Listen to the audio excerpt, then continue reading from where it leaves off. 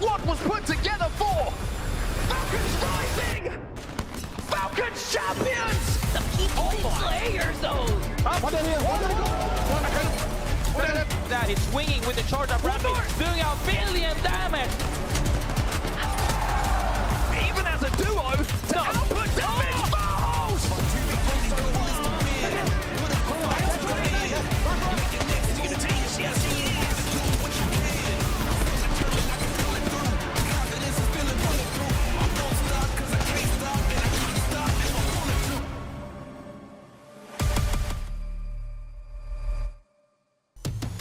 Welcome back, ladies and gentlemen, to the final day of your ALGS Pro League. In the middle of this unprecedented split, where we had 4 weeks to kick it off, and then the biggest tournament Apex Legends has ever had. These last few weeks have put us in a position now to narrow down all of our competing teams to the final 20. And then, of course, the final 8 in EMEA that will make it to EWC, the Esports World Cup in Riyadh, just a few weeks away.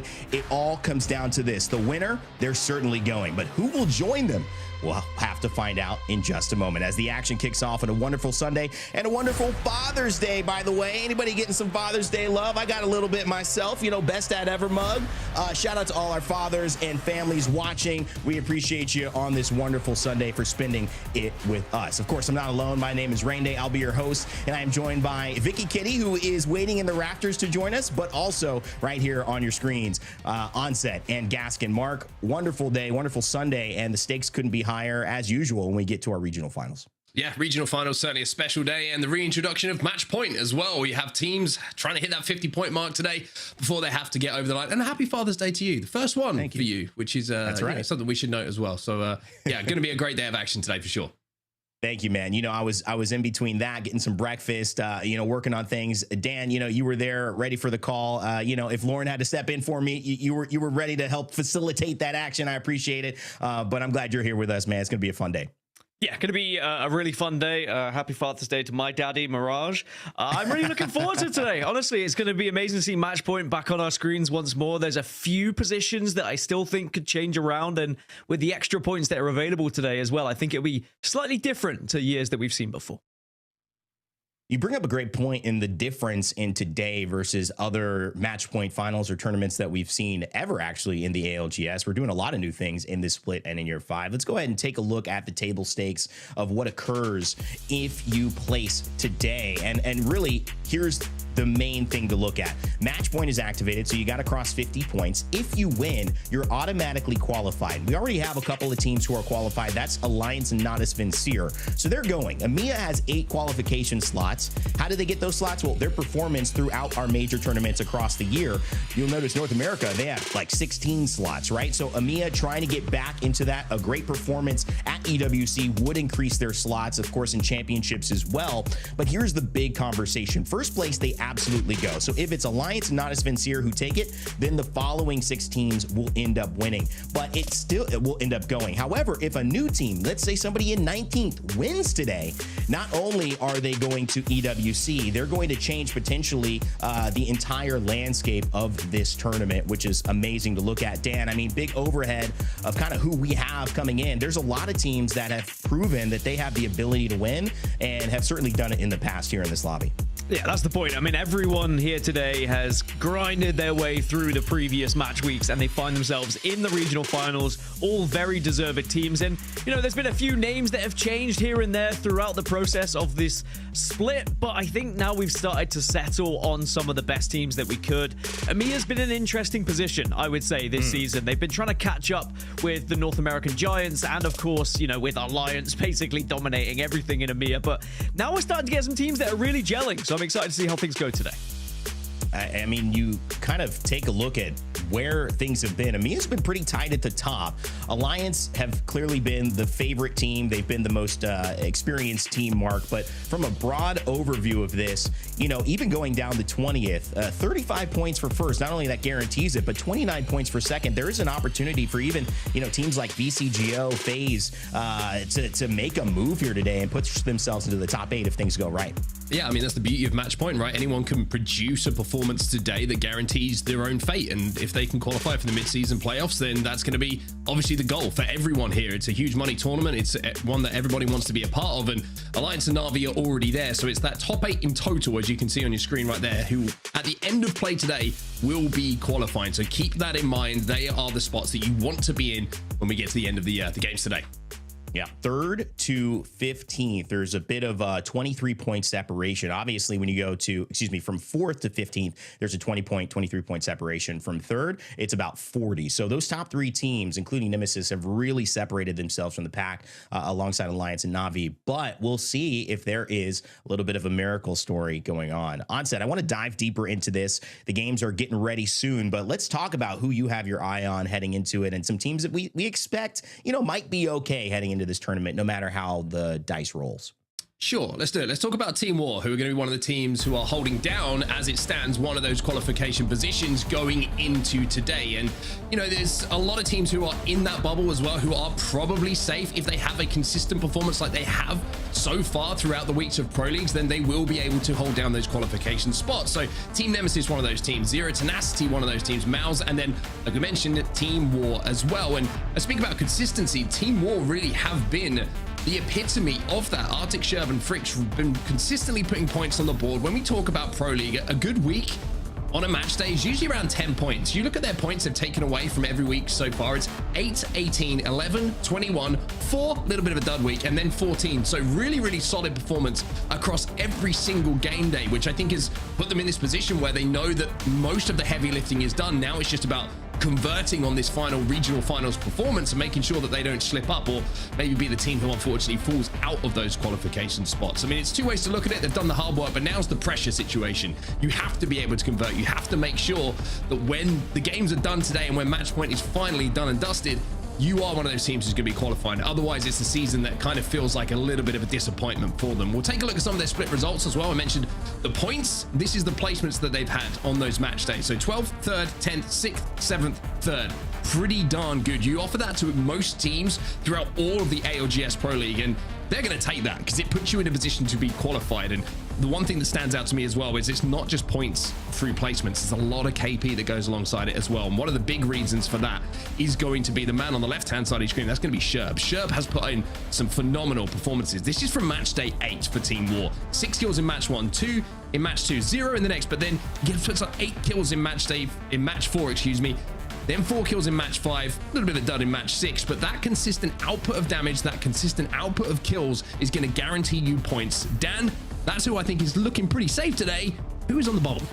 Who is on the bubble? The bubble's my favorite place to be because that's where it starts to get a little bit dicey for some of these squads. We start with Onic, who are currently holding down one of those bubble positions. They're looking pretty good, but the real question is, can they push themselves into that top 8? We've got Ronin as well. Had a brilliant match week just a couple of weeks ago to try and put themselves within a chance of mid-season playoffs. But if you talk about Ronin, you kind of have to talk about 10K because the Nasuke train has definitely been rolling. I think that the addition of him alongside Kashira has been really quite interesting to watch because you've got two IGLs with very different ideologies but have kind of come together to play a very placement-heavy game, and it has worked out. They had an amazing match week. They were able to win it, plus get the most wins, so they got an extra point as well.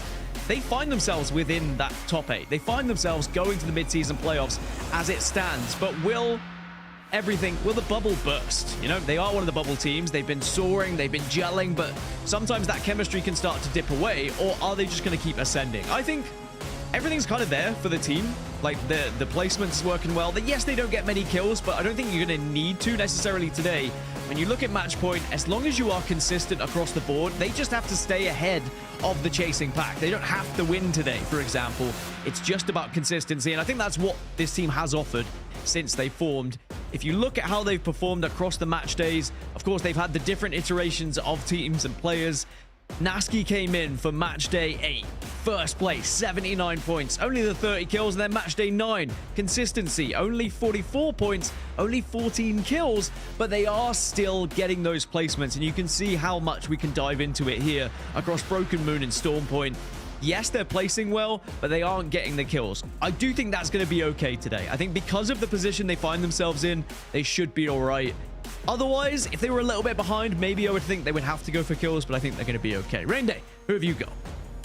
Well, I want to stay on the bubble because, of course, it's the MOUZ, not the MOUZ. If you know that one, then you're a classic sitcom fan like I am as well. But speaking of bubbles, Gaimin Gladiator, Light, Funk, and Blast. This is a team that, strangely enough, has found themselves on the bottom end right now of EMEA. They're one of the more talented teams that we've seen, but we addressed this last week when we were looking at them play in Match Day 8 and Match Day 9. What has gotten them going? What has stopped them from being effective?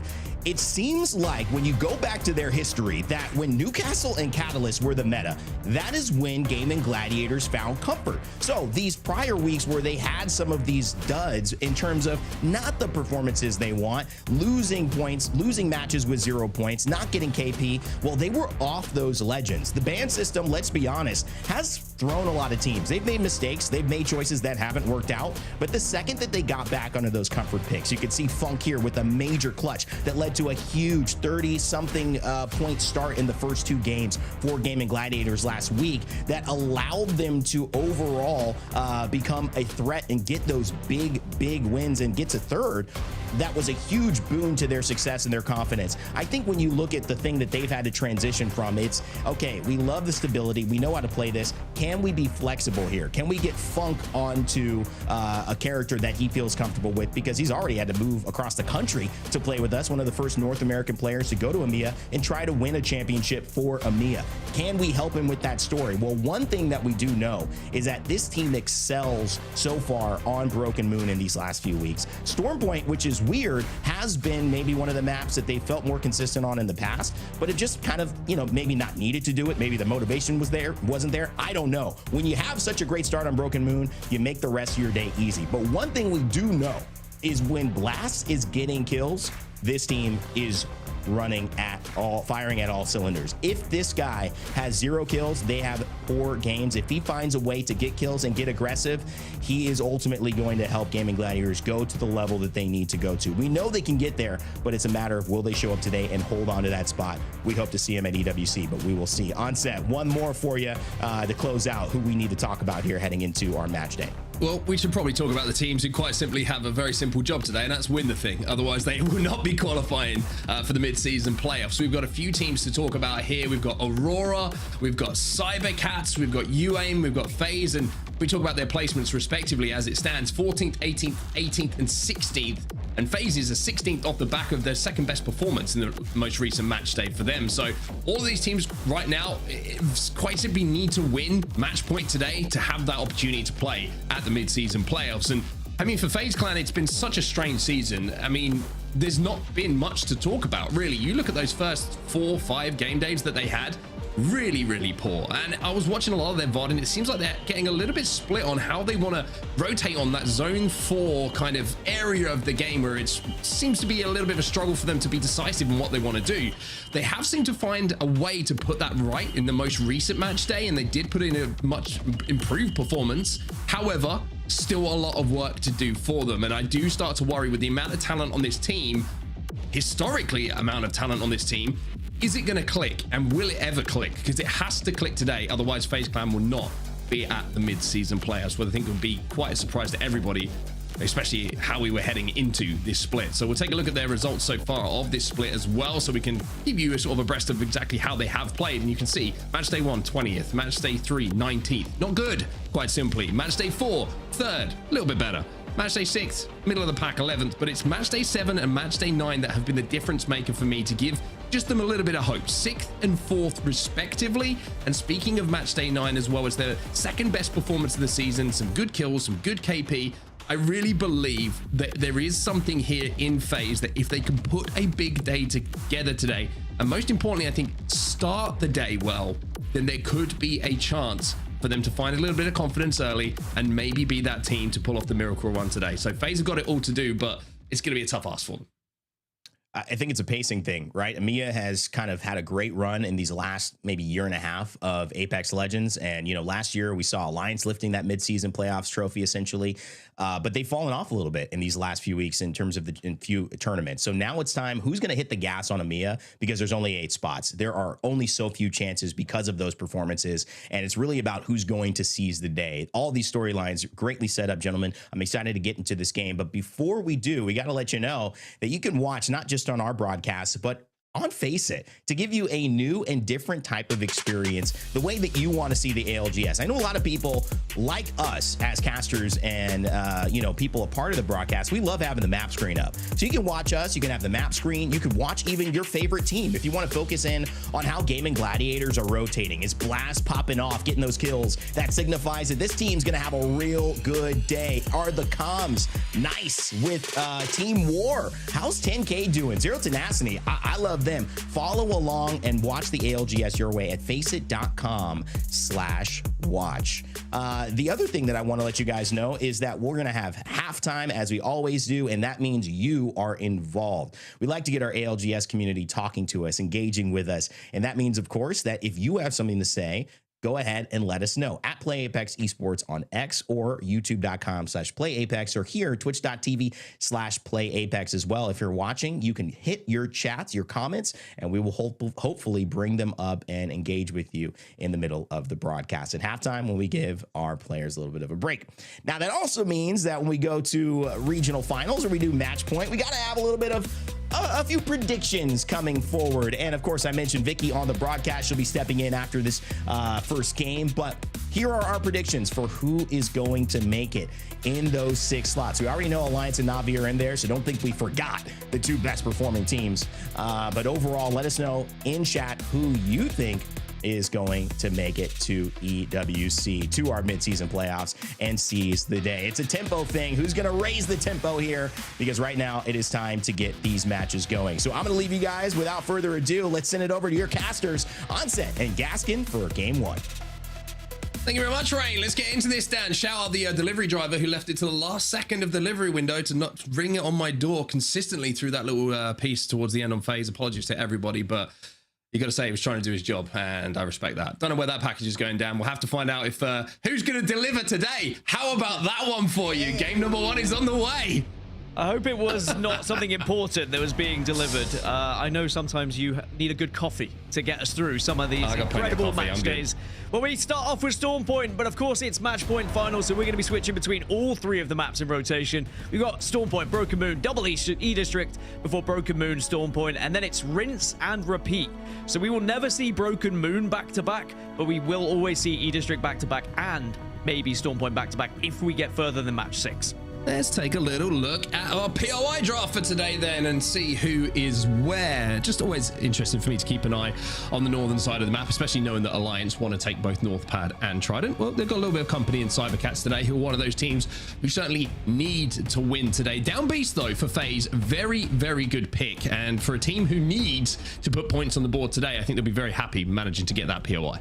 Yeah, FaZe have typically struggled on Storm Point. They've only got 56 points across the season so far on this map. So if they're going to find some success today, you feel like, I think things have to change on this map in particular.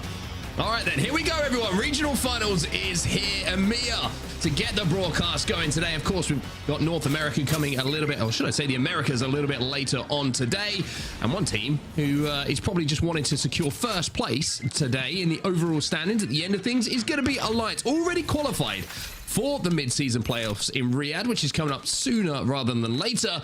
Alliance have been very, very impressive, not surprisingly so, we will say. Probably a lot of people saying one of the best teams in the world consistently across the last year. Some saying the best team in the world, Dan.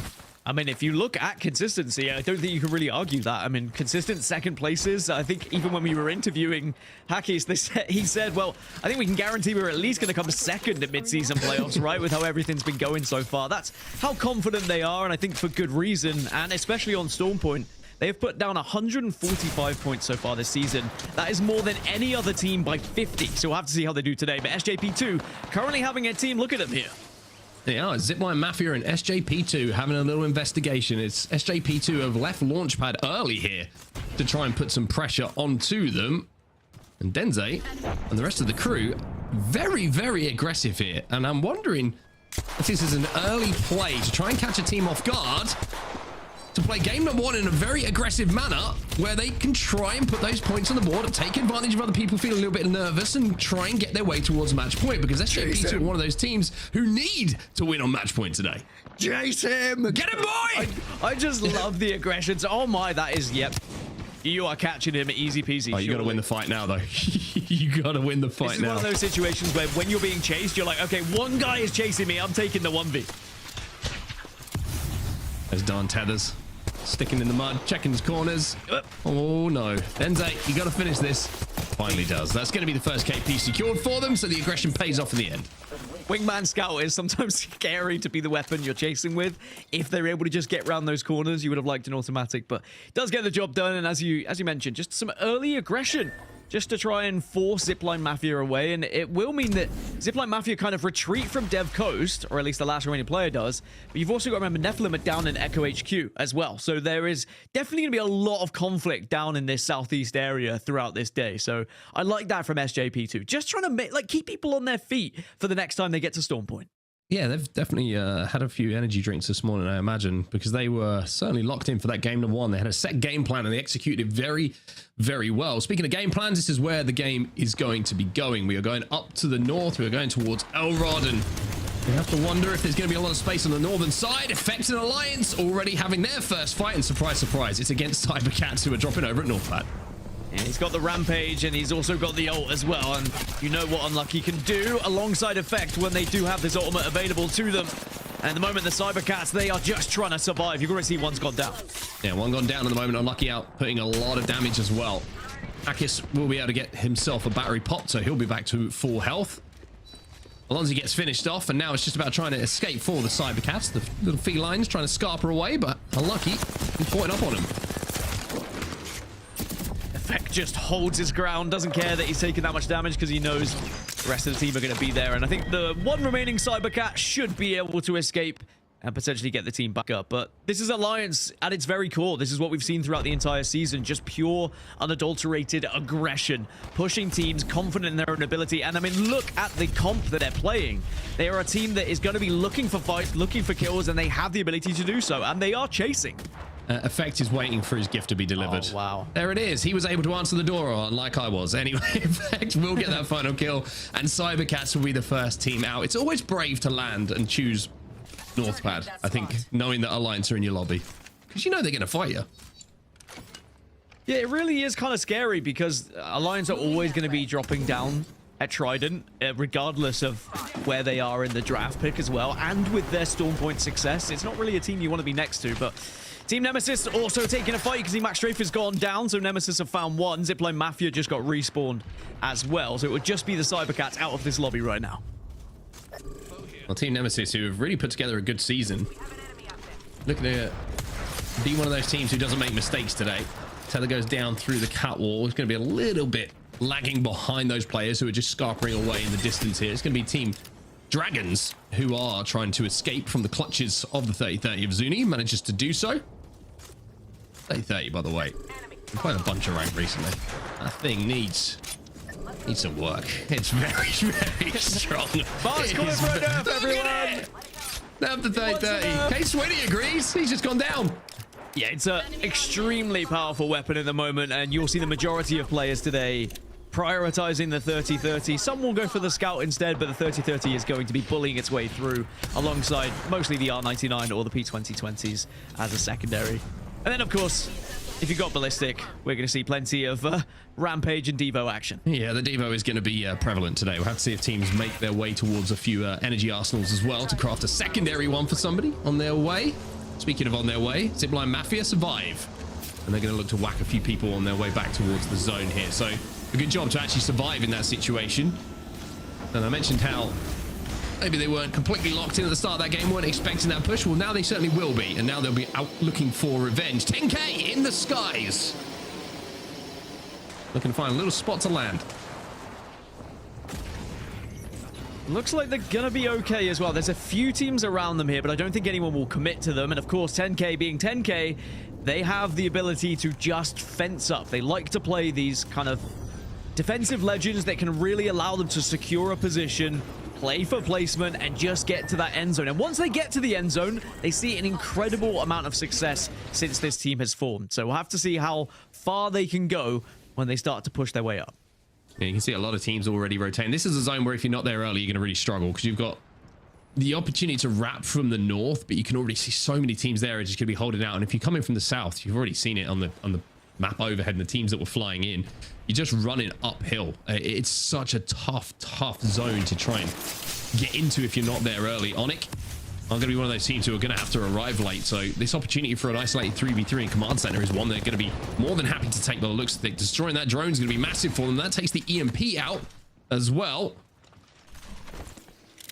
But nobody's showing quite yet. Yeah, this is a completely isolated fight. No one's going to be there, but they, of course, don't know that. With a lobby like this, you always have to be a little bit careful, especially with a zone like this you're speaking of, when it's difficult to get into. Sometimes you will have a few teams lurking around to try and pick up some extra KP around the zone. Maybe they haven't been able to loot successfully. Maybe they had to respawn, so they're trying to find extra loot because of the respawn as well.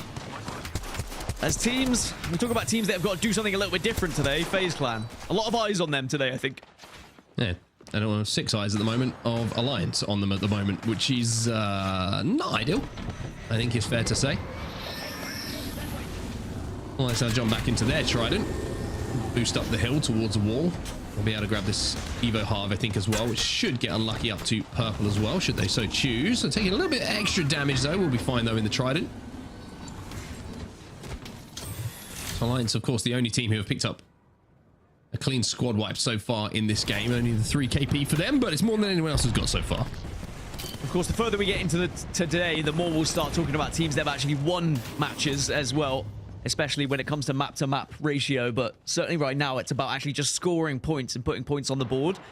A team that has found success outside of Alliance is Team War, actually, when it comes to Storm points. So if they can have a really good match 1 here, then maybe by the chance they get to max 6, they will have a chance to find a victory as well. But maybe Storm point being 1 in 6 is a bad thing for the teams that are performing well in Storm point as well. I think that with how the series layout is, E District might be the key map to find points. Yeah, I think it's going to be, like you say, E District, where a lot of attention is going to be averted to.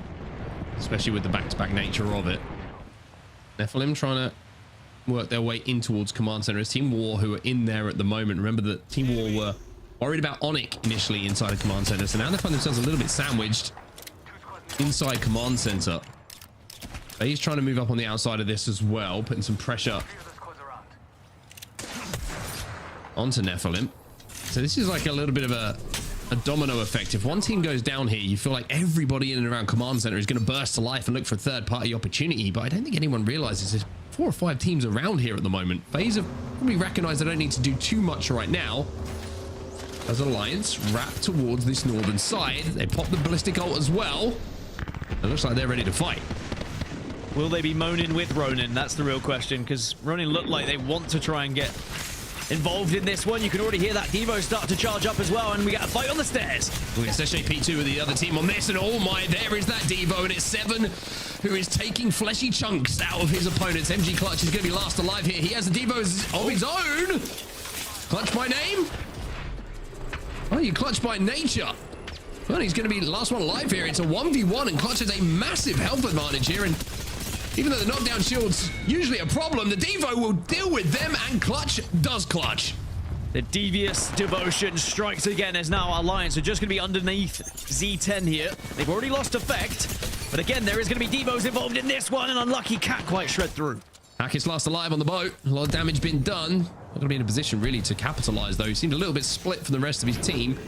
He'll be trying to use that bow check from a distance to keep unlucky and effect alive. The good news for him is there's a crafter right next to him, so he can get the banners. But is he going to be able to res? That's the real question at the back here before he gets pushed. Might well be able to, and with the Trident available as well. Alliance could be back in this game sooner rather than later. Yeah, one thing I've learned this season is never count Alliance out. Even if they lose a player or 2 in the early stages, they always find a way back in. As now FaZe Clan finding their way into this fight, but Nags has gone down. I thought that was a guaranteed first kill for them as well. Nags is trying to escape here, trying to get back through those doors. Manages to do so. That's a big stick, though. A big stick, and that might buy enough time for them to get him back on his feet. Drone's going to go up. No EMP available, though. But the drone being in the sky might just worry the team inside a little bit about pushing. There is actually the knock that came in. So Nags traded out. Yeah, Zane managed to get that trade, and Nags will be able to get back on his feet. So this fight might just end up being nothing. Let's FaZe go for a wrap. Actually, this could be a really interesting play from FaZe. Try and take a different angle. And maybe there could be a re-engagement, but the real question is whether that actually is what the other team wants. Yeah, I mean, and you mentioned it, there's other teams in the area as well, and the zone's coming in. Yeah, zone's going to be a problem. They have to make the play, and Zane will find one. This is Team War in front of them. Big tether coming in from Zane as well. Does a lot of work to keep them stuck in this corner. Jans is last alive. Zane's trying to play his life, but he's going to have to swing here. And Nephilim will be eliminated. Cinetic is down, but it looks like FaZe should be able to hold and get this res. Zipline Mafia aren't close enough to pressure this. Yeah, Zipline Mafia, Onic. One remaining player from Team War still in the area as well, so you know, it's not job done yet from FaZe, but at least they've got past the first hurdle here. But it does mean they can go back out if they would like. So they've dealt with the team that could have been behind them, but now they should be able to push out. And there's the last remaining player from War as well. Oh, Shub gets stuck as well once again.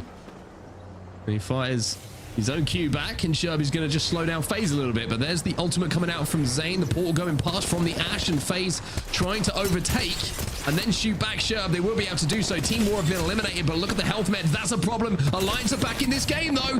Aurora have just been eliminated as well, so we're down to 15 squads. And Z10 might be saying goodnight in a few seconds. Feuda, last alive for them. Great shots again coming in from Effect, and Zero Tenacity are eliminated. You can't let Alliance get back into a game, even when they're down to 1. From the death again, Alliance. They should just be able to reset here, but VCGO maybe not going to allow them to do it quickly, but Unlucky has been able to knock one. This is a 2v2. I mean, Unlucky, the only problem for him is he had no ammo left in that Devotion. Hackett is last alive. We'll get the shield swap. Leno is down behind that knockdown. And it's a 1v1 here. VCGO were looking to move in. But look who else is in the area. It's NAVI who finally decide to have a little bit of an involvement in this game. Hackett is trying to play his life, play this one slowly. But I think that NAVI have sniffed him out. Well, the two big dogs, NAVI and Alliance, the two that have already qualified for the mid-season playoffs. It looks like NAVI will get the better of Alliance, just picking up the scraps there, but Alliance did very well, even to get to 12th place and get some KP on the board in game 1 here. But now NAVI, off the back of that, they are going to be owning the entirety of the Northwest here. Onic, the only real threat to them. Onic taking a lot of damage as well, but Xako gets broken.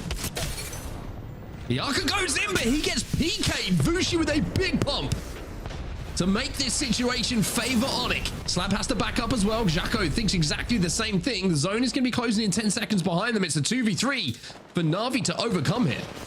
Onic are spread though, I believe. There's one player who's just slightly away, and maybe they can do something with this NAVI, but Onic are just pushing so successfully as a duo right now, making it so difficult for NAVI to even find an angle. Yeah, knock from Vushi with the PK was the difference maker. Just gave them that advantage back when it felt like initially it was all NAVI in that fight. Look at the kill feed, by the way. Funks is going a little bit crazy with the Devo himself. He gets multiple kills. Dragons will be eliminated thanks to him. And GG pick up their KP. Yeah, with the zone now coming in, all the teams that are on that southern side have to come up the hill. That's why we saw that kill feed come to life, as now Nemesis getting involved. But MOUZ are actually going to say, actually, we're ready for you. Nemesis down to 2. EMP is going down as well, and it's going to be getting very, very chaotic here outside of Elrod. And now you're going to see MOUZ make the swing through the Alter Q up onto the height.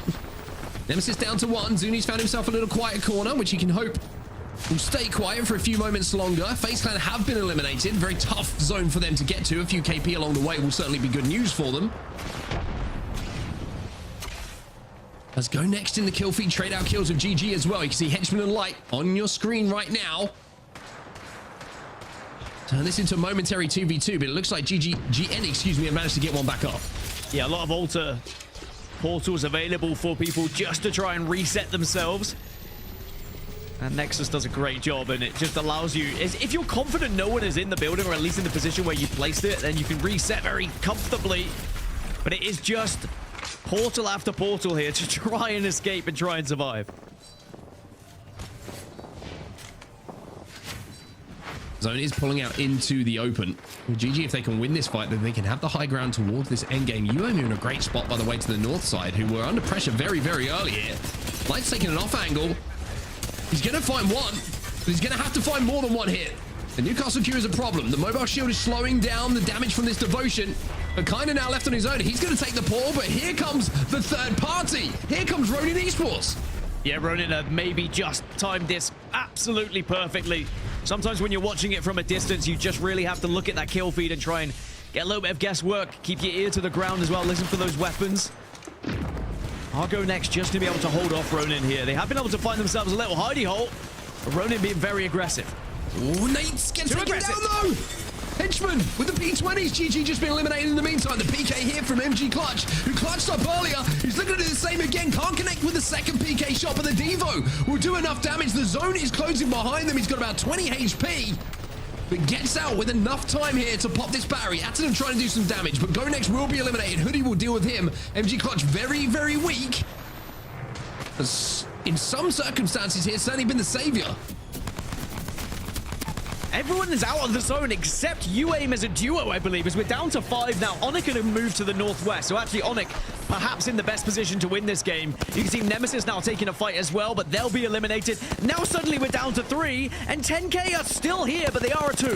And they don't know, of course, that UAIM is a duo as well, and Nasky will be taken down by a 30 Rapio coming in from Vushi. Onic surely in the position to win this game. 10K down to 2, UAIM down to 2. And unless they recognize that, then this is going to be an Onic Esports win. UAIM flying in here to try and clean up 10K, will be able to do so. But Strafey's left on his own at the moment. And Onic Esports with a PK in their hands as well. And Vushi, of course, who kind of instigated the position for them with a big kill with that PK up on high ground, will get the final kill. And Onic Esports will close out match number 1 of your regional finals. I mean, what a thrilling match 1 to have. I mean, it wasn't the typical end game we're used to. Slow and methodical. The zone forced everyone into open ground and everyone was fighting backs to the wall, back to a teammate, trying to third party, trying to just pick up KP, and it exploded into the kill feed. And it was really just Onic who kind of looked at everything and went, wait, everyone else is fighting. We've already done our job on the northwest, taking that fight initially. Let's just try and take height. And in the end, it was an easy cleanup for them. Yeah, very, very simple for them in the end. Everybody caught down on the southern side of that zone, having to leave where it was just so hectic, so busy. You saw so many teams die as they just tried to lead that building. Onic, who won that fight on height against NAVI a little bit earlier, remember, they were able to drop into that position late. They owned that side, and with it pulling a little bit more to the north than I think a few teams were expecting, that space was just open for them. UAIM as well, as a duo, getting into second position, and also picking up a couple of KP as well. 3 of them means 12 points for them, but it's Onic with 19 who lead the way after match number 1. So points to be found mainly from kills, I think. And that's the good thing. If you are a team who struggled in game 1 here, you aren't going to fall too far behind because a lot of the points were shared across the board. Ronin get 10. I think they'll be delighted with that one. I mean, even if you go down to Alliance, 9 kills for them. Doesn't matter, they didn't get the placement. That's the kind of game Alliance can play. But certainly an interesting match 1, and we'll have to see how Stormpoint plays later because we're not going to see it until match 6 now. Yeah, we saw some clutch moments from MG Clutch as well. Apex Predator was Zane there with 5 kills. Now, FaZe, who put up 7 points, if I'm not mistaken, from my short-term memory in that game number 1, with a very rough zone for them to get to. I think we'll be pretty happy with that game number 1. Vushi with the most damage dealt in the lobby as well. And I mean, you're right, Ash is going to be banned for this next game as well, but I think it was a very, very high energy game it felt in that game number 1, Dan. Yeah, I think there was a lot of nerves and also a lot of people just trying to say, like, this is our moment. This is our chance to get to the mid-season playoffs. Let's start with a bang. Speaking of bang, we'll be back with a bang. We're going to go for a short break, but when we come back, it'll be match number 2. I can't wait.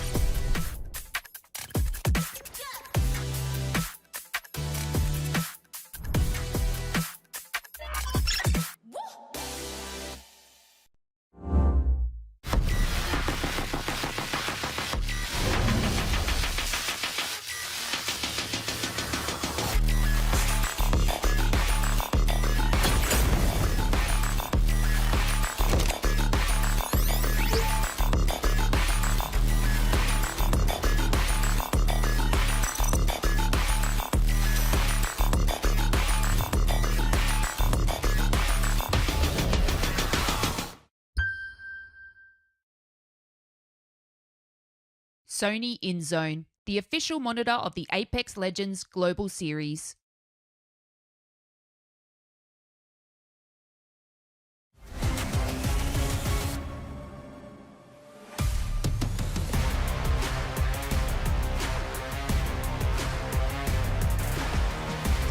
Welcome back, everyone. All right, match number 1 in the books. I'm going to be hijacking Gaskin for a little bit while Onset sits on by here. Storm Point already done as we move on to Broken Moon as our next map. Oh, yeah. Broken Moon's going to be an interesting one. I think I mentioned it in the cast then. I think E-District is going to be the key to this series, but you can maybe suggest that Broken Moon is the way to get to E-District and just try and maybe ease yourself into this series. If you struggled on Storm Point, Broken Moon might give you an opportunity to, again, play a little bit more aggressive, try and find some kills, try and get into a good fighting rhythm before you then get into E-District, where it's going to potentially be a little bit more placement heavy with a lot more buildings to work with. Man, that's what I love about Match Point Finals Day. Not only do we have a different sort of map rotation heading towards the day as we take a look at some of the highlights to end up for game number 1, but like you mentioned, you have to make some of these quick adjustments on the fly, not only around these different legend bands, but also around this map rotation here. As we take a look at Onic, they come out clean from that game 1 win. Also, where was everyone? You know, seeing only the duo that was left there from UAIM that was at the very end too, but they were able to clear their backs to hold that side of Storm Point over by the north side. Yeah, and you mentioned legend bans as well. Ash is going to be taken out of the equation throughout the entirety of today, unless somehow all of the assault characters get banned, which, you know, is not impossible in Match Point, but certainly at the moment we don't really need to be thinking about it. But that means no portals to work with from Ash, so you're going to see people trying to change things up. You might see a couple more wraiths coming into the equation here on Broken Moon as well. And speaking of Broken Moon, the team to watch out for me is probably going to be NAVI, actually. They have the most points across the season on Broken Moon. They've been the most consistent, whether it's victories, whether it's just points across the board, whether it's kills. It has been all NAVI on this map. It's interesting because, you know, when you take a look at the teams that have found themselves struggling on Broken Moon, I feel like it's getting around those choke points that can be proven so difficult if you do not get ahead on trying to get away with your rotation as quickly as possible.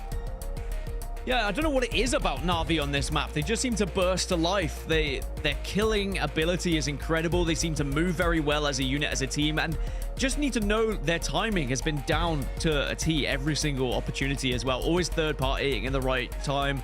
Really frustrating teams that are having those fights. So we'll keep an eye on Na'Vi and see how they do today. But certainly we have to look at the POI draft for Broken Moon when it comes. Of course, that's Storm Point, but Broken Moon is going to be a little bit different across the board for where these teams are going to be picking Vicky, because we saw a lot of squads prioritizing Storm Point here, like Ceto Station for Nemesis, or Tenacity took Command Center example, but they didn't necessarily capitalize off that pick.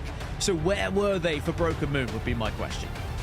Yeah, because Onic also has landed in Coastal Camp after taking that game 1 all the way to the north side by that Lightning Rod northern zone. And now here on Broken Moon, they do land Terraformer. I feel like just looking at scrims in general and even looking at the history of these final zone pools on Broken Moon, we've seen a lot of Alpha Base, we've seen a lot of Atmos Station pulling north side of Terraformer 2.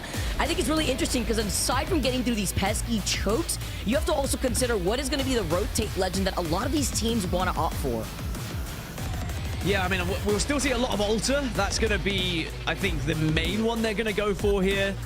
That Nexus Portal is going to be everything, not only to try and reset if things go wrong, but also you can use it as a rotational tool as well. If your Altar plays ahead of everyone, drops it, then they can join you in there. It does work a little bit like a Wraith Portal sometimes. And you can see that from the pick order at the top as well. 12 Altars in the lobby, so it looks like Altar's going to be banned for match 3. 10 cryptos as well. You wouldn't realize we're in EMEA, would you, with the amount of cryptos we have? Interesting here. Looking at the changes on the pick rates here, I have to say, I've been such a big fan. I know we've already gotten used to it, but I've just been such a big fan of the legend ban system that we currently have in place for the ALGS. It's made things very exciting. It's forced a lot of our pros to adapt and be good at multiple legends, and that's another thing to highlight. In a Battle Royale, as we see a nice little quick little cinematic, I love when we get shots like this inside of these pillboxes. But when it comes to being consistent here, it's about, in a BR, finding the teams that could try to reduce that RNG factor here, especially with these legend bans in place, as we see a quarantine zone favoring MOUZ since they do have that ring console and survey beacon.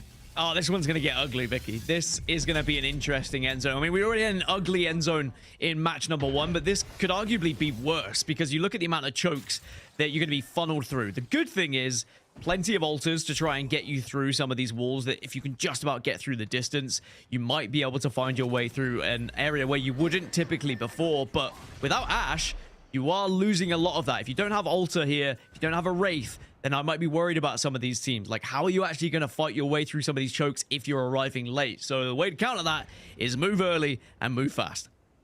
Yeah, because then you have teams like FaZe who really only have the catalyst to help you with the rotate if you have a cat wall ready to go too. And they're one of the teams that are running the cat, ballistic, and crypto.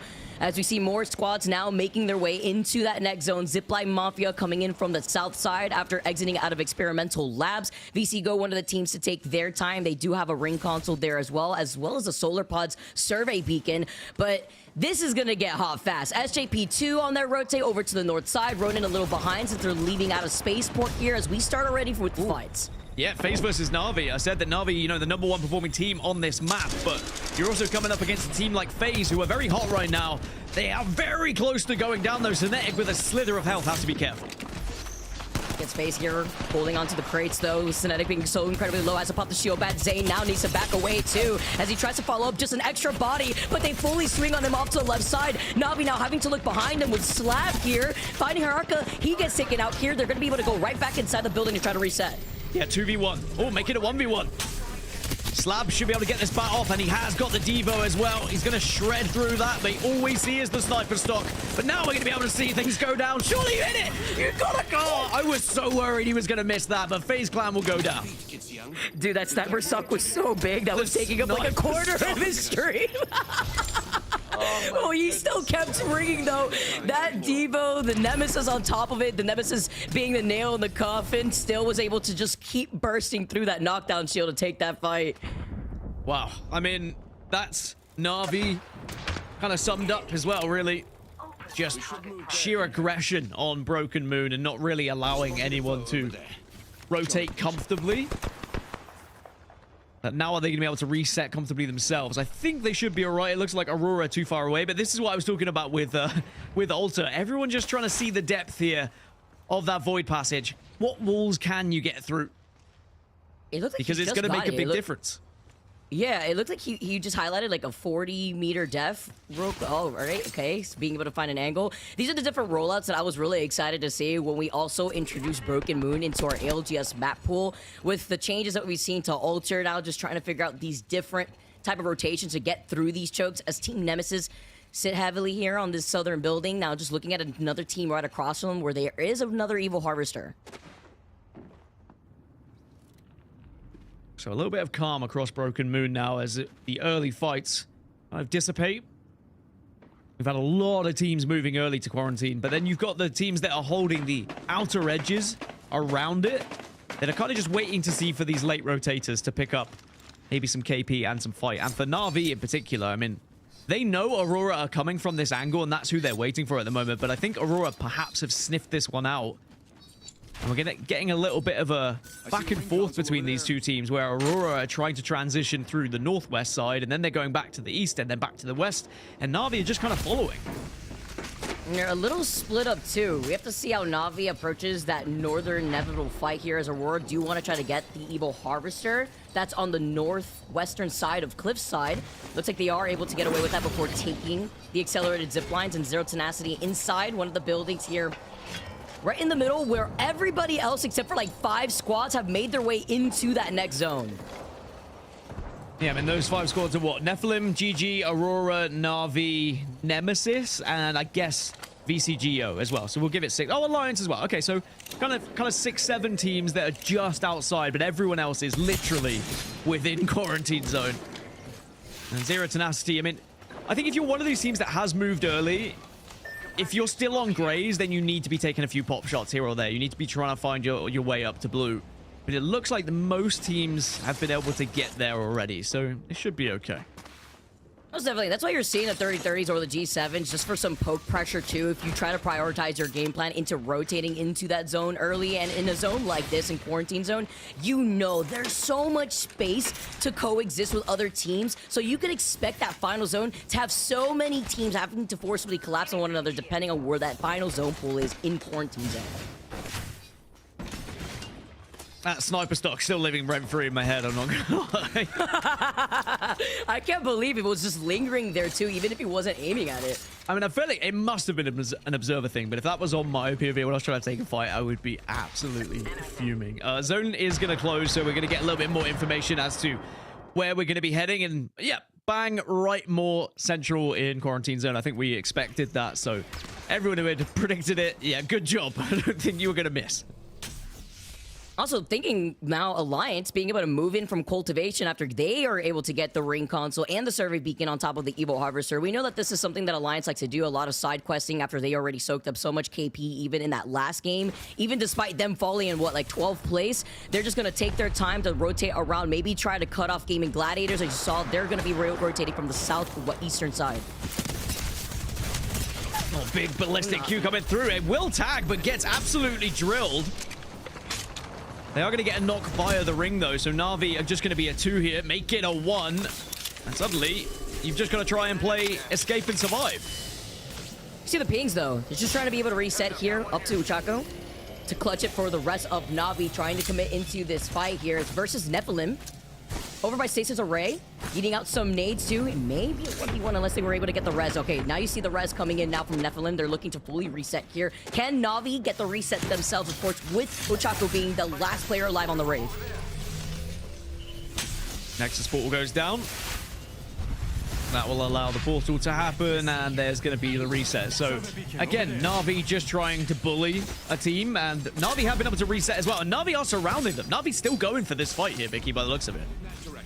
Yeah, and being the only team with the Mirage, you could go in for these resets a lot faster, especially with the Mirage being able to get that res himself, Hierarcha. And that pick is going to be able to now try to see if they want to cut off Nephilim instead, since they're already safely into that next zone. Aurora are going to mirror them on the other side of Cliffside. So they have to commit. Do you want to try to go to the south side of Hazmat Tunnel? As we now take a look at Alliance, who decided to show face here in that southeastern choke that I had mentioned exiting out of Terraformer. Yeah, this is going to be our first choke fight, right? And I'm not talking about the sniper stock causing a choke. Instead, I'm going to talk about Alliance just trying to force their way through this choke instead.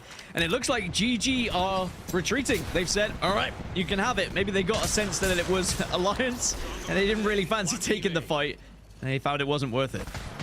And I'm not gonna lie, I don't like taking fights up here too, because if you know that your backs aren't cleared, you know the zone's already pulling right there on top of quarantine zone, then you already know that squads could be looking at you, could third party you in the safety of these different buildings. You could hang out on the roof. Moving up though, it's gonna be Alliance sliding down that hill. They want to take this fight versus Gaimin Gladiators. Yeah, Funk's gonna just dive away here, but Alliance continuing to pressure and be aggressive. Effects taking a lot though, has to reset. Elsewhere in the kill feed, VCGO have just lost one as well, so a couple of fights breaking out now here around quarantine zone. The clutch has been popping off, finishing off No 2. Alliance now inside, Spare ult called into. Trying to get on top of the roof with that altar portal. GG are just forced out, evicted here while they wrap around, not letting Alliance get away with this, but Alliance are also holding 2 different angles, as you can see Hockey's 2 on the other side. Yeah, GG must have been forced back out here because they are in an uncomfortable position. Unlucky's going to go back inside. GG have lost one, and it looks like GG might just be down and out in this fight. Alliance have just done so well at being able to pressure them in the right areas. They had that Void Nexus set up for them to immediately just back away from this fight. Like, just the fact that they were able to go back towards a southeastern choke that we first saw Alliance in, booted out of that next zone just because Alliance's pressure was so much. They first got a knock. Hawkeyes was holding back a little bit, giving them information with that drone, and now Alliance were able to take up these 2 buildings. We just check in again with Nephilim after their struggles earlier against Navi. They did reset, but now they're going to be walking into another situation here. The Cybercats, I think, are waiting around the corner. This is where Alter just allows you just to pop in. But they have found a single and sole stray cat.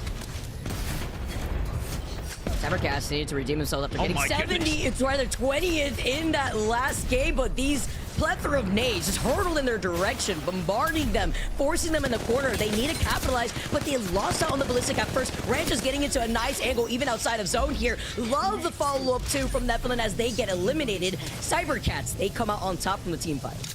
Cybercats were ready and prepared for that one. There might have just been one player front facing, but now they've also got to try and work their way through Aurora because they heard this commotion. And oh my goodness, this is why FaZe can be deadly. A little taste of their own medicine when now they have a bunch of nades to work with from their feet. Gaimin Gladiators try to re-engage on Alliance, and Alliance said, you haven't learned your lesson, old man, as now they are going to be able to not only win this team fight, but still be able to claim that building. So Cybercats just trying to push up and try and push out, and maybe they forced a reset from Aurora here. So Aurora, even though they had all that damage from the fuse grenades and from the Motherload ultimate, just weren't really able to get into a position to actually capitalize on it. So Cybercats will just be able to hold the northern side and should be able to get into zone.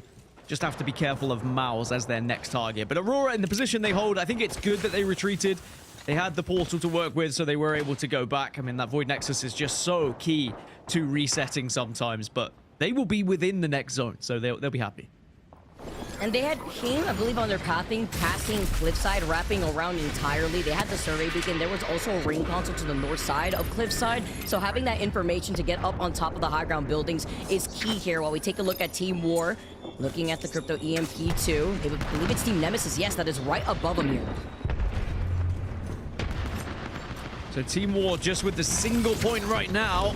Arctic's taking a lot of damage, and they might still be on a single point unless the nades hit hard. And they do manage to get the initial knock, make it two. Great hold at the moment from War. Oh, they got a crack off that nade, and they just decided to fully swing. Team War, shoulder to shoulder. They're holding hands. And 1-2, they find both members of Team Nemesis. Only one left here, but MOUZ now coming in for the third party.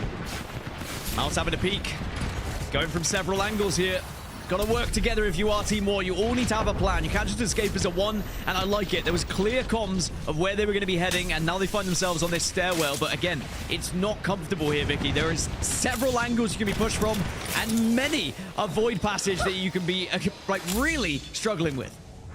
I can't believe how many different resets we just saw right there. We saw all three teams fully reset with Alter, whether it be taking the Void Passage or with that Void Nexus in total. MOUZ did it. War were able to go up on the high ground. Team Nemesis aren't as lucky, now just left as a solo, while Team War try to look for that straggler with the crypto drone. Cybercats say we don't want to let a team respawn here. And Zipline Mafia also deny Team Nemesis from surviving any longer. 15th place for Nemesis, so they'll have to look to E-District before they start finding more points to try and get towards match point. I think what's crazy sometimes when we get to regional finals, there'll be one team who's like already on the cusp of match point by match 2. Not really quite there yet today with how match 1 went, with a lot of the points being shared. And it gets like that too with EMEA, usually with the heavy-hitting teams. Specifically, Alliance is a team that I'm always looking for. I know everybody else when it comes to EMEA. These are the heavy-hitting demons, and they still soaked up 12 KP after that first game alone. Probably still racking that up after we just saw them win that fight versus Gaimin Gladiators, and also isolated on that southern point. All that next zone pool, as you can see on the minimap. So 10K have found themselves quite comfortably in this building. 10K doing 10K things. Just trying to play consistent, get to that late game, and put up a good amount of points. Of course, at the moment, they find themselves in, what, I think it's 7th position in the overall, so they are within that top 8. They are within the chance to get towards mid-season playoffs. They just need to make sure they don't fall apart today.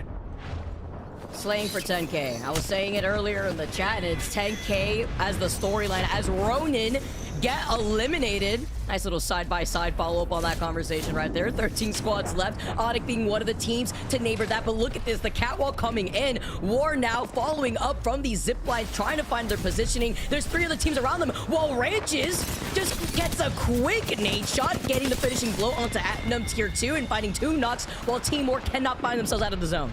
Team War are not going to be the only team eliminated here by the looks of the kill feed and by the looks of this map overhead.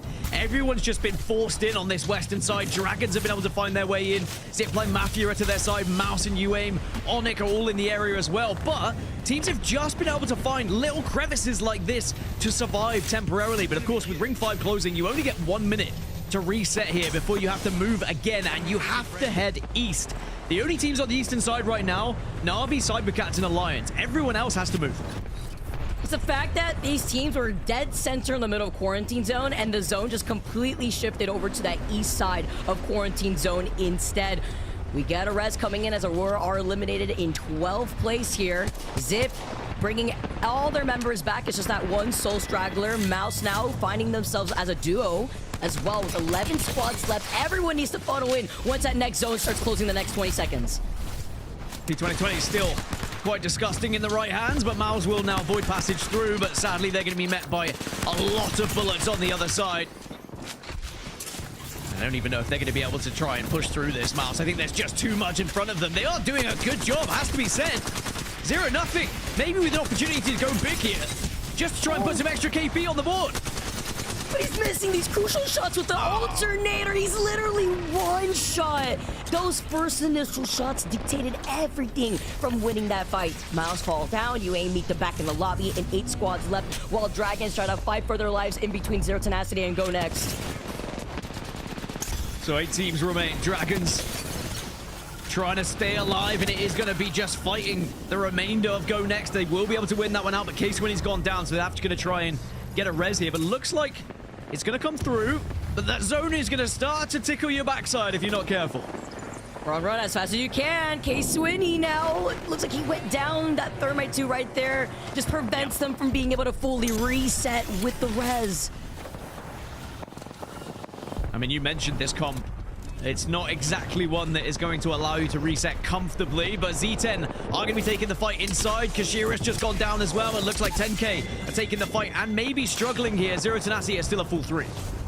Unlucky, meanwhile, is looking in 2 different directions. Gets a knock onto Poe skill, finds a grenade toss onto EQ as well. Onic in trouble. NAVI getting some of these knocks. 10K get eliminated. It's the battle of the demons in this final zone, while Cybercats keeps trying to survive with the 9 lives have ran out. Dragons on the north side, Alliance on the southern east side, while Zero Tenacity has another full 3-man. Look at both of these teams in front of them. God bless the observers right now. Every time they switch over, someone dies. It's just death cam after death cam. But now finally we get 3 teams who are very secure in their positions, and we are going to get an actual end game going down here. Zero Tenacity on the western side within the building. Dragons are holding the northern side, but it's Alliance who have the most coverage on the east, and they have the crypto drone available to give them all the info they want. And did I see a Kraber as well? I might have. Maybe my mind's playing tricks on me, but they definitely have a red helmet to work with. Even though Z10 have 2 reds to work with as well, I think that... Oh, it's Z10 who have the Kraber, excuse me. Maybe that could be the difference maker for them to break out. Your eyes do not deceive you. They need to hit these shots. The Kraber being crucial for Futa, since they're having that stare down versus Dragons. Alliance trying to get a little cheeky kidnap right there too. Yeah, Hackers has a Kraber as well. So it's a Kraber off. So Alliance, they have everything. Alliance have all the pieces. They should win this game unless anything goes wrong. The Z10 and Dragons are too close right now. They're going to be the ones that are going to have to fight first here. They see, though, at the other side, Dragons trying to swing over to the right side while Unlucky was trying to get into position. Nice priority on that EMP from Hotkeys, but couldn't expand onto anything. Now with the final zone closing in, Unlucky having to be careful, still looking at Zero Tenacity, with Missy still having the blue Evil Shield. I mean, Unlucky's just trying to force the fight between the other 2 teams. He's literally trying to poke and prod and create that engagement, and it looks like it's going to pay off. The 150 does hit, though, for Z10. And then the follow-up from Missy to get that knock finally too here too. You get the Kraber shot, now you move in. Zero Tenacity, this is Alliance just gonna walk in, and third party, whatever is left between Dragons and Alliance are your winners for game number 2. You said that sometimes EMEA can be a little bit top-heavy, and we were waiting for Alliance to come to life. They had a 9-kill game in match 1, but didn't place very well, so they were only on the 10 points. But now they are looking like the Alliance that we were ready to see here today in regional finals, and they get 1 step closer to that match point threshold here, Vicky. 13 KP to their name, just sitting pretty up on high ground, looking at the 2 teams that were forced to collapse on one another as we take a look at the match results. As you highlighted, game number 1, they may have fallen early. They still got 9 KP, but we know why this squad likes to take these fights. They know how to fight for their positioning. We saw that versus Gaimin Gladiators, as we even see Dragons on the come up here too, getting 2nd place and 9 KP to their name. Yeah, have to give credit to Dragons for how they played, how they were forcing their way into zone and still winning their engagements as well. NAVI, of course, had an opportunity in that game. They were on the eastern side, but I think they got bullied a little bit by Alliance. But we can look at how this changes the overall series then. 35 points for Alliance. They are 15 off the match point threshold. Onic in second place, trying to solidify their spot in the mid-season playoffs. And Dragons and Ronin also putting their best foot forward as well, trying to secure points to get closer to mid-season as well. You have to worry about the teams that want to soak up those points. Alliance and Navi specifically already qualifying out here know that they can kind of sit behind, but prevent other teams from being able to obtain their own spot depending on where they land in the overall standings. Yeah, I think that Alliance will always be the expectation to win things with how they've been playing, how consistent they are, and right now, they look like they are the closest team to get to match point. We'll see what happens though when we get to match 3. We're moving over to E-District. Don't go anywhere, guys. We'll be right back after this.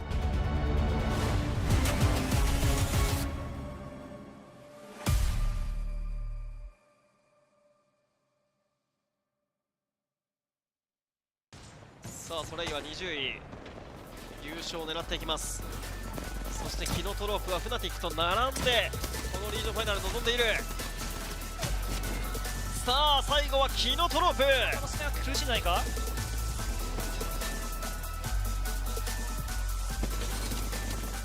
さあうまく横に回るようにして、さあクマもそれに続いた。CV1。さあミーティア。はい。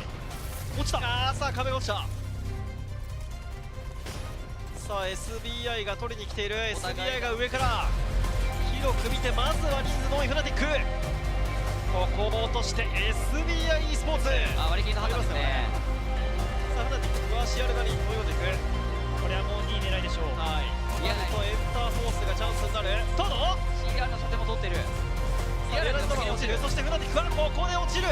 さあ KR2 チーム残ったエンターボス、そしてクレイジーラ君2対3ですからね。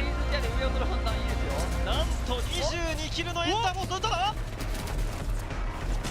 いやこれはエンターボスさんにゴートアーミー、そしてブラックシープス。いやもうブラックシープスで分かったぞと。さあ同点全滅。しっかり2位を取るような逃げていきましたね。はい。武器が少し多分ないんだよ。多分ないですね。でもないと思ったんですよ。よしもないぞ。1ポイント。そうなるとノーイージが3面ゲートですね。これでもアルデブが上がってくるとフナティック今度世界大会がちょっと危なくなってくる。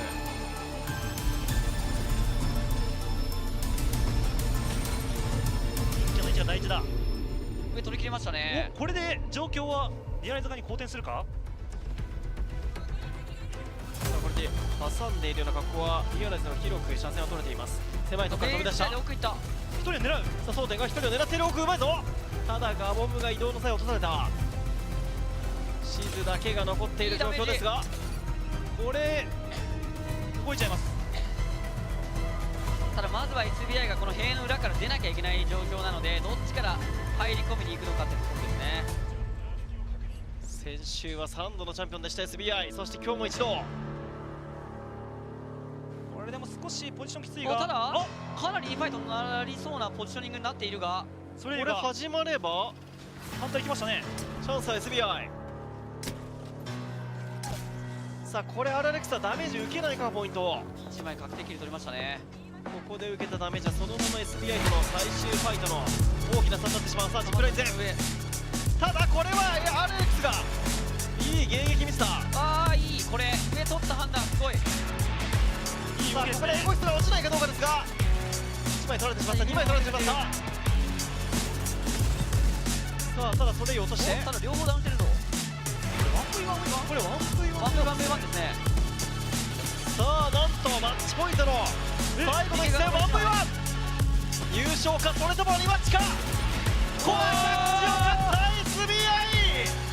最後は優勝を決めきる 1V1 でした。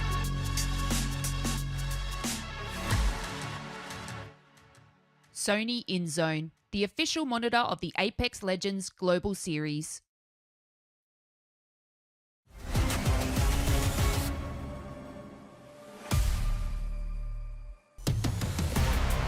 Big shout out to Sony InZone as well. Hey, you know, Mark, I didn't ask you about this, but I think the truth is, if Sony, you want to send Mark and I some, you know, some InZone monitors for the broadcast coming up, I'd be okay with that. Mark, we'd be all right with that? I am fully supportive of this idea, 100%. I know Vicky and Dan are like, us too. I've seen peeps with a few. I mean, we love them, and they're at our events. So if you ever have a chance to be at LAN, it's pretty amazing. Some pretty clear picture there. So thank you, Sony. But let's take a look back, Mark, as we go into map 3 as to what happened in map 2. Alliance, you know, had it under control, but there was Dragons in the mix there for a while. They did a lot to stay alive in that final zone, just weren't able to pull it together alongside Zero Tenacity. Yeah, one thing I love about how Alliance play in zones like this is they dictate the pace, right? Yes, they have the best position. Yes, they have great shielding, great weaponry. But Unlucky here, look at the pressure that he's putting onto Dragons. He's like trying to force Zero Tenacity to take advantage of the damage. He's trying to force this fight the whole time to guarantee the win. And you look, when everyone jumps over this fence from Dragons, they've already taken damage. Like, they've been EMP'd, they've been harassed by Unlucky, so it's never going to be a fair fight. And then it's so simple for Alliance. When you're moving in as the final team in your third party and no one on your team goes down, no one even had their shields broken, it's just perfect game management from Alliance in that endgame. And it's an interesting kind of just battle between former teammates and Fuda and K-Swinney going back and forth in their new rosters. I feel like Dragons have, you know, been in a position where obviously they could qualify, but if they didn't and they are on the bubble, it would be maybe K-Swinney's almost first ever LAN that he's missed in the entirety of the ALGS. He has been such a big factor in the EMEA region. Questions now if they can continue with a big game coming up here would certainly put them in a great seat, a driver's kind of position in this tournament with our final potential 3 coming up. But you never know. This is match point.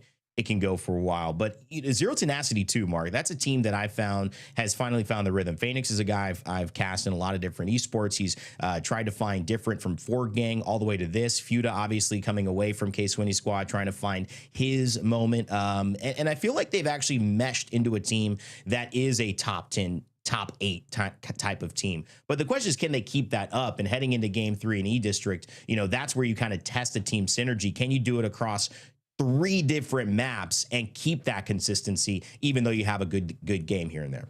Yeah, they're going to be really testing the consistency of teams today, because we are switching maps every single game, essentially, until we get to E-District, and then we snake back the other way. So it is very uncomfortable for a lot of these teams and players to be consistent. It's a change of maps. It's a legend ban. There's no Ash. There's now no Altar as well. And that's big going into E-District as well. Having no Ash and no Altar for back-to-back E-District games, they're probably the 2 legends that you would look at wanting to be in your composition should you have the entire legend pool available to you. So it's going to make for a very different feeling E-District here. I feel like Wraith and Catalyst are going to be very important for making rotates and also securing some of those buildings, which are in the abundancy here on E-District as well. So a little bit of a different feel from Broken Moon to what we usually have with that end zone that we had previously, with a lot of buildings being available to play. But E-District is all about buildings. It's all about being able to find the position and all about being able to lock it down. So not having Altar to be able to overextend, to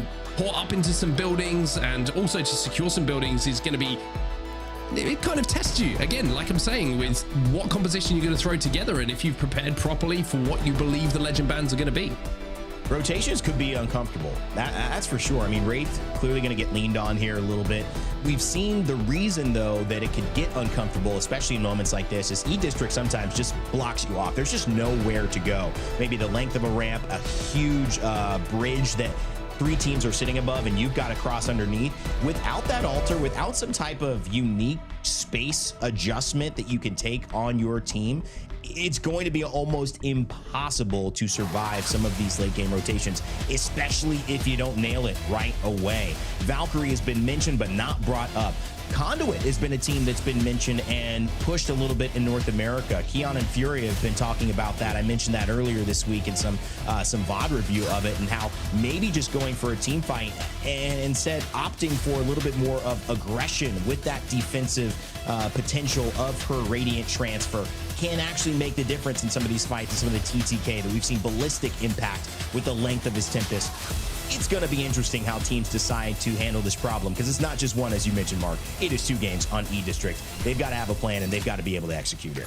Yeah, and speaking of plans, Alliance, their games are going to plan at the moment. 35 points, just 15 points away from hitting match point. And from what we've seen in the first 2 games, it will be no surprise whatsoever if we see Alliance being the first team to hit match point today. But just looking across Legend composition, seeing the first Pathfinder of the day here on E-District, which I love, not just because I love Pathfinder, but it's also just a very good Legend for kind of negotiating some of those difficult rotates that we've talked about, right? From low to high across some of that open ground. And we're also seeing Wraith in there a little bit. We're seeing some Fuse, a lot of Crypto as well. We're seeing a little bit of Sparrow. It's a real mix up, and you can see it on your screen right now. There's actually 2 Pathfinders, excuse me, who are in this lobby. Cybercats are going to be running it as well. So a lot of different Legend variation, which again, you think about when you go into a team fight, you've got to establish not only now shields, weaponry, but also what Legends you're playing against in this 3v3 to kind of navigate your way through that fight and what they can offer in the fight. You know, and I also love the fact that we have the #1 and #2 team not playing a single Legend that is the same. We've got a Ballistic, Catalyst, and Sparrow, and then we go to Onic, who's second place, and they have a Wraith, a Crypto, and a Watson. 2 different ideas on how to achieve success here in this map. Is already Dragons off to the races. They've dropped the Sparrow in favor of the Crypto, and they're taking the Catalyst and the Ballistic. To me, I think I lean more on the side, at least my preference, of having the Catalyst around, because yes, the Pathfinder, I like that movement. But really, what are you going to do in terms of stopping somebody who has a better position in these buildings that are very hard to siege? Pathfinder could get aggressive, but not every moment allows you to do that. But buying time, that's still where the Catalyst, to me, is one of the best, if not the best, Legends in zones, and of course, crossing big pathways. So I think that's still going to favor Alliance there. They've opted with it, and they've got tons of vision. And that Ballistic, I mean, we're seeing less of it, Mark. The way it was prioritized a couple weeks ago, it was almost, you know, one of our first 2 bans for sure. But it's one of those Legends that, I mean, you cannot discount the impact the Tempest is having in these team fights. Yeah, it's not just like you say, the Tempest and the team fight. It's the fact that you throw a Devo in your sling, it's a problem, right? We've already seen that today. I actually saw someone running 2 Devos earlier. It was a secondary Devo, and there was one in the sling as well, which is quite simply greedy, to be honest with you. And if I run up against you in ranked and you're running that, I'll probably get comms banned. But VCGO at the moment, they're up on high. You know, you showed me some clips. You played with me. You play with me. You know what it's like. 2 Devos is going to be difficult for anyone besides Ballistic potentially to tell his teammates he's running. Of course, the little bit of the treasure hunt to get the Devotion turbocharged up, getting all level 3 attachments. But right here, no attachments real needed. VCGO kind of already taking it to Zane. That is a misstep early from FaZe and VCGO, both teams that need to push themselves into the top 8 positions if they want to qualify or possibly just win. But so far, VCGO with the advantage here. Yeah, FaZe again, just, you know, taking a fight this early on your rotate. Is that VCGO being somewhere they didn't expect, or is that just a bad rotate from FaZe? It's been symptomatic of their season so far, FaZe. Maybe they've been a little bit too aggressive in certain scenarios where they just needed to plan on moving away from some of these teams that are in the area. It's tough sometimes watching FaZe because you know how much talent they have. But a lot of the time, we're just seeing them falling flat early game, and you can't afford to do that. And Nephilim here are going to pick up a free KP onto Kaina as well. They're going to get that one secured, and that's another point towards match point for them. FaZe running the Ballistic, Fuse, and the Crypto. We don't see a ton of that. We see a few of it in terms of Wars also running that. But the Crypto, you know, with Ballistic and Fuse, to me, it's kind of doing 2 different things. Crypto, obviously, a Legend that gives you a ton of information, but Fuse and Ballistic make me think that this team wants to get aggressive. We know Zane, we know Nags, we know Cinetic. Their ability to get aggressive is, you know, at a premium. And so I think this team is going to try to have to fit that Crypto's utility into the right spots. They're not going to be able to hold zones very well. So they do have to play this very carefully, whether it's edge or not, in terms of how they approach these fights. Well, FaZe have managed to get back up to a 3 somehow or other through all of this madness that's been going down. And when we talk about where the zone is going to be going, by the way, just to give you an indication, we are heading towards City Hall, probably pulling a little bit to the northern side of it. But FaZe do have MOUZ trapped on the low ground here, and Zane has managed to come back with a little bit of a vengeance here because he's going to get the first knock onto 0-0. Big shots up on top. These are those buildings that are so difficult. What do? A little bit of a stalemate, and this is where the Crypto's coming in. Maybe just a little bit of pressure, some vision in case they run around. Zane doesn't want to get too aggressive. Tempest locked and loaded, ready to go if need be, but seems like the call is to move on a little bit, and this is probably one of the smarter things for them. Obviously still in zone right now, Mark, but gonna be difficult if they're too late to this, because they know they have that northern pull. They know they got to get ahead of this. Smart move probably just to try to space things out and hold them out once they get a little bit closer to where things are going to end up. I mean, they secured the 2KP, but now VCGO, who were originally in this position, you saw them, they rotated back, and one player actually went out of bounds to land on the FaZe position, and now Zane's got to be very, very careful, as VCGO are swarming all over FaZe here. FaZe still up as a 3, but Zane will go down. Good aggressive push there from Kleiner. Probably had the audio cue of the battery being popped. And now FaZe find themselves in a very similar position they did a few moments ago, with one player down. To me, that's just picking off more than you can chew. We've all been in those situations where, you know, you're throwing a shield battery, you know someone's shooting at you, you don't exactly know where. He had his back to where Kiner was approaching. I think that's just, you know, being a little overwhelmed in that moment. 3 teams fighting, the zone starting to push. This is not a map you want to get behind on. Onic are aware of that as well. They're a little bit on the other side of things. While the zone is pushing, they're on the very northern side of this map. So they got plenty of time to make it out of this fight and move down into space, but they've got to work through dragons. As Tyler, FPS with his new home here next to Chaotic and K-Swinny, just healing back up with a med kit. Tempest still on the run, but no extensions anymore, thanks to the nerf a couple weeks ago that does not add any more time based on knocks from that ultimate. So Slab gonna have to just try to walk it out and survive on his own here, as this is the last remaining member of Natus Vincere. He's running straight through the middle of the zone at the moment where this zone is going to be pulling, so he's trying to kind of weave and just go as quietly as possible without giving too much attention away. The Lions, who are having to work their way in from the northern side of the map at the moment, have lost Hackis. So Effect is going to have to even up those numbers, and if there's anyone you want to do that, it's probably this man on your screen right now. He does even up the numbers. He'll get the shield swap, he'll pick up his teammate's banner, and he'll say, don't worry, everybody. Panic converted. I'll get you back in the game in about 3 seconds. FaZe did get the respawn onto Zane, so FaZe have another chance now in this game.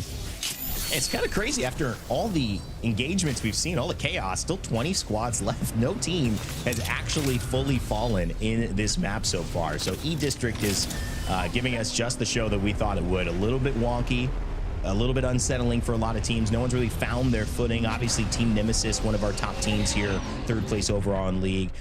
You know, Zero Tenacity, 10K, who we've seen in some of these late game fights.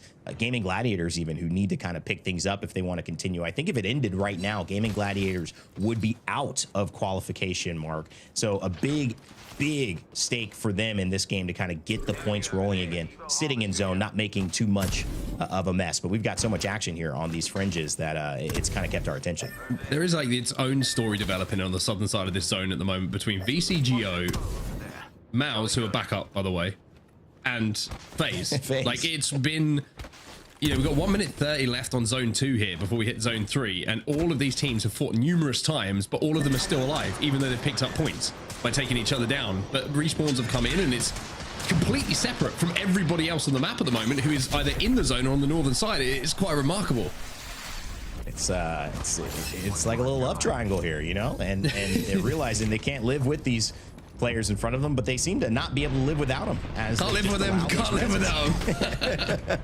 MOUZ, FaZe Clan, and VCGO. VCGO leading the charge there, heading into zone as we catch up with Aurora. 9 Impulse on the Devotion. He's fully ready to go. That'll be turbocharged as well as he stares at Fasate holding down that little pizzeria on the other side.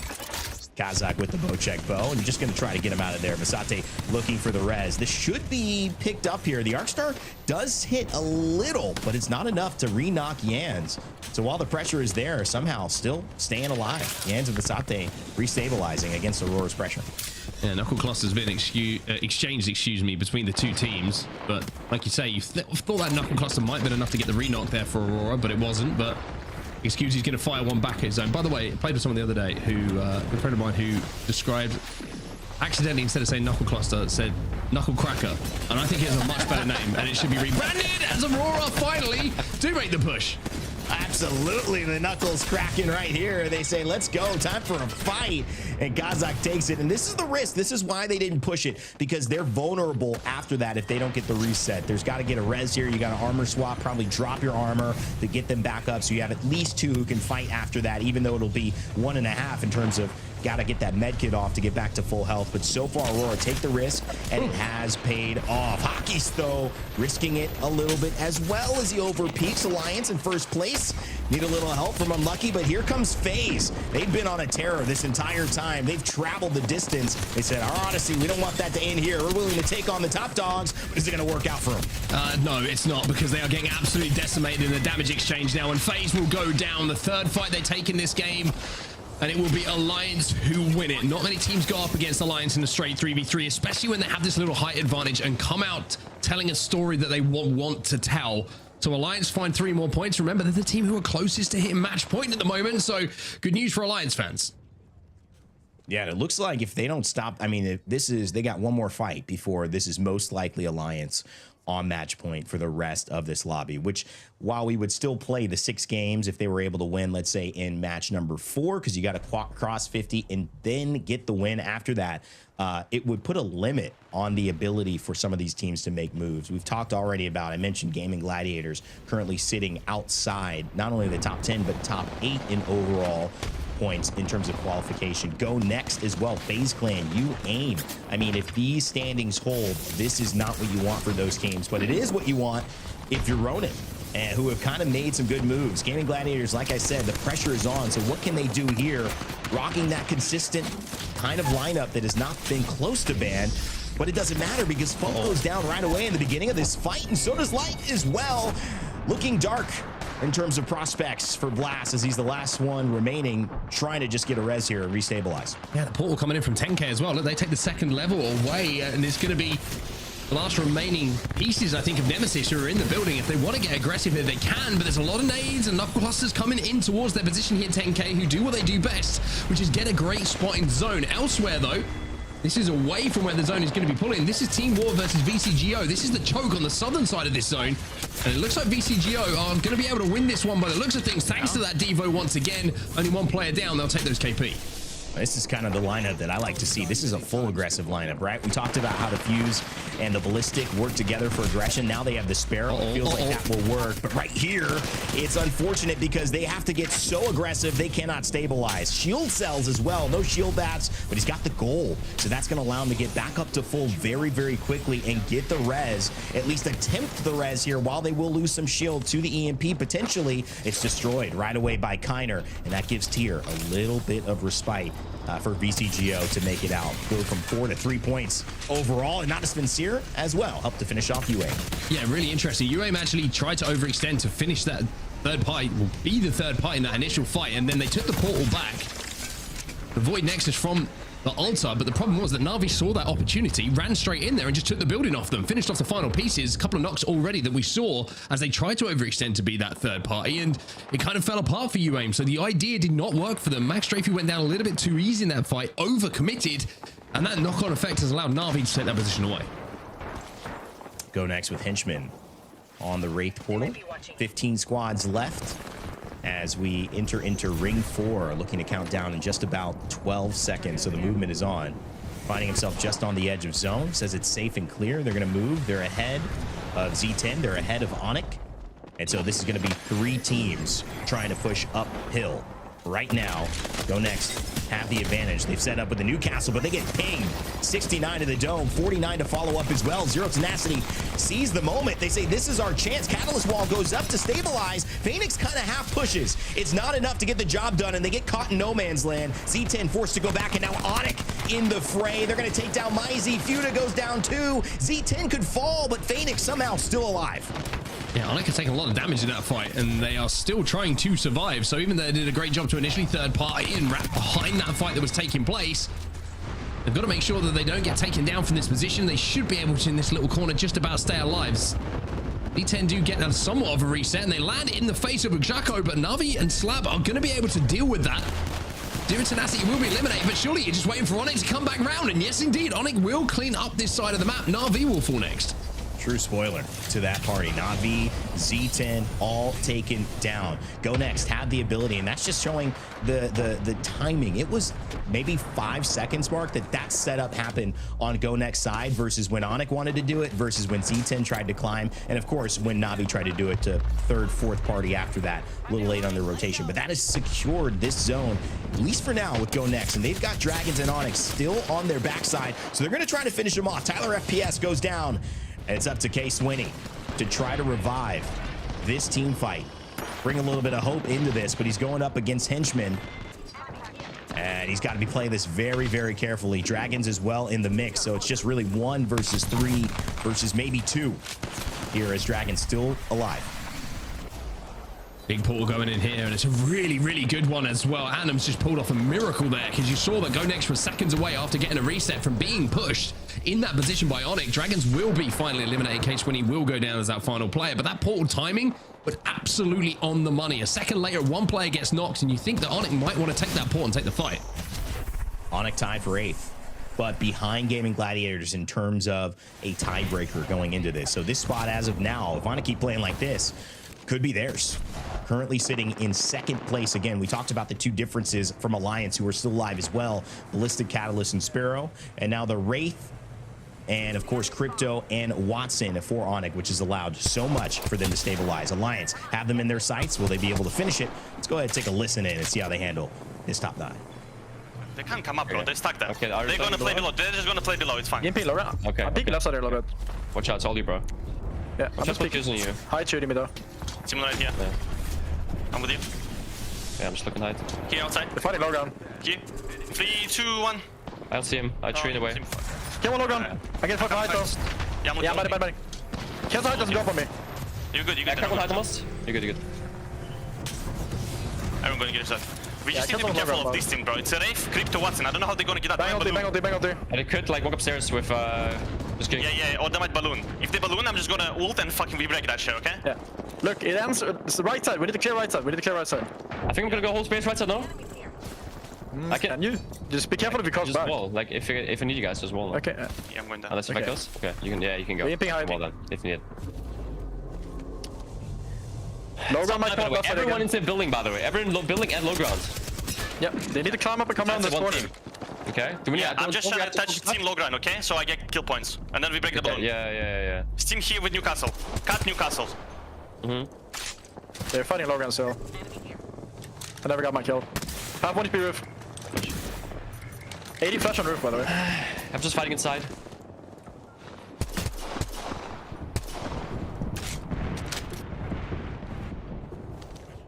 Shotting up a butt check again. Yeah. I'm getting team left side low ground. You watch right, and then we just hold, guys. Do not push. Hold on, break it. Okay? Yeah, break the shield. Shooting it. They're being. I'm batting. They're up there. Yeah, Raise keep up, it up. Okay. Hey, you will let Go this for up. corner. I will get it. He's 1B. No, nobody made it. Great, free. We're on the team on left now. Just one is free. That. Can you? I can wall for you, but you can pick it. Might be a team on my left. Careful. Perfect. Yeah. You might have to wall. Okay. Okay. We need to get closer in there. Okay. Batting. I want one. They might be close to my left here, by the way. Careful. Yeah, come, Marcus. Yeah, team below that. Wait to black. Yeah. I will You can fly care roof. Yeah. Look right side, just look right side. I'm looking left. I watch you left on there. John above. They might swing. Yeah. They're going above us, I I'm think. old. No. Are they in the hut? Above us? What? Maybe. Care There's roof a team behind the wall on the right. Roof by Dinto. One guy in front of us. Get to Careful, front right. of us. On us. Okay. Like close here. Where? Come to me. Come to me. I'm batting. I want one. I died. Guys. Give me knock. Go forward, give me knock. Trying to. Batting. Walking. I'm dead. You're on me. Yep. Come to me back, please. Trying to. To me. Full team right there. I know. Still one. Behind. I can't. I killed one. I'm dead. Bro, Holy fuck, man. Wait. Okay, I don't know. bro, I let you get double skynated, diffuse ulted. Yeah, they were so fucked, bro.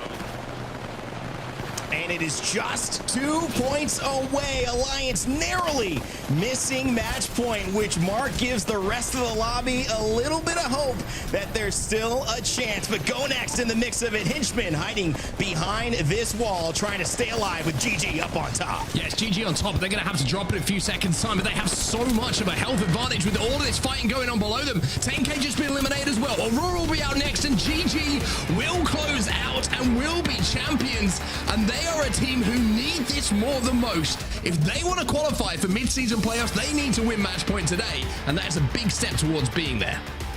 GG needing to step up, and just like that, from the idea that if the standings ended mid-game, they would have been out of qualification in 11th position, Mark. Right now, with that win, where they are in the lobby, it puts them up to 6. So they would be qualified if it ended after this to EWC. That is how much of a knife's edge this tournament has for these teams that are on the bubble. It could be the difference between one in zone, one fight. That means you're going for a chance to play for millions of dollars, or you are sitting home and watching. Gaimin Gladiators with a big win there, as we see match 3, their first one in E-District come away with Ballistic being the next band, the Legend. Yeah, GoNext with 16 points on the board as well. Aurora with 14, Alliance with 13, 10 KP as well, but they're going to look back on that endgame and maybe think that was a missed opportunity for them to cross that match point threshold to get over 50 points, because it felt like they had so much space to play with in those final moments. But like you say, it means we've got another game to come here with nobody on match point as yet, as we take a look at the stats from our top 3 teams. And, you know, we saw some early pressure onto Funk. I thought they were in a bit of a funk, kind of a tough spot, but they got out of it. And that's what we saw actually last weekend in match day 8 and 9. Funk was kind of the last one alive, somehow clutched it up. Gaimin Gladiators looked like they were out for the count. Then they ended up winning that game yet again on the Newcastle and on the Catalyst, which is not banned. So they'll have that chance again to run it back in E-District. Very, very exciting for them. As it stands, after 3, Alliance, Onic, Dragons, Gaimin Gladiators, and GoNext in our top 5. But of course, UAIM, Team Nemesis, 10K, not a Svenseer Ronin right next to him, only about 7 points away. I mean, let's go down to 12th, even 13th, a 9-point difference between 14th place, 13th place, and essentially 4th. So everything matters. Let's bring Dan back on in to have a conversation about what we just saw here finishing up in E-District. What a match. Gaimin Gladiators out on top. But I mean, to me, the storyline is just how close this EMEA region is from teams going and going home. Yeah, I think we have our front runners, or front runner, as it seems, with Alliance at the moment. But I think anyone could do it still with how things stand.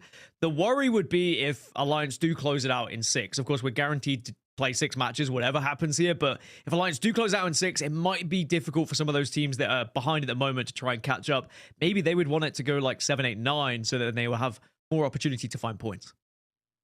Yeah, absolutely. I mean, we're still yet on match point. It seems pretty clear that it's going to be Alliance coming up in this next one, but you never know. We've seen these types of moments happen. You need 1 point. They kind of play it safe, and they die out after a bad 3v3. Somebody rushes them. We'll see. But Alliance certainly look like our first team to hit match point. Will they be joined by anyone? We don't know, but they will be joined in terms of they're going to EWC and to midseason playoffs with some teams from our other regions as well, who we've just found out who have been joining. And that's where we lead to our halftime segment here as the players take a little bit of a break with what you might have missed, or otherwise known as wahoo, as we say in our broadcast behind the scenes. Onset, APAC North, great region, great teams. They had their finals, and they've qualified a few that we'll be seeing in a few weeks. Yeah, big day for the ALGS today. Of course, the regional finals happening all around the globe, and APAC North, well, they were the first ones up, and it was an amazing couple of matches. I mean, it went down to match 8, and SBI Esports did manage to close out match point, which is absolutely incredible for them. Match number 3, though, SBI Esports followed up a great match 2 with a 4th place and 11 kills to win their first match of the regional finals. Fnatic had a little bit of an up and down day today. Unfortunately, just not enough ups, it felt like, in comparison to some of the downs that we did see. Match number 4, we did see E36 go absolutely nuclear. Surprise, surprise, when's the last time that we saw that happen? I believe it was back in Japan, where they dropped a 36-point match, by the way. First place with 24 kills after only hitting 3 kills in the first 3 matches. That is ridiculous. Like, think about that. 36 kills in one match, having only got 3 in the first 3. That's just something. That's just 36 things, isn't it? Still something similar from them in Japan, if I remember. I mean, you know, I feel like APAC North, this is a region that we, you know, they won last year, right? They, you know, we had this amazing moment, Reject went into, you know, those teams have split, but I feel like this could be the start mark of them maybe finding their rhythm yet again. I mean, Fnatic, a team that kind of had a poor showing at the Open. Obviously, you know, this is also difficult for a region, has to travel very far, come to, you know, a city in the United States and play what is the most unique and grueling tournament. I'm sure APAC North has a lot riding on this midseason playoffs, trying to get back into that top 5 conversation in terms of their region in this league. Yeah, for sure. I mean, this is the end of the NForce 36 game. Match number 8, by the way, I want to talk about this because this was the first time that SBI Esports had hit match point. They managed to cross the threshold and they secured it first time of asking. How rare is that? Usually if you hit match point, it's usually a couple of games, right? Usually teams struggle to get over the line, but SBI Esports got it done straight away. As soon as they hit match point, got it done in match 7. We haven't seen a lot of match points, and I kind of like leading even to you, Dan, to get involved in this. We haven't seen a lot of match points where we have the banned legends, right? So, you know, what does that mean in terms of consistency? You see this Watson composition, right? But maybe Newcastle's banned. Maybe this, you know, a lot of zone Catalyst is banned. You know, playing these zones now in match point where you got to hold down and get a win, it's going to take a little bit of a different thought process, I think, to navigate it now with so many legends off the table. Yeah, I think it's always going to come down to your legend pool depth, but also sometimes it's down to just how well you can play with your gun skill as well, because sure, legends are going to play a big part of it. If you can play a defensive legend, you can lock down a position, but if you can lock down an area purely through gun mechanics, legends aren't going to matter as much when you get to these final zones. Like, you can just bully people out of positions, you can hold an incredible amount of space, and you can hear the reaction there from SBI as well as they were able to win that one. I mean, it was an incredible time in APAC North for them, and I think that the depth that we're seeing from teams because of legend bans is very interesting, but I think ultimately it all comes down to core mechanics at the end of the day. Overall qualified for APAC North. This was the series results. You can see, oh, Noah's Fox, a team that we've seen across as well. That's unfortunate for them, but guess what? In the overall standings, they actually were in a much better position. Noah's Fox actually 2nd place overall. So while falling out of the top 8 there, they still were managing to overall be 1 point behind SBI in terms of overall picks. And that means heading into our midseason playoffs, it is SBI Esports Unlimited, Fnatic, Noah's Fox, Interforce 36, Kind of Trope Gaming, Crazy Raccoon, and RRX, who will be joining us live at EWC. Very exciting for APAC North, and obviously setting the tone for what they hope will be their tournament in just under a month. Dan, let's talk to APAC South and you about what's been going on with them and how their qualification looked like for our midseason playoffs.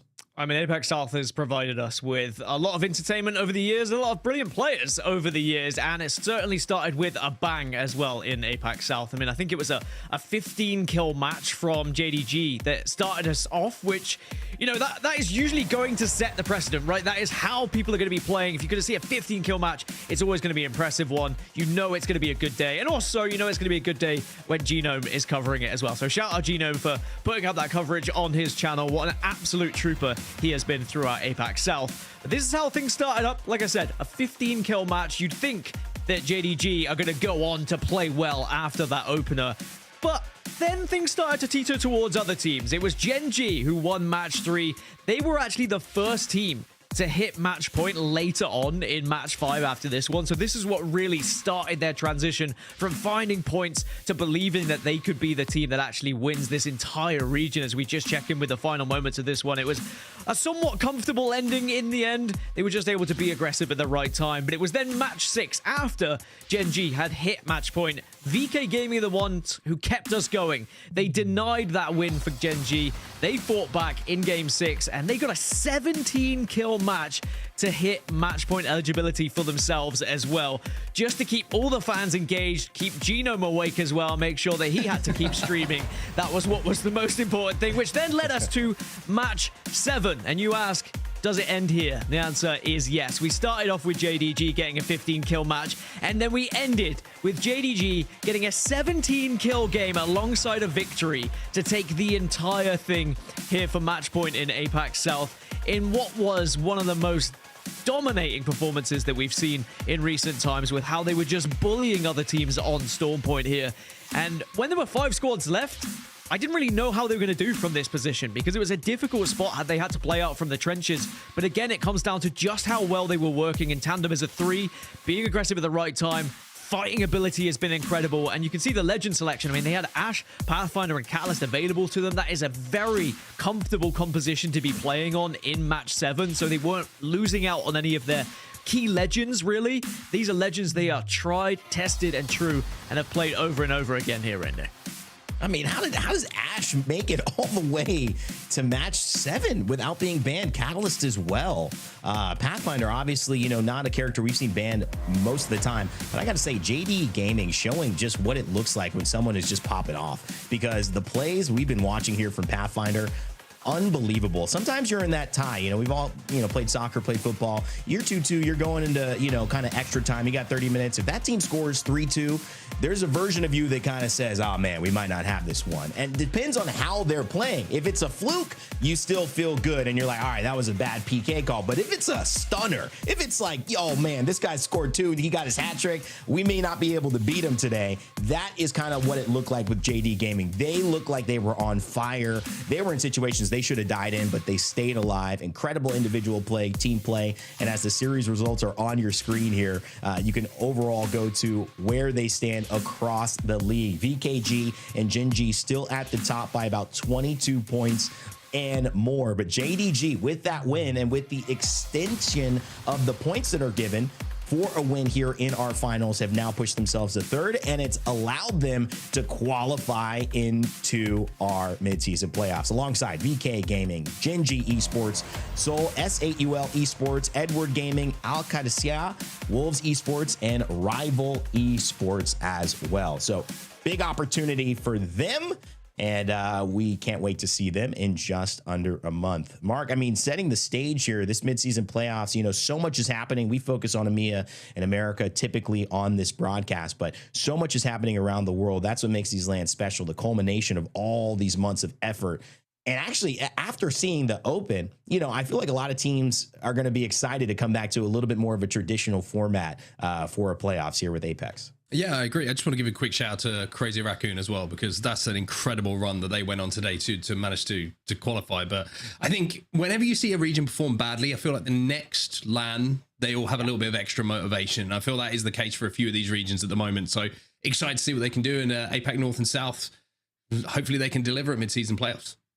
It'll be exciting to see. Had some great performances as well over that last midseason playoffs. One of our favorite match points we've ever experienced. We'll see if we can replicate that. But now it's time to replicate some more games on E-District, as we got one more as we head into Game 4 and see how long this one will last. We're going to say goodbye. That's me and Gaskin taking a break. But on set, you and Vicky, it's your turn to shine, so we'll hand it over to you. Well, it's going to be dangerous. That's one thing I can guarantee, because Vicky, it is our time to cast and cause a problem. How you feeling? I mean, 2 points away alliance now. We're getting very, very close to our first match point team. I mean, this is the team that I expected to win match point finals here in EMEA. It's just because of how consistent Alliance has been. I also can't believe they keep putting us together. You know what? I'm going to take it. We're still here, still getting hired, and Gaimin Gladiators taking a win off of E-District is a great way to highlight what to expect now that Ballistic is banned, as he was the most picked legend from that last game. Now we head back to E-District again. The snake draft of what maps are going to be played means we go back again to E-District, looking at legend bans as well. You can see that we're getting through a few of them now, even though we're only in match number 4. No Altar, which is something that I highlighted alongside no Ashe, with being a really big, I think, impactful way that E-District is played in particular. Ballistic now gone as well. So we are starting to see the power legends, so to speak, fall out of the equation. And it's always interesting to see what people can come up with as far as their compositions are concerned to find success.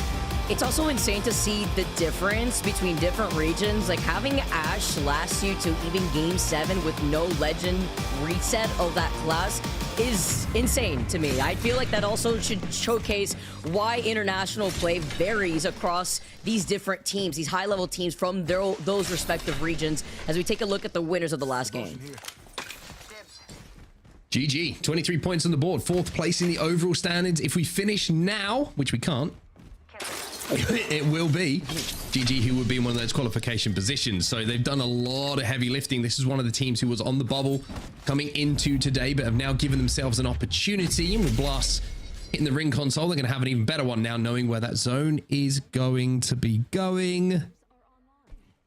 Pretty similar. Very similar to what we just saw. How many times has this happened in Pro League, by the way? A lot, actually. I don't know. We see it too on Broken Moon. I feel like E District is more of an issue when it comes to the lackluster different zones. I mean, seeing City Hall, we just had like a Southeast City Hall zone in that last game. Sure, it's moving, slightly over to like that northish side. Zero Tenacity are going to be able to be very happy after scanning that circle beacon. But it is incredible to see how common these zones pull to certain quadrants of both Broken Moon and E District. It's going to be disappointing news for the likes of MOUZ, Nephilim. They're probably thinking, come on now, can we have a zone down our side? It'd be very nice. FaZe probably thinking something similar. But 10K did a really good job of actually navigating their way through to the end game in the previous game. Considering they're dropping over at Viaduct, they do have a ring console to play with, which is going to give them, I would say, information, maybe bad information for them, that we are going to be going back to a very similar position. So they've got some more work to do. But a lot of teams you're going to see, I think, moving from the eastern side of the map here through Energy Bank just to hit that third ring console, because, as we say, we know where the second zone is, but third zone could be very different with what we saw in that previous game. It very much varies on the way that these different legend comps for these specific teams have been brought out, even with these legend bands. 10K running a very end zone heavy type of composition. You have the Wraith, Crypto, and Watson. That's why they may have made it into that end zone in that last game, but did not secure any KP. And with match point format, you want to make sure you hit those 50 points. That is what is crucial to feel more safe here, looking at the way that Alliance is playing. I feel like the first 3 games is probably the ones where you get your aggressive comp out, right? You look for a few early KP, you look to be a little bit more aggressive, and then as you close in on match point, you start to solidify a playstyle, which is a little bit more zone-centric, to try and work on getting those placement points under your belt and get yourself into a little bit of a rhythm, maybe, of looking to close out that game and get that #1 spot, of course, to become the champion in our regional finals. GG did exactly that in the last game, and they are running a very, very zone heavy comp, you would say, with Catalyst and Newcastle in the composition. So if they can get themselves to a center zone position, they will be in a fantastic spot. SGP2, I'm going to find a little bit of information here with the survey beacon being hit, and seeing that it's a little bit quiet around here, they're going to hit the evac tower as well. More rotate heavy. Get the evac tower. You got that Valkyrie, by the way. The Pathfinder on top of the Newcastle. Sit around the campfire with these Newcastle compositions. It's about crossing this distance here on E District after being able to get that circle scan too. SJP2, though, before finding their own landing, they also pinpoint to Nephilim, were right behind them over to the south side. Valkyrie, not at that purple perk just yet, so you can't get the scan through the buildings that the Valkyrie perk provides. So that's why they're going to be able to go from Evo Beacon to Evo Beacon. It's just looking across at their rotate at the moment. If they've got any more Evo opportunities, a couple of support bins, but not really a huge amount for them. So it's going to be damage before they do get that purple perk, or up to purple. Only 550 away, but they do have the Pathfinder who can hit the survey beacons if they so require. If they didn't choose the perk to hit the ring console instead, but SJP2 looking pretty merry. Looks like they are going to go for that survey beacon. And they are going to be pretty chill in doing so. Elsewhere, just looking at the zone, it looks like a lot of teams are moving to the northern side of this zone. So it does look like some teams are hedging their bets that this will be going a little bit more north than what we saw last time. Just slight different pool from that last game, because it was over to that southeastern side that we keep highlighting, more so towards that choke and exiting out of Energy Bank. So it's a good guess here for the teams that only got that first circle read. Now being able to sit down in one of those buildings. We know it's a lot of wide space, but it's also, I'm thinking about that one long bridge that showcases through the water when you lead over to that north side, closer to that northwestern side. So Ronin, you know, considering that is their POI, they're going to be able to sit and look at all the other teams that are currently on their way over to their southern side. So Team War being one of the teams over by the middle part of E District, seeing Cybercats and being able to get that scan over to the circle beacon. And a lot of other teams who take their time after seeing how far away the zone is pulling will be able to get that information over by Energy Bank. The Cybercats get ahead of the traffic with that Zipline. You're going to have MOUZ Esports who are going to be behind them, and Team War, who we saw right in the middle of Energy Bank. You've got Cybercats now, who have had a little bit of a slow day so far, a little bit of a slow season, to be honest with you, for teams and players, a team, made up of players who have had a fair amount of success in the past. but not even a player out of the lobby as yet. This is a much more nervy feeling game than we've seen in our first 3. It was like everybody started to realize that with Alliance closing in on a match point, then we could be closing in on the end of regional finals and their chances for qualification here. It makes everybody sweat. They know the way that they have to play here. If they need to get even more points, they want to be able to at least feel a bit more comfortable as Onic. That player so low. Tries to get away, but it looks like Nasky in the distance with that 30-30 is going to be able to get that knock. GoNext will be looking to move in on Yuko's position as well, who did get away. Zipline Mafia bang center of the zone at the moment. I'm just keeping my eyes on the map overhead at the moment to see if anyone's going to be able to hit this Ring 3 console, because it's going to be so vital for information. A lot of the teams who are at the northern side now, by the way, have now moved down to the southern side again. So I think everybody's a little bit confused about where this Zone 3 is going to be pulling. And I think that just looking across at the moment, FaZe are close enough to a Ring console to find third beacon information. But in the meantime, Onic under pressure here, Vicky.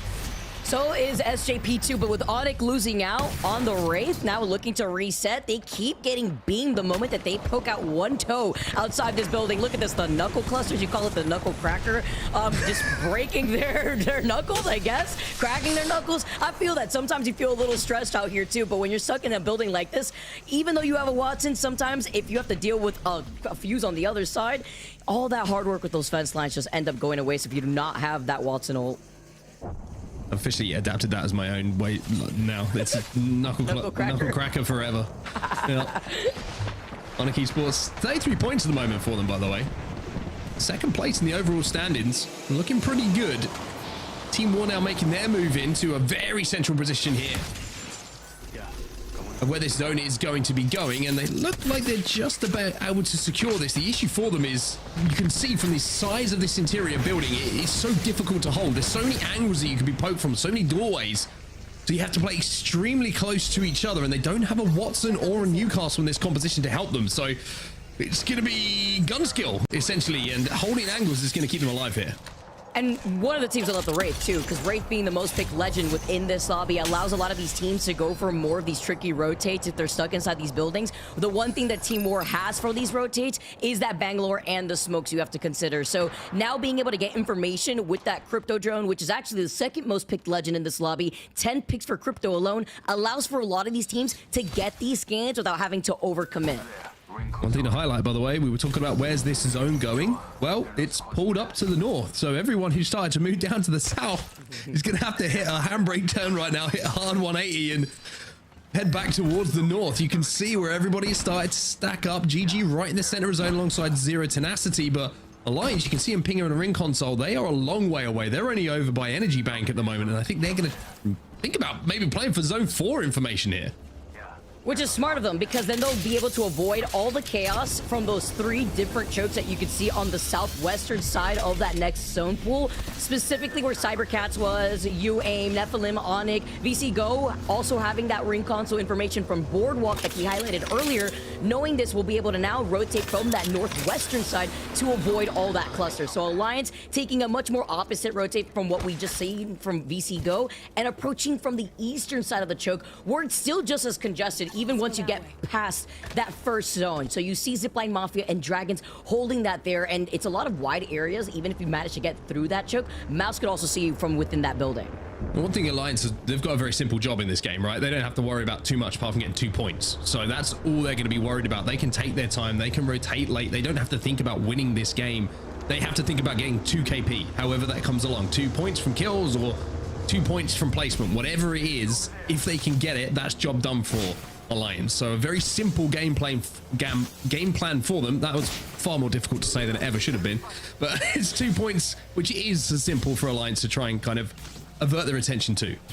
I like to torture Genome sometimes and make him see Team Orchid over and over again. They have to do that with you just a little bit, just a little Team bit Orchid here. That's easy for me. That's an easy one for me. Okay. All right, now I have to come up with something different.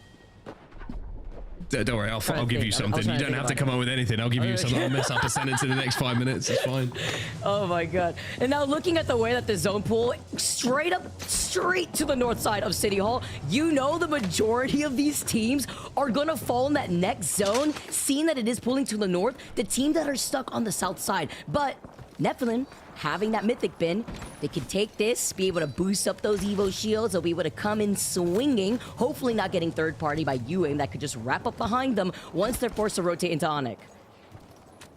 Yeah, they're going to be set up for the bar fight that they're going to have to go through. Did you see that little flank coming in there, by the way? I think they're going to be able to pick someone off. Alliance still looking for those 2 KP and taking a lot of damage. Oh, Alliance, it seems like a simple job to find 2 points when you've got out the gates so hot, but it's still 2 points to get. Doesn't look like they managed to just calm down a little bit here. All right, effects. Oh no, not a Forcing charge that rifle. damage output too with the R9 through the windows. Yeah, charge rifle in the distance, no grieving here. And then an EMP, you have to look to the skies. It's going to be Hockey's helping them out though, because they know that there is a team right above them. It's GG, so now they're forced to actually scatter. Charge rifle trying to grief Alliance on their rotate. Once they have to deal with GG, it's Kaishi. Oh my, no, and they got the knock on to Unlucky. Oh, of all the weapons, it's just like, really? Charge rifle? Can they get the finish though through the staircase? Effects having to pop the Phoenix kit here. Lucky goes down, Hackers is down as well. Alliance! Effect! Oh no! Where do you go? Where they got shot from 2 different angles inside the stairwell, right through that gate. From Team Nemesis, from Kaisheha, and now Effect having to play his life with a blue Evo shield. The Lions can't make it. 2 points is all it takes. However, they're going to have to wait another game. And we might have a couple more teams joining match point. Alliance will be extremely frustrated, and there's no one who would have enjoyed taking that final player down more than that man called Nasky. So that is storyline for you. Alliance cannot hit match point. Everyone was shooting at them. There was nowhere to go. Literally everyone was shooting. Well, and you already knew there was like 2 teams sharing that bridge. Unfortunate here, but even more of an opportunity to keep this match point finals going, as Nephilim also in some trouble here. FaZe been eliminated in the meantime. Like you say, Nephilim, who did hit the mythic bin, got a gold Evo, but it might be no opportunity at gold medal in this game because they are down to just Vushi, and he is down to around 25 HP. MOUZ trying to push onto this as well. He's trying to hold him off at the moment. Onic Esports, 0-0's going to swing. That will be them gone. And remember, they were second place in the overall standings going into this game. So that's number 1 and 2 done with. So there are 9 teams on the southern side of the zone. There is no all one in these the 9 teams. Where can you even, like, Gaimin Gladiators are looking like chameleons from every angle, looking at Dragons, looking at Zipline Mafia. They hear the fighting from Nephilim. They see 10K on that bridge, and they're holding down this southern side of that zone before they have to move up. But they also don't have a rain console. They don't know it's going to continuously pull closer to VCGO over to that northwestern side.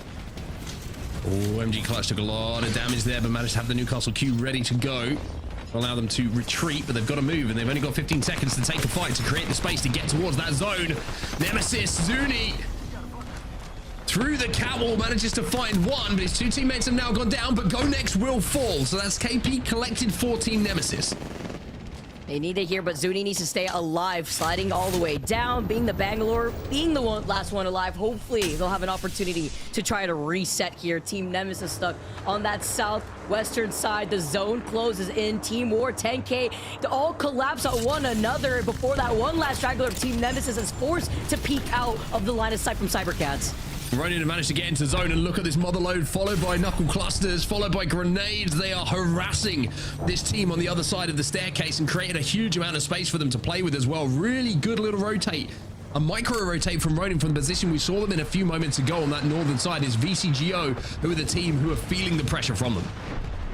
To move in now. This is where the chaos starts. Welcome. Everyone maybe gets sent back to the lobby here with 16 squads left. A lot of the fighting is going to be going down in the southern side of zone. Team War, 10K, Team Nemesis still with the replicator, by the way. We're able to pick that up, but can you get away? No, you can't, because MOUZ chase you down instead. They're the ones that are the exterminators here with 12 squads left. Gaimin Gladiators now looking at Team War. I mean, we just saw about 5 or 6 teams eliminated in the flash of an eye. We saw 10K try and wrap behind, and Nasky somehow or other on the race managed to get past all of that craziness that was going on. He's still alive in this lobby. So 10K have a chance to get some more placement points. GG up on height, though, the winners of our previous game. 26 points on the board here. A win might put them very, very close to match point as well. Gaming Gladiators, one of the teams that I had on my radar with the charge rifle in blast hands. This is a grieving machine out here too. We would have so much output in just putting in some pressure. I see a respawn up in the distance here as Light also has the Kraber in their hands. Aurora just been eliminated in the meantime. 10 squads remaining. We're almost into single digits now as Nephilim get a respawn onto Vaste as well. GG having to move from this bridge position very soon though. They are on the faster side of this zone. They've got Team War below them. They've got the solo of 10K in front of them. Zero Tenacity always in front of them as well. They've got a lot of traffic to go through here. And Ronin just sitting pretty on the northern side of zone.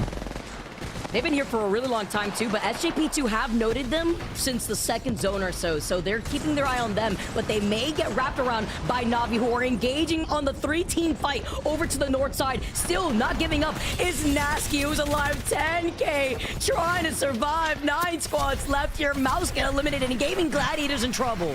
I mean, 10K have just been eliminated. Nasky did manage to get another placement point, though, so good news for 10K. Squeezing a few points out of a position that they didn't really have the right to. NAVI, this was the fight, though, that might win the game. Against Ronin, and Ronin have lost a player in this fight, so NAVI, I think it might be a 2v2. It is indeed a 2v2. Team War eliminated in the meantime. Zero Tenacity have gone as well. SJP2 have taken this northern spot away. And now, GG have moved into a safe spot as well. And SJP2, the only 3-man, right? Where we constantly saw that duo between NAVI and Ronin. Let's see what they can do. Cybercats, though, holding a very split position. While Gaming Gladiators engaged on this fight, they take out Nephilim in the process. And they're currently looking at Ronin, but they have some cover here to work with. Missile Swarm comes in, but the fence is still active enough to keep them alive and to eat that one up. And now GG get the reset, get the kills as well. That's going to be Ronin eliminated. GG are holding on so well here. A Hail Mary push from Ronin. That one last player from Ronin giving it up as 4 squads left here. Cybercats looking at Gaming Gladiators. Gaming Gladiators will have to fight their way from that low ground.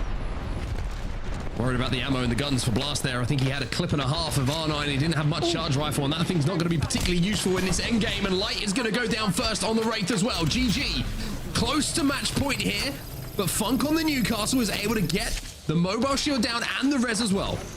With the NAVI also fully resetting right now, by the way. As a full 3-man, they look at SJP2 on that north side. Gaming Gladiators fighting for their life, currently fighting their own 1v1s versus Cybercats. With some really good cover fire coming in, and now Blast with the peak! Blast with the kills, Light follows it up as well, and Cybercats will be eliminated. We're into the top 3. Making a move now as Gaming Gladiators dropping all the meds that they need, making sure it isn't taken from them here as Blast is going to be able to get that Phoenix kit popped off. Final round now closing behind their backs, and GG, uncontested, will eventually see NAVI and SJP2 that will be sharing on top of this parking garage. Yeah, NAVI managed to get back up to a 3, so they got a reset. So it's a 3v3v3. But GG have all of the space of the zone at the moment. SJP2 and NAVI will have to move first, and they are directly above each other. SJP2 do have Gaming Gladiators in their sights, but Gaming Gladiators have a lot more terrain to work with until the inevitable fight starts here between SJP2 and NAVI, who are side by side sharing this floor of that parking garage. Light now slides in. No Wraith Portal 2, by the way, but does have that Kraber and Devo stacked up. Also got 1.2k damage. He has been absolutely beaming. They have a wall down center zone, and they say to everyone in front of them, if you want us, come and get us. Oh, they're sliding down off the zipline, the Sparrow ult, the catwall. Everything is unleashed as Navi's the one to get the first knock onto 7. Navi's still up on the high ground. Trying to play this one slow. The damage output again, though, from the devotion of Light is enough to hold them off for now. No one has gone down on GG. Navi's still on that high ground, and Light gets to pull back at just the right time to get an angle. Oh, but they can't push in, then they'll be pinched behind both teams who are putting in the pressure from above in front of them. Light can't hide behind the knockdown shield. It is Navi, uncontested, dropping it from the high ground to take a possible win. Should be able to do this. 7's last alive. Motherload is going to go down right on his head by the looks of things. Actually, it was an evac, excuse me. He's trying to survive on the Valkyrie. Finally falls into the zone. Punches one out, but Navi will clean up the pieces here, Vicky. And Navi will get the win here on the final game of V-District before we change things up again. I like the attempt from 7. It was a lot to work with there. Even when you're on the Valkyrie, you get onto the high ground, but you're outnumbered. You're dealing with 2 members on the opposite side of NAVI, and they're just waiting for you to drop down to wait out the inevitable. Yeah, very, very impressive. I would say composure and just being able to kind of hold themselves back in that final moment for NAVI. You're so tempted when you see those fights going down below you to be like, there's a few extra KP here. One player's over peak, slips off, and before you know it, you're blaming that player for throwing in the final moments of the game. But NAVI, I mean, you're looking at the last 3 winners of games, right? You've got Alliance, you've got NAVI, you've got GG, some of the biggest teams in EMEA stepping up in the biggest moments of this season of the Pro League. And with 20 points on the board here for NAVI, Vicky, they've got to be feeling good. Yeah, I'm really surprised to see SJP2, who were on the high ground, the very tippity top of the roof of that parking garage, give up that space, the timing that they did with the Pathfinder zip, because NAVI were on the 2nd floor right underneath them. So they just walked in, they took up that high ground, played it for just a little bit, that last minute, and they also secured that 8 KP at the very end. But I'm also looking at Gaimin Gladiators, who also came in 3rd with 8 KP, even Cybercats, who really needed to get that placement points, and of course the 7 KP. And I think the thing that made it interesting as well is, you know, there was 2 teams that went out very early. It was Onic and Alliance, who were in 1st and 2nd going into that game. As we look at the performances from the top players of that previous game, and it's lighting up NAVI. I mean, Funk did what he could on the Newcastle with the 3 revives, but 1.9k damage from Xako? That's why they won that game. That's crazy. NAVI still putting on a performance as we take a look at the series results thus far. Alliance had put themselves on the very top, and they still hold that spot with 48 total points, but with NAVI now taking that dub with the KP that they needed, move themselves up at 39, but it is looking still so very close, even looking all the way down to Dragons with 28 points. I mean, no one on match point after 4 matches are played, but so many teams now close. Alliance going into that game needed 2 points, but they weren't able to get it done. They get focused by the entire lobby, and that's the kind of gameplay that we love to see as Apex fans, because we want to just see more and more games. And speaking of which, there'll be more coming up after this break. Game number 5 is just around the corner. We're going to change things up. We're changing map once again. We'll see you in a few.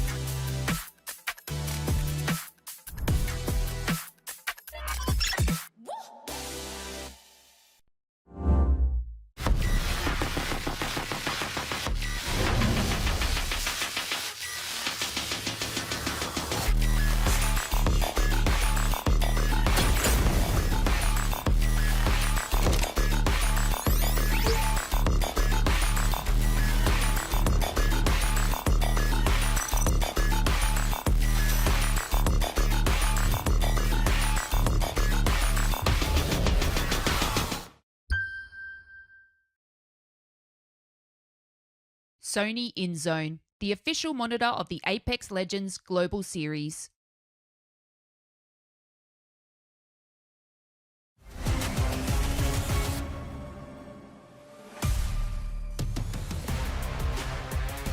Welcome back, you beautiful people. Welcome back to the regional finals for EMEA of this season's ALGS Pro League. Dan Gaskin is back alongside me for the next game. Game number 5 is coming up, Dan, and we are seeing our big hitters start to perform now in the lobby. Except our team that was meant to get to match point, right? That was meant to be writing on the wall. That was what I was expecting when I came back, that we were just going to be seeing Alliance on match point. Easy peasy lemon squeezy. No, not so simple. Sadly, when they arrived, they were pretty much seen by the rest of the lobby and got taken down. But NAVI, however, stepping up, and as you say, another big hitter stepping up to the plate. GG did a really good job of actually navigating their way to this endgame. They were on the faster side of zone up on that bridge position for quite some time and really had to rely on some really smart rotations coming in from light on the Wraith to find themselves in a position to fight for this endgame.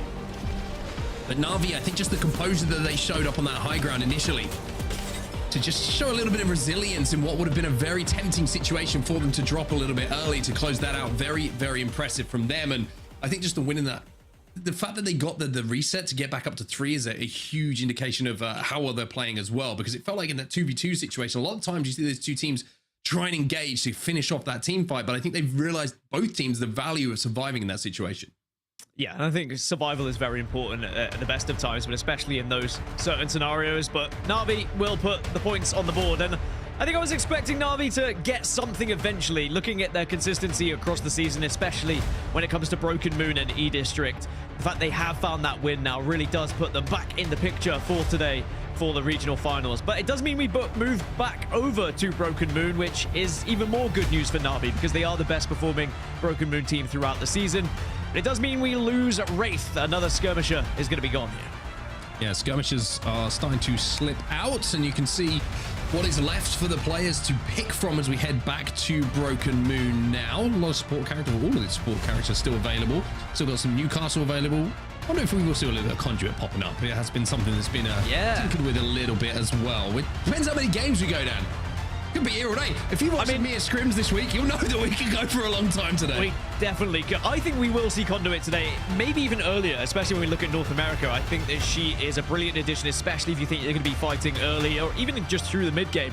But anyway, yes, we lose 2 skirmishers, we lose 2 assault characters, but mainly we lose 3 characters that can provide you with portals and ways to transition from point A to point B with very little damage being taken, if no damage at all.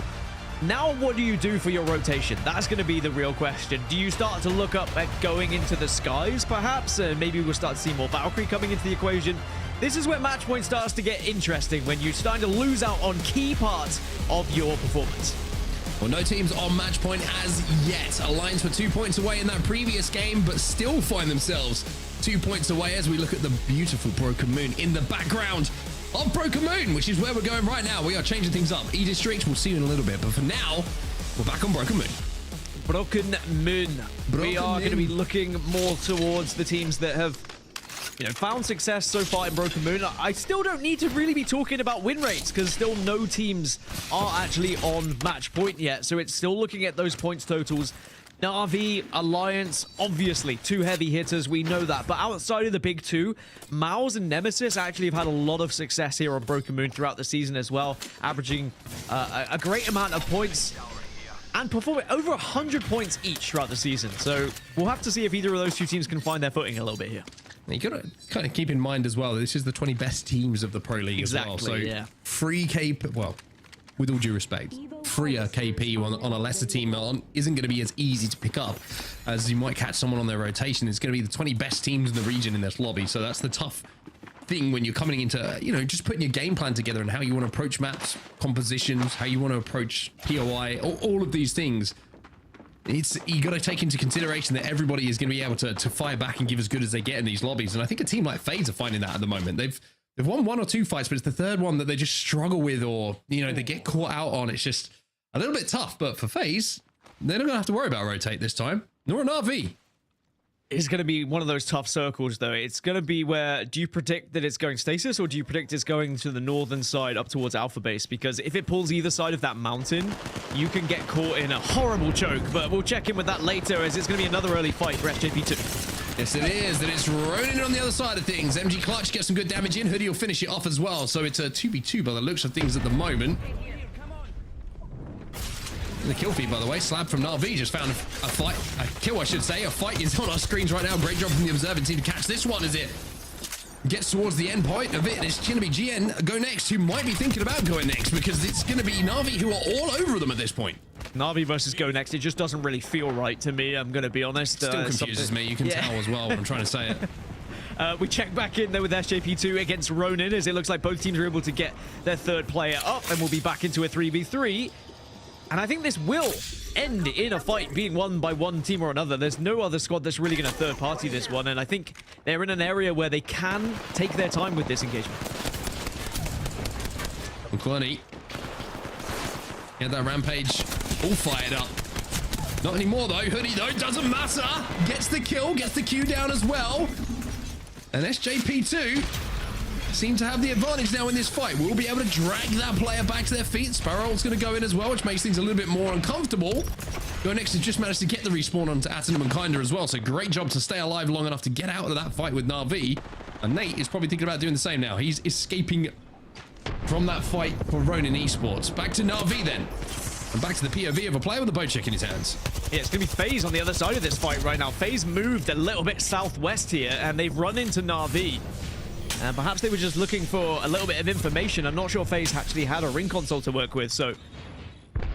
And I don't even know if NAVI did either, so I think both teams just kind of going toe-to-toe in an area where FaZe did. I think FaZe did. Alpha, yeah. So if FaZe did, then that means they're trying to transition north, which will give us an indication of where this zone's going to be going. So NAVI probably scrapping a little bit more than they would have wanted at the start of this game, but if you're going to hold down a center zone position, you're going to have to expect pressure to come in. Now to a position a little bit further away from the action we were just seeing, but still inside of this zone. It's going to be Onic Esports. They're trying to assault the inside of this building onto Team War.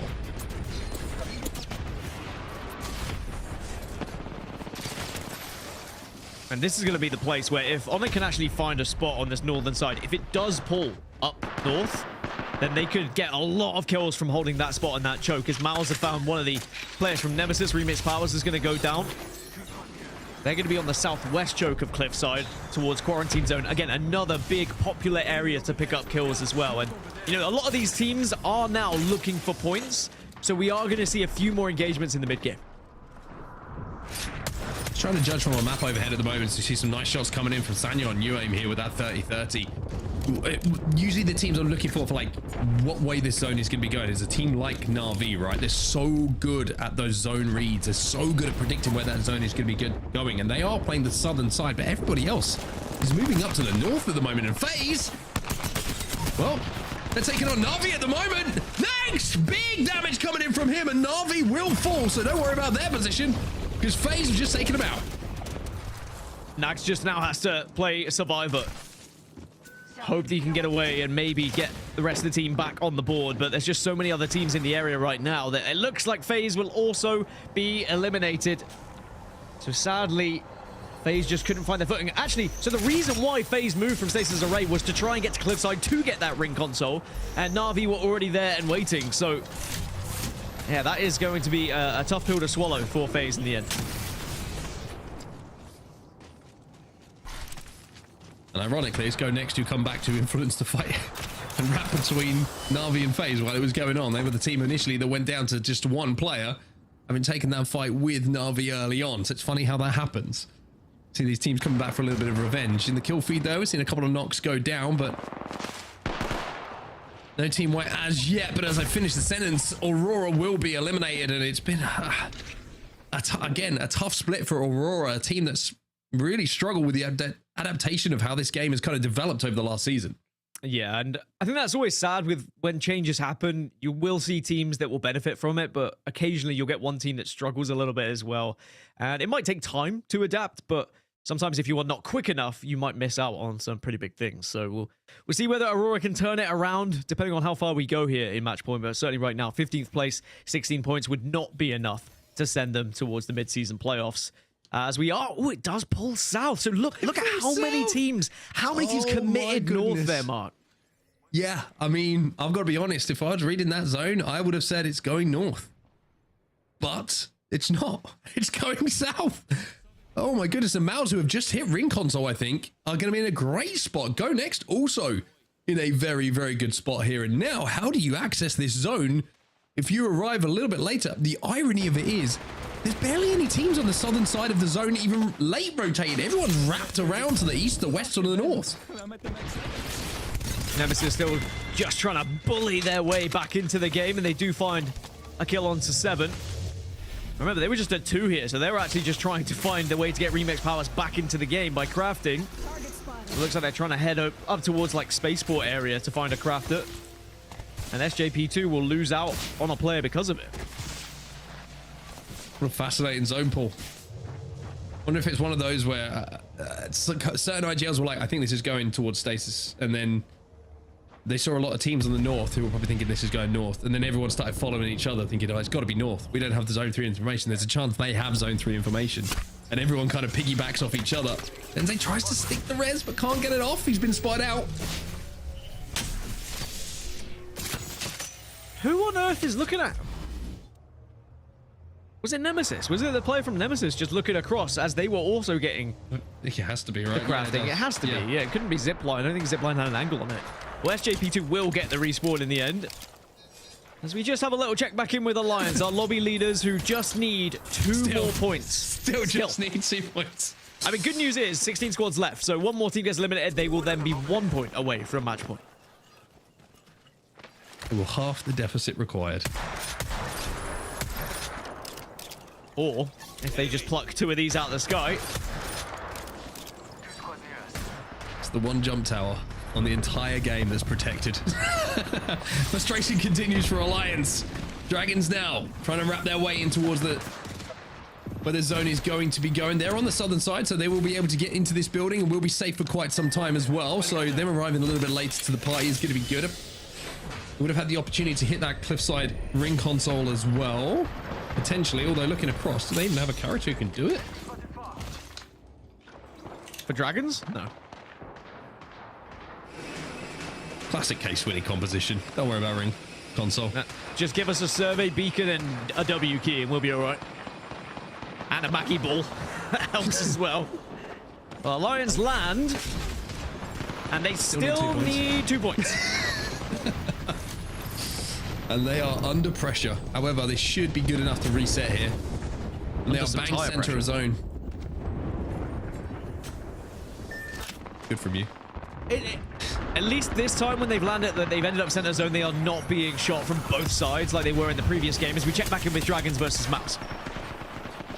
Dragons trying to force his team away. K-Swinny's down to about 1 HP. K-Swinny is dead. He's separated from the rest of his team. And now Chaotic is looking in front of him and going, what just happened? We were in this building.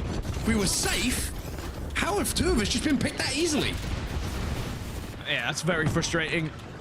And even though Chaotic can be very impressive at the best of times, might just be too tall a task to try and take on the entirety of MOUZ and then VCGO and then the 3rd team and the 4th team that's now arriving here. So it's just about trying to survive as 10k look over it and we'll get the final kills. 15 squads now remain, which means Alliance only need 1 more point. Need 1 point to hit match point. Nasky with the golden long boy in his hands. Think of that what you will, as he's on the Pathfinder as well, so opportunity to pick off some easy kills from distance for him, especially with that Skull Piercer attachment that you do have on that golden longbow. SJP2 getting nice and cozy behind this Newcastle wall. Certainly the heat is there as that thermite is going to be right in front of them. The Q goes down as well. It's Alliance who are right next to them at the moment who need 1 point. Remember, just a 1. Oh, SJP2 are being bombarded at the moment. I think if Alliance smell blood here, they might just send it in just to try and secure it. Oh, they see it. I mean, it's there for it. This is there for the taking. That will be Alliance. Wait, they didn't get the KP. No, they did. They got at least 1 point. So the placement point is going to come in. Alliance will hit match point, but it wasn't through the KP. It was the placement point that gets them. No, they got 1 KP. Yeah, they did. Did they get a KP? Yeah. Oh, yeah. Sorry, I think got 1. My bad, everyone. Well, zone shifting a little bit further east, but at least I was slightly worried when I saw this zone. We were going to get one of those that pulls back north and then half of it was covering on the mountain, but you know, it's not the old days. So we will get a more traditional zone here that Zero Tenacity, I actually quite like their position, depending on the cover they have available in their spot. A lot of height there. They've got a lot of height. Yeah. So much height to work with. They can look down on and probably pick up some good KP from there. Zipline Mafia. They're in the middle of a Sparrow ult. That's what happens when you get caught in the middle of a Sparrow ult. It doesn't matter. It doesn't matter if you've got a zipline. You are going to take too much damage, especially with the pressure coming in from Cybercats, who have moved on to 31 points, by the way. Remember, Cybercats are a team who quite simply have 1 task today, and that is win the match point. Otherwise, they will not be going to the mid-season playoffs. Would be a very Cybercats thing to do, though. Oh, yeah. Put themselves in, you know, as long as you can put yourself in conversation, just get to match point, deny alliance, and you still have every opportunity of being there at mid-season playoffs. As now Gaimin Gladiators, a team that can definitely make mid-season playoffs today with a consistent performance. They're in 3rd place in the overalls right now, which would be enough. So they've certainly started well here in regional finals. 12 squads now remaining. And for GG, Nephilim, and UAIM, this is going to be very bad news for them as they see the zone is pulling down towards the south. Team War just been eliminated. 11 squads now remain. Nephilim, one of those teams on the northern side. You can see in the top left-hand side of your screen here what difficulty they're going to have. They have a Pathfinder, but it's no way to get over this mountain range. It's just going round is the only option for them. GG trying to force their way forward, and they get a pick onto Onic as well. So Vushi is down. He is dealt with as well, so they will have an opportunity to walk in. I mean, this western side is going to be pretty mental. GG are going to be held up by Onic. Actually, Onic don't know they're there! Oh, yeah, there's the last remaining player. And that was just an easy cleanup then for GG. I thought maybe they'd been able to get the res, but it does not happen. Alliance are the ones that are on the other side. That's where I saw the bodies. It's now Nephilim versus UAIM. This is an isolated fight here. Yeah, this is probably them realizing the only thing they can do in this situation is fight and then try and think about our rotate afterward. 30 seconds left for them to make that play. No Altar to see if you can find a cheeky spot to get through. No Valkyrie to go over the top. Do they have an evac tower? And even if they do, is there going to be enough elevation for them on top of this building to get over that mountain range? I'm not so sure. So we're going to have to see what Nephilim come up with here, because it's going to have to be creative. Yeah, I think they're going to have to just try and go round and then take the fight with GG, which is going to be an ugly fight to take. But the good news for them is GG might move just because of being scared of the zone and of the other teams in front of them. But either way, I think this is going to be a struggle for Nephilim. But now we're checking with GG in their move. They're going to be right next to Team Nemesis and the remainder of Cybercats here. As all these teams shift from east to west, as Cybercats do get eliminated. Really good use of the zipline there from Blast to get them into this position. They will be safe in zone. GG again, really good rotate from them. And the rolling Thunderbolt from the Bangalore here is going to get them a little bit of damage as well. And the team's rotating late, but behind them, Nemesis, Nephilim, Alliance all moving in from this eastern side. Nephilim just been eliminated, and GG are going to be able to hold them out here. And GG closing in on match point, may I add. They're on 45 right now. A victory here, even a top 3 would be enough for them right now, but Funk has taken a lot of damage, but you can see the ult's going to go down just to give them extra shields and also deal damage to anyone who's next to them. Oh, but Blast has just gone down. It's unlucky he swings him with that devotion. And now GG 5 points away, but 5 point feels like an absolute trek if they want to get those on the board. Funk manages to get towards Light. But now comes Effect, and Effect doesn't miss many bullets. Light's trying to give as good as he can, but Effect and Unlucky combined for the millionth time in ALGS history to get that kill. Funk left on his own. Really just got to try and play survival here. As I said, if you can get to top 3, it's going to be job done. You get to match point. You can do that as a rat. You just have to be quiet. 10k eliminated. That is an extra point for GG. But I say, get to top 3. It's not as easy as it looks sometimes, especially with how these teams are spread out. But maybe a res, but I think, Effect says no. Nothing scarier than Effect walking around the corner. And Funk is gonna get away with 1 HP. No bats. Well, he does have 1 bat, excuse me, but he chooses the shield cell instead. Hits the med kit next. And the dream stays alive. It's now just 4 points. Funk might be able to do this for GG here.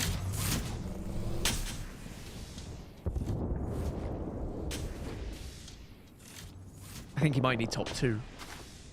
Anyway, it's still doable, even as a solo. Just have to try and avoid some of this conflict and then join things a little bit later. So it's Zero Tenacity, GoNext, VCGO, Alliance, and then the remainder of GG. But sadly, that remainder is going to have to force its way in with the zone as it shifts us back north now. And this is where some of the ultimates are going to really play a factor. You see, kind of just used his mother load just to try and create a little bit of space and maybe get some extra vision. VCGO got a little bit of space on this side of the zone as well.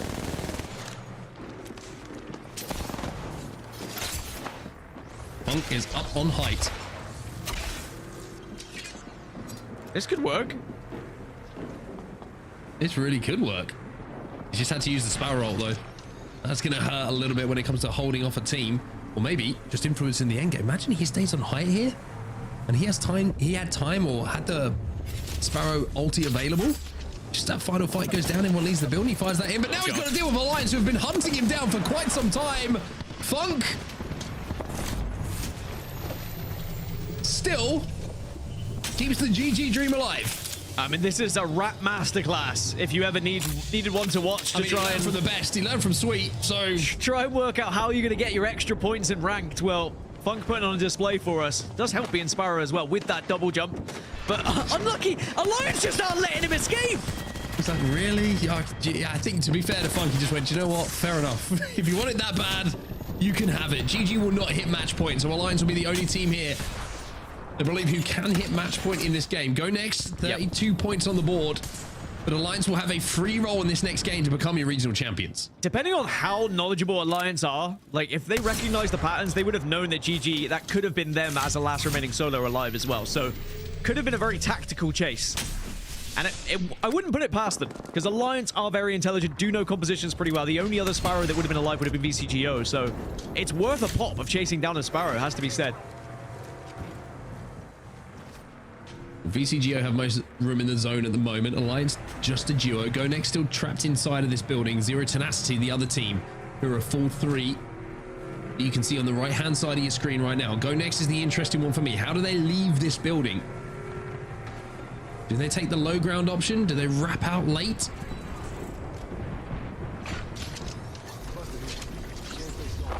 Looks like they want to try and hit the zipline up to height. All reds. I mean, GoNext certainly going to be powerful in this fight, but sadly the zone's going to take a lot of damage for them. Prepping a wall, then back up. I love it, but is it going to work? You take it down. Oh my god. Oh, they get absolutely nuked. You could see the plan. They wanted to get the Newcastle wall down up on that high ground, but they get absolutely nuked. But Henchman stays alive and will be able to get his teammate back up, but it will only be a duo as one player got sent into the Netherrealm. And remember, with Alliance being on match point, they could finish this whole thing in match 6. So this is your chance to get points on the board, climb the leaderboard, and give yourself an opportunity of making mid-season playoffs if Alliance were to win in the next game as well. So this could be a huge game for the likes of GoNext, VCGO, C10 in their chances of making mid-season. Kind of trying to swing onto effect. He's got the angle. VCGO want to try and send it onto the duo of Alliance here, but Nono's going to go down. It's not as easy as just winning a fight against Alliance. They're about to 2v3 them here, Alliance. They do. VCGO will be eliminated. GoNext on this height still. Triple take in the hands of Henchman, kind of alongside him. Are they going to win this one, Dan? Quite possibly could. They do have the reds, but is the triple take going to be enough? Yes, it will. GoNext take it. The triple take will do the job. And they had a plan. And they were able to just use those red armors very effectively, even after getting absolutely demolished by grenades initially. Flex those biceps, Pathfinder. Show them what you've got. It's GoNext who win game number 5. But the biggest story here is we have Alliance now on match point. The first team to hit it, to cross that 50-point threshold, will be Alliance. And in the next game, they have to close out.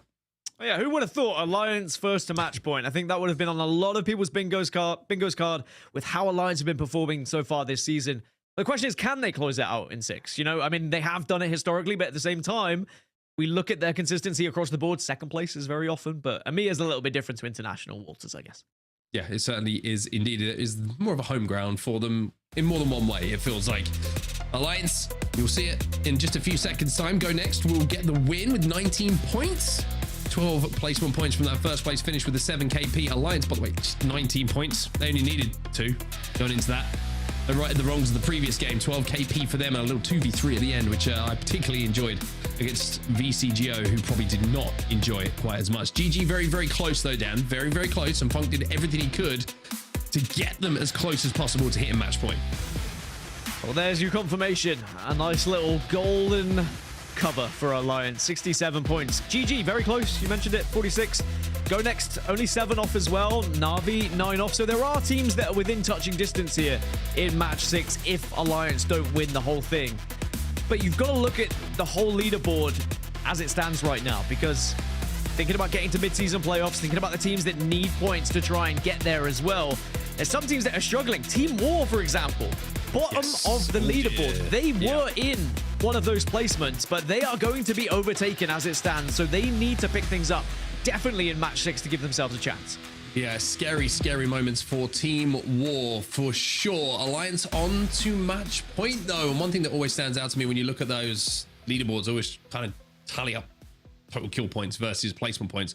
Alliance almost double the rest of the lobby when it comes to those kill points, and that's what put them in the position they find themselves in right now. We'll have to find out if they can close out in match number 6, though. Alliance on match point. Will this be the final game? Find out in a few moments.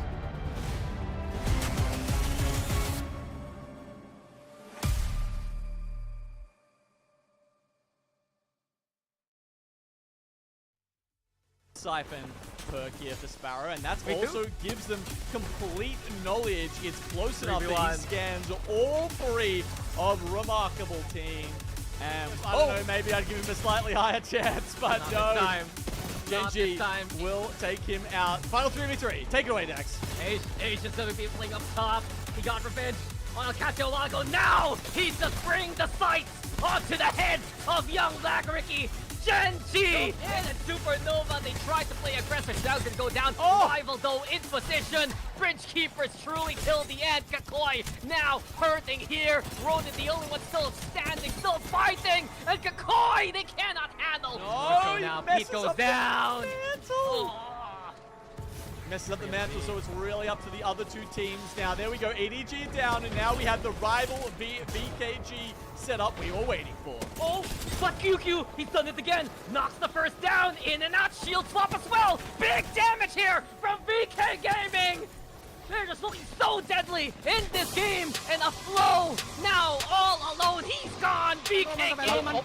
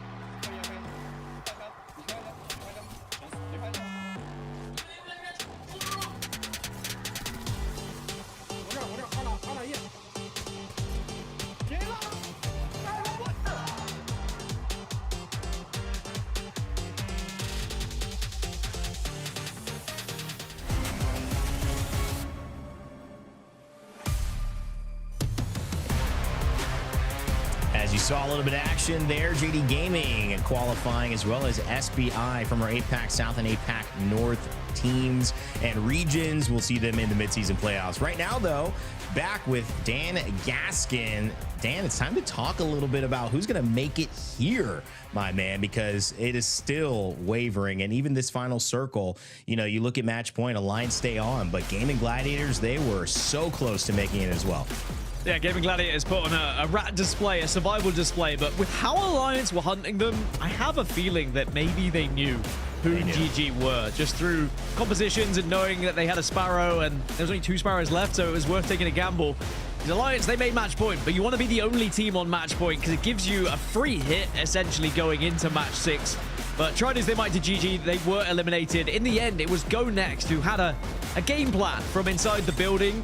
They used the catwalk to give coverage, went back inside to then zip up, took a lot of damage from the zone, then got naded on height, but still were able to survive as a 2 and win it in the end with the triple take, at least putting themselves up in like the top 4, top 5 to give themselves a chance of making match points soon as well if Alliance don't win it in 6.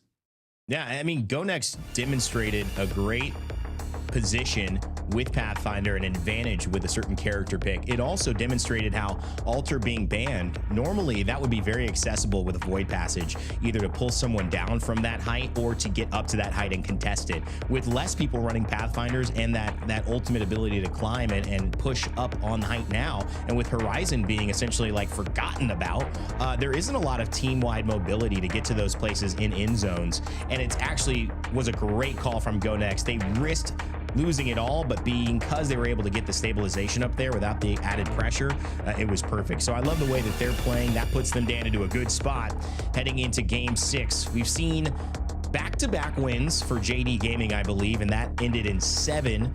Can we see it here in EMEA as well, where Alliance can somehow get on match point and then win again to shut down the tournament and end it all? We're about to find out.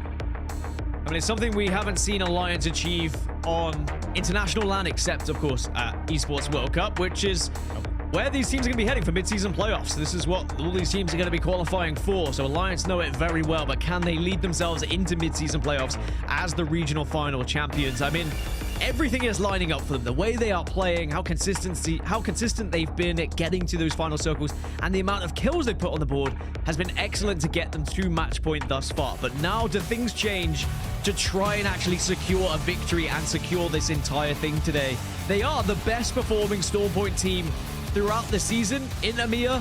They only have 2 wins, though, on Stormpoint, which, you know, they are still the most winningest team alongside 3 others with 2 victories on Stormpoint as well.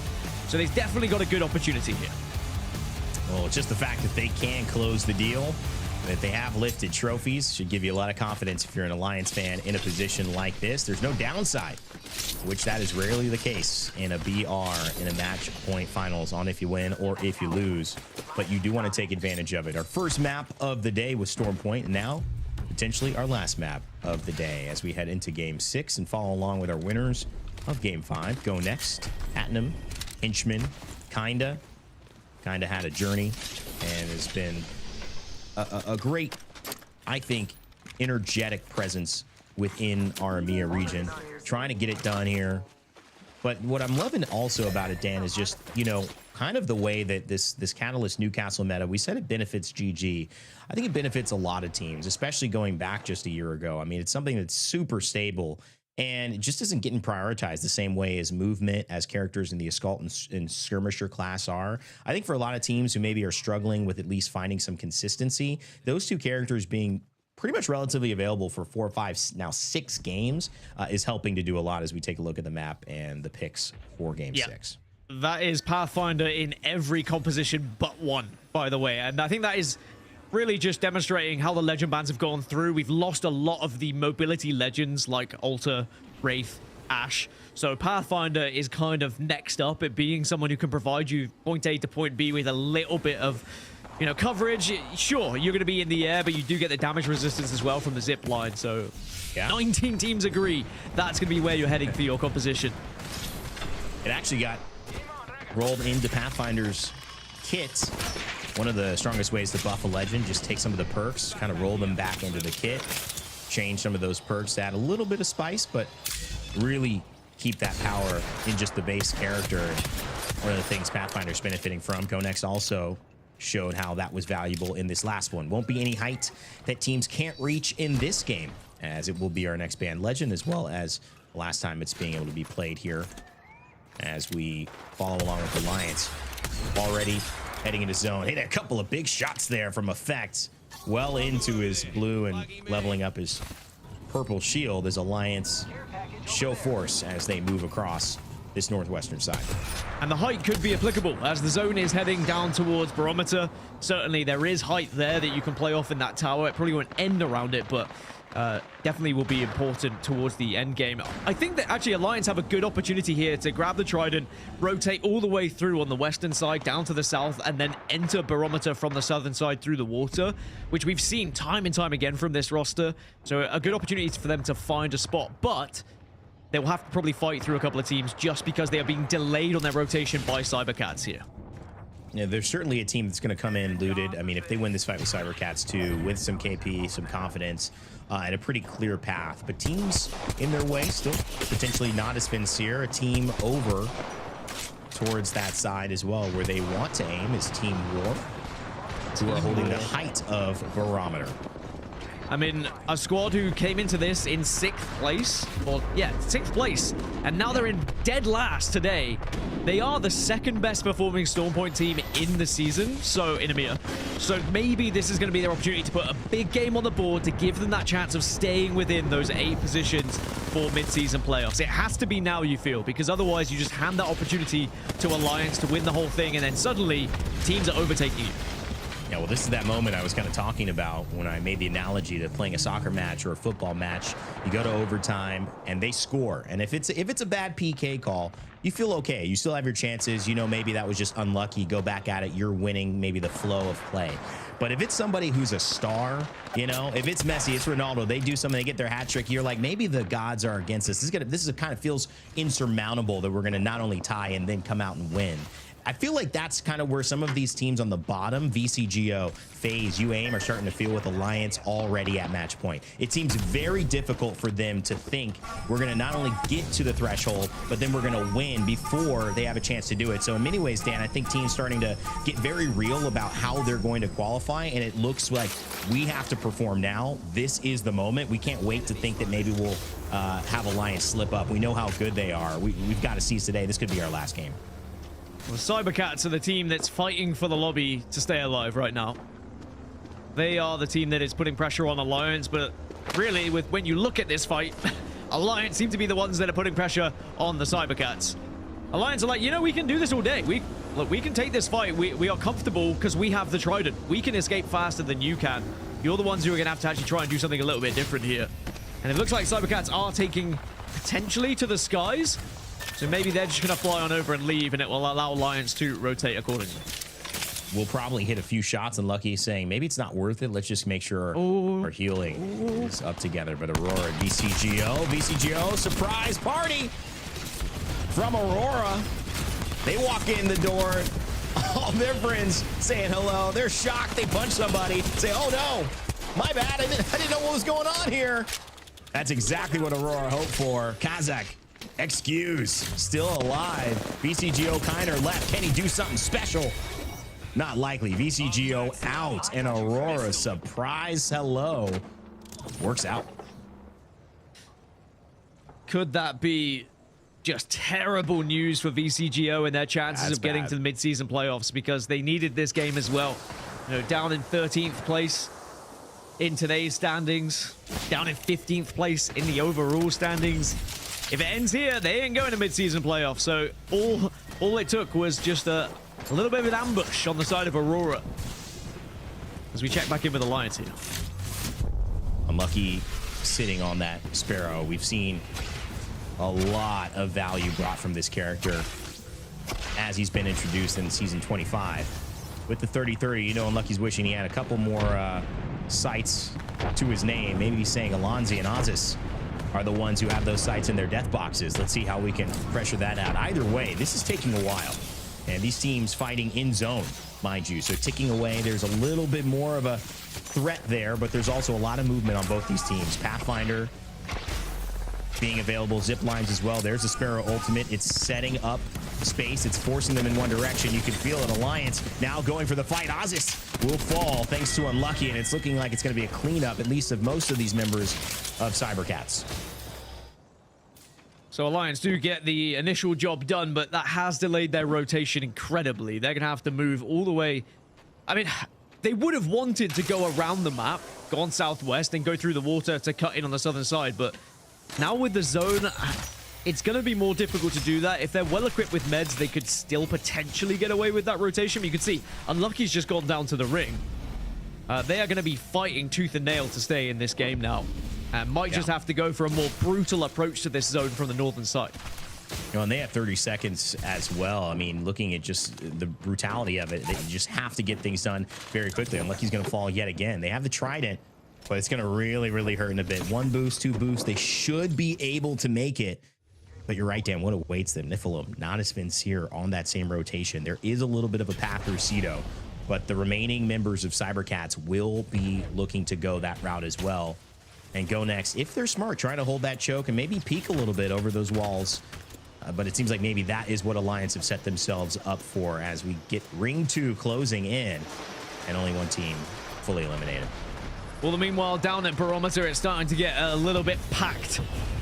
Jam-packed full of teams as FaZe will see NAVI arrive and FaZe get the initial one. Remember, FaZe, so much still to do here today.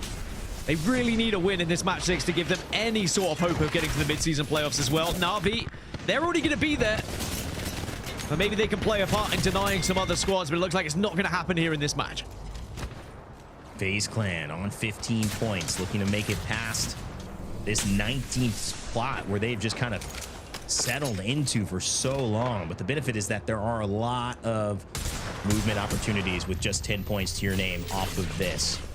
38 is 5th place, but in between a lot of 20s, teams trying to find their narrative, build their story here. In EMEA, Blast finding Funk and just going to deliver that to Beacon. Still has 2 alive, but Gaimin Gladiators, another team trying to just make it a match point, Dan. But you know, they're playing a little bit underhanded as well. Yeah, I mean, losing Funk's going to be so detrimental. He can still do it as a 2. You saw how hard he had to work in the previous game as a solo to try and get those points. It's never fun. They do, though, have at least his banner, as Blast will also get taken down, and GG's chances of reaching match point here in match 6 may just be slipping through their fingers here. I don't know. I mean, Light looking to see what he can do here. Does he feel confident enough that this team isn't going to push? Waiting to just get the banner. I think that's what the call was. Going to shield swap potentially here. Try to stay alive, and now he's got a Pathfinder grapple. If this can't get you out of dodge, I don't know what else will.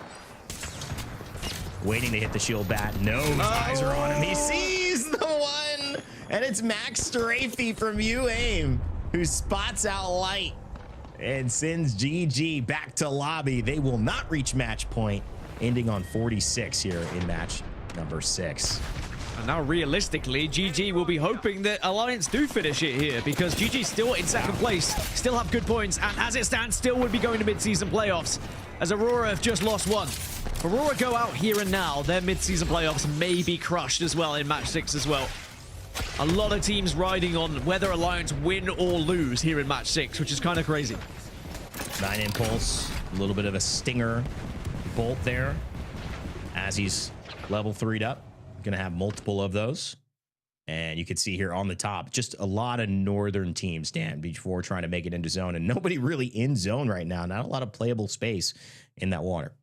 Yeah, that's actually where the Newcastle would usually come into play. So who's got them? Zip, Z10 have both got Newcastles to work with. Nemesis also in Newcastle as well, as do Ronin and Nep. So, you know, there are teams that have Newcastle available and maybe could take advantage of that in that endgame to just kind of build a castle wall and give yourself some coverage. But at the same time, with the amount of Devos that are in this game and available to people as well, it just gets blasted through. So even it's not the same coverage you had once upon a time.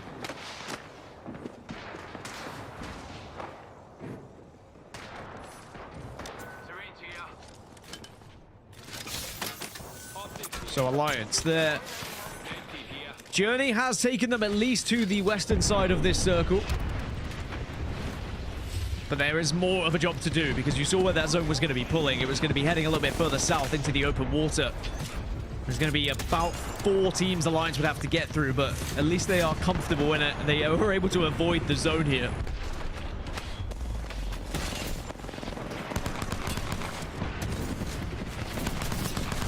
Good fight though initially, but it is going to be FaZe who are just shredding through Alliance and may just keep us going to a match 7 here. Even though Effect is a wonderkid, has done many things in his career already.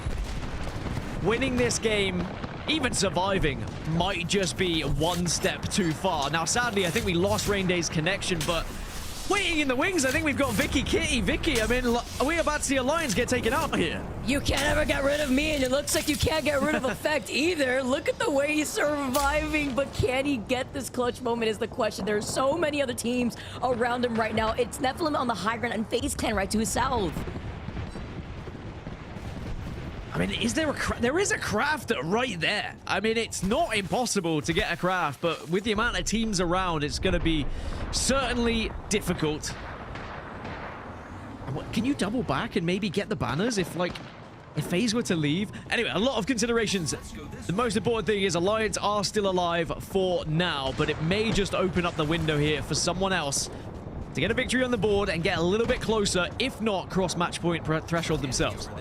I'm just more so scared that FaZe have a crypto, and with that drone, they could spot out that one straggler of Alliance, but with Hockeys being in their ear, you know that they're guiding them to play either for their lives here or hopefully maybe for the rotate, because in that next zone, you're going to have to cross open waters. Onic already know that they're looking at 10K, Zipline Mafia. The rest of this lobby, honestly, are going to have to collapse on each other coming out of Barometer on that north side. Good positioning from Onic here, who are going to be taking the southeast, but again, lack of coverage once you get into that zone. And 10K maybe have taken the more advanced position in this final circle, or towards the final circle. I know we still have ring 5 to come as well. But I say final circle because I think this ring is going to be the killer. We're going to see probably 8, maybe 9 teams get eliminated just in this ring close alone, because all of them are outside of it and all of them have to transition from north to south. But I love the position that 10K find themselves in right now. Literally, out of this entire lobby, only, 2 teams are in that next zone, and there's very limited information. Unless you're one of the teams that could get that ring console in the middle barometer before the zone starts closing in, this is where all the chaos is going to break down. Effect still alive for Alliance, still trying to hide away from the crypto drone. They spotted him out, but Effect is not going down without a fight.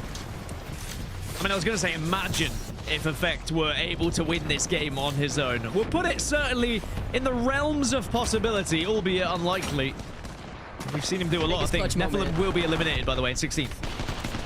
Biggest clutch moment if they could do that. GoNext keep having these blue shields in these late game engagements though here too. Atnum is literally one shot. They can't clutch it out. Cybercats get eliminated. 12 squads left. And now we have 5 teams piled up, one on top of the other, inside of that one lone building south of Barometer. Yeah, I said it was going to be action-packed in the kill feed, which it is, as Alliance still alive with Effect, who's kind of just listening to all of this go by, and he's watching, he's waiting for people to drop, and he gets another kill here, which gives him the loot. And you know what? It's all starting to fall into place for him, but I just think that this zone is so punishing. There's so much open space and lack of areas, but there are teams falling left, right, and center here, Viv. And Onic and 10K are engaging in each other, the only 2 teams that are in that next zone, which means that they are not looking at Alliance, they are not looking at Unlucky. The one solo make their way into that next zone. He's scared, he's looking at the edge side, looking at Zipline Mafia, Ronin, Aurora, UAIM, all find this fight in that one building as Team War is eliminated. I mean, Effect sometimes does have the power of 3 guns. He can still hold out these squads on the northern side who are all falling like flies at the moment. Aurora may be the most healthy. They're getting involved. They're doing the damage, but they need to start thinking about moving soon. 20 seconds until that zone goes, so they have to finish this fight quickly. You're running into a Devo, but they do have the R9s to work with as well. FBI open up, they break down the door, they find the last member. Dragons get eliminated. Aurora still inside here. Ronin taking up on the high ground. Alliance, that one solo still looking at them. It's Effect who finally gets spotted out by Onic, who have to now hold a very wide positioning to also look at 10K too. This is the thing, now they have eyes on him, both Onic and 10K. He's covered from both angles, which means he's going to have to face those from the north. And all it takes is one of them looking at him.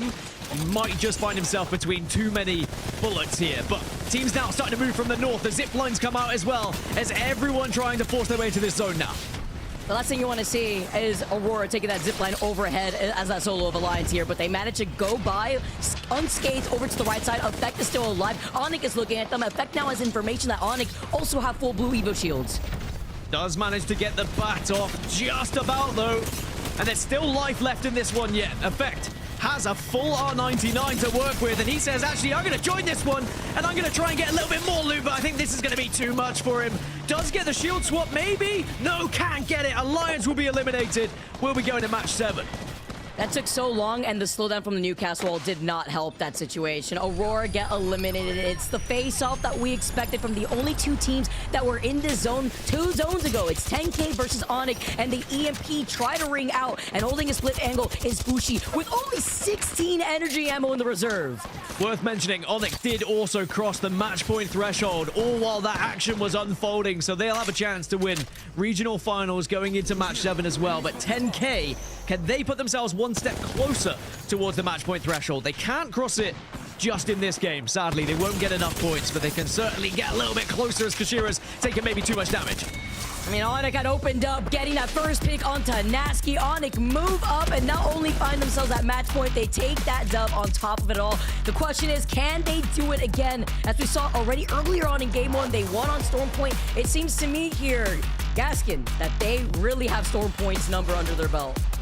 They do indeed. They just seem to find the perfect path to what seems like the perfect position. I think as soon as they had that spot, I was mainly worried about 10K, but I think with all the teams coming from the north, 10K were a little bit more visible. So they then took a lot of damage, and they were kind of being pressured by a lot of the other squads as well. Attention was taken away by the likes of Effect, and in the end, Onic were just able to spread themselves up a little bit more, take the eastern side, and they were able to kind of dominate that final circle. It was good being patient too, but still putting in pressure onto 10K. It forced 10K as a squad to really feel comfortable sitting in the final zone as we constantly see them in. But because they're not taking more of these fights, they are approaching these final fights with a lot less health in comparison to a lot of these other teams. Onic, they were poking from afar. They had no issue holding a split angle as they not only take the win, but they take it with 8 KP. So 20 points will be enough to take them over the match point threshold. 10K and Aurora both putting points on the board as well to keep their hopes alive of those mid-season playoffs as we take a look at those 3 teams we just spoke about and just the kind of damage difference. I mean, you look at 10K and the amount of kills they were able to put up there, it's just placement, placement, placement for these boys. They know what their job is today, and it is just consistent finishes to stay in and around the mix to get their way towards those mid-season playoffs. That was always the goal from when this team formed, and the plan has been going well so far, Vicky. Yeah, and we take a look at the series results and what that means here for a team like 10K and Aurora. We got Alliance and Onic. Welcome, Onic, to the match point crew here. Can you take the dub as Alliance? They were torn apart. I jumped in. There was a solo left here looking at GoNext, so that are also inching their way tied together with Gaimin Gladiators to hit that 50-point mark. When GoNext and GG are close. You know, this could go quite a while. I'm just thinking about it. Things could go a while if Alliance aren't closing this out. I don't know how far we're going here. Onset, maybe you have a better idea of how far this is going to go today. But certainly, one thing that is for sure is we're getting a match 7. Yeah, I don't. So, I mean, I don't know what else to say, really. I've got no idea how it's going. Although I want to ask you two very quickly, at what point did you start to believe that maybe Effect could do it? Because there was a small moment where he killed the team behind the Newcastle wall, took Ronin down. I was like, maybe, just maybe. I mean, I said it at 13 teams. I was like, you know, it's not impossible. I was at least trying to put it out into the universe to see if it could happen. But as soon as he struggled with a shield swap, or maybe there wasn't a shield swap in there, then I think that was GG's for him. But certainly a good effort, wasn't it, Vicky? I was really hoping that there was at least like a Moby there if he managed to get a shield swap, if it was available for him. You know, the faith is always there because also, even though once you get past that open ground of water, those rocks that you play off of, you could get a little sneaky with it. And when you have another team trying to give you cover fire, not intentionally, but still putting in pressure on the only team that's looking at you, you could get away with a lot, but it was just way too much for Effect to pull off by himself. Yeah, it was a valiant effort. We'll put it down to that from Effect. But we now find ourselves in a situation where we have two teams, hitting match point. You have Onic joining Alliance now, and the chasing pack very, very close. Question to you is: do you think that Onic can take this away from Alliance, knowing that Alliance have had 2 games now where they were on match point? Can Onic repeat what we saw in APAC North a little bit earlier, where we saw first team that hits it next game? I mean, it certainly has happened historically where the team that gets there first doesn't go on to win it. We've seen that time and time again, but This is Alliance in their story so far. They did hit match point first. They have been the team that's been the #1 in EMEA throughout the entire season for years now. Alliance have been on the tip of our tongues when you think about this region, and they've been dominant today. Sure, they haven't closed it out in 6, but I think it would be rude to expect that from them, even if they would set those kind of standards on themselves. It's not easy to do it in 6, the game after you get match point. Sure, if they had got match point in like 3 or 4, maybe you'd be expecting them to get it done by 6, but I still think they are the heavy favorites to win this entire thing, even if they didn't get it here in 6, Mark. Yeah, I agree with you. I think Alliance have certainly been the standout team so far today and the standout team in the region, without a doubt. But you never know. With Onic now hitting match point as well, Vicky, maybe they could steal this one away from Alliance. And if neither team gets it done, then we could be in for a long one. And I want to talk a little bit about comps, because we're getting to that stage now of match point, which is very, very interesting, where the longer we go, the more unpredictable compositions start to get, and the more we start to see teams having to flex onto legends that even in scrim blocks, they may not have had that much practice in. So what do you think is going to be the first legend, if any, today that comes out as a little bit of a surprise to what we've seen so far this season? Honestly, now that we said goodbye to Pathfinder, you have to consider those rotate legends now that are on the table still for some of these teams to utilize. Will we finally see the Valkyrie per se, or are we going to get something different? It's really hard to tell. That's why it's so important to understand the flexibility that you have to work with introducing legend bans, and then having to adjust that for a match point format. Something very different than the rest of the days when it comes to Pro League, or the previous days leading up to that finals days for LAN in general too. And currently seeing the way that Onic has positioned themselves in the overall standings, they're now currently sitting in 4th place behind Team Nemesis. They want to secure their safety after taking now 2 wins for the day to put themselves up to qualify for EWC. Well, if you missed the last circle from our match number 6, it's a little replay for you. Onic Esports, so at this point, had hit match point. You can see 52 points on the board for them, and it was just a matter of closing out. I'm pretty sure that 10K went down to a 2 here as Naski was taken down and finished off by Yukui with that beautiful shots coming in with that scout. In this kind of position, especially with Kishira on blue shields as well, I think as soon as they got that information, Dan, a very, very simple job in this kind of situation at this standard to clean out this game. Kishira getting walked up on by a controller player with a spray is always something that reminds me of history in ALGS, but Onic do put the points on the board. They do cross the match point threshold, and they give themselves a chance here to make history of their own by being regional final champions here in EMEA, but still a long way to go. It's all about, yes, you can cross the match point threshold, but can you actually get the job done in the final moments?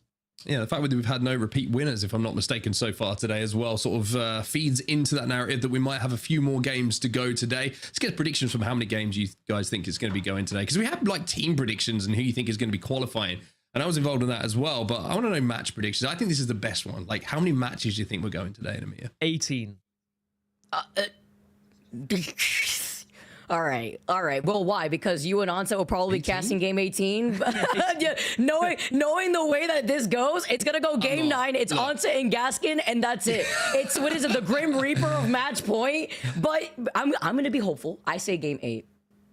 Oh, it's actually Mr. Match Point, Vicky. If you could get my full name correct, that would be muchly appreciated. But let's take a look at what the chat thinks, what the viewers think at the moment. Let's see what's going down. The first one is going to be about 10K, the team who got 2nd place in that previous game. And wow, Lightning Rick, I'm stepping in and filling a hosting role, and you're making me read this. 10K really has 0 fighting ability.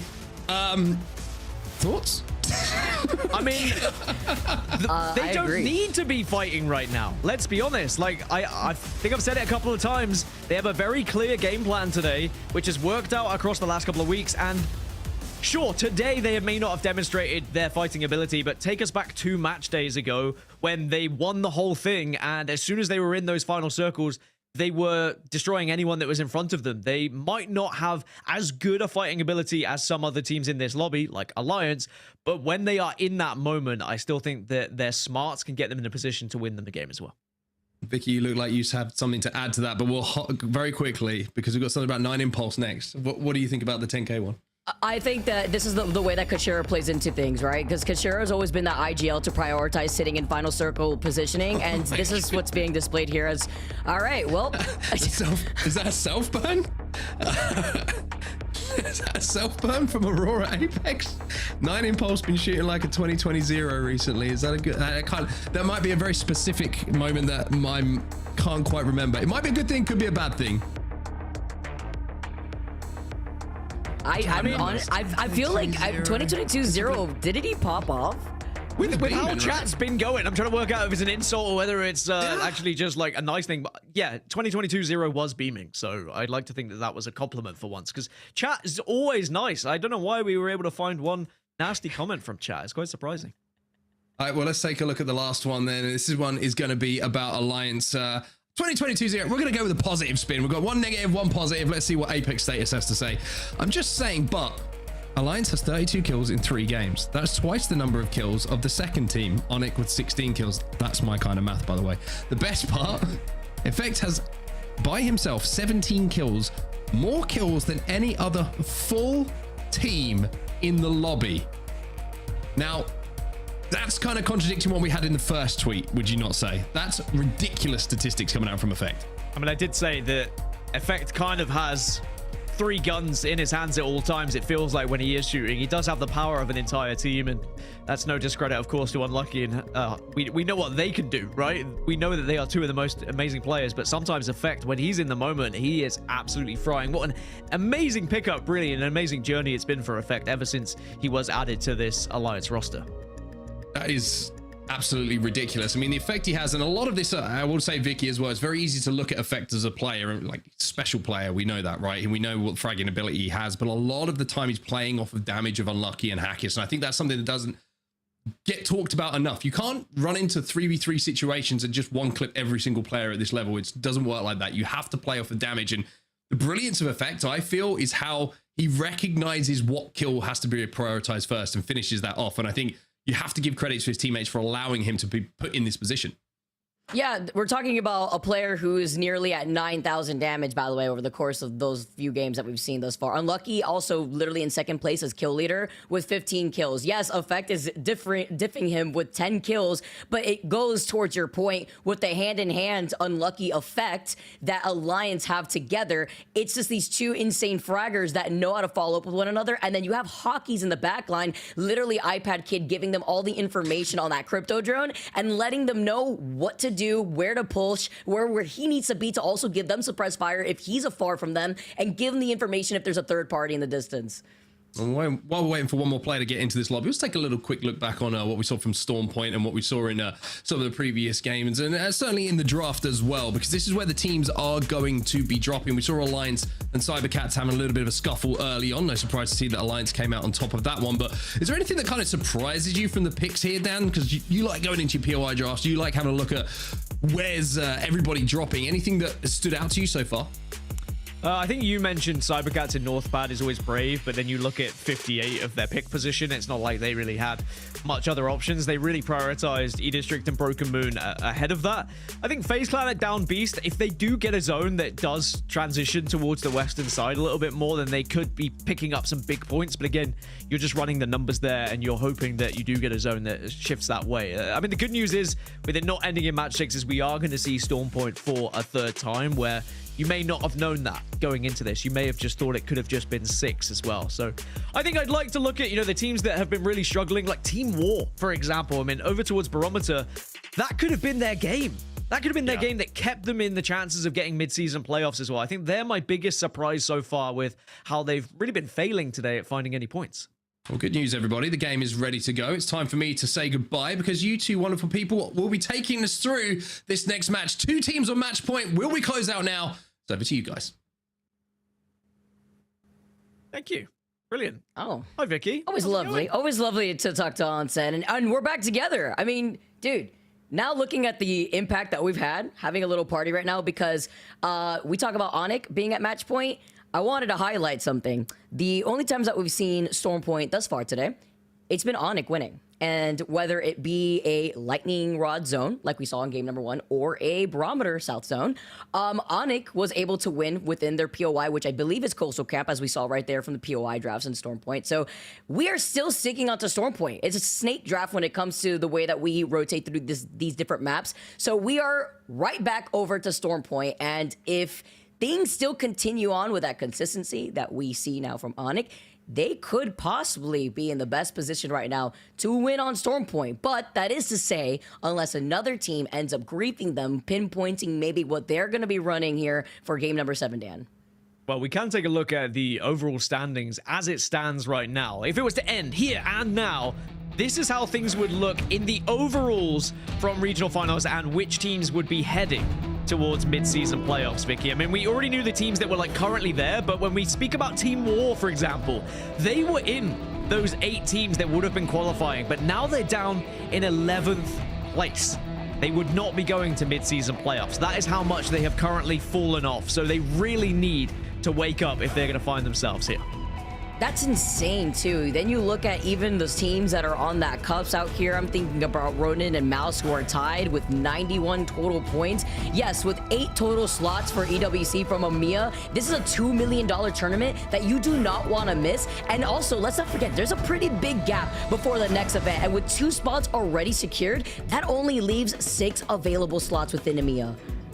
Yeah, it's kind of crazy, isn't it? That, I mean, we're going to see some huge teams eliminated here that should have probably made it if they had a better day today. And I think that's what's kind of scary. I mean, MOUZ dropping out just about. They are in 9th position. So actually, they'd be okay. Of course, it would be 3rd through 10th because Alliance and NAVI are already taking the position. So it's anyone below that would be struggling. But I think Mark had mentioned the first time we've seen back-to-back winners, it's Onic. They get it in 1 and they get it in 6. But can they do it for match 7 on Stormpoint? Pathfinder's going to be banned, Vicky. We mentioned it before. These Legend bans are pretty brutal when we start to get to this stage of the game. We should be seeing more Valkyrie, let's be honest, because you've now lost almost every other rotational Legend that's available. Wraith gone, Altar gone, Ashe gone, now Pathfinder gone as well. You're probably going to have to look towards a Valkyrie. Nah, no, you know what? Let's bring in the Nightwing energy. Let's bring in some Octane. I want to see some Octane in this lab. No, we're probably going to see Valkyrie. Wow, imagine. So yeah, that's a big call.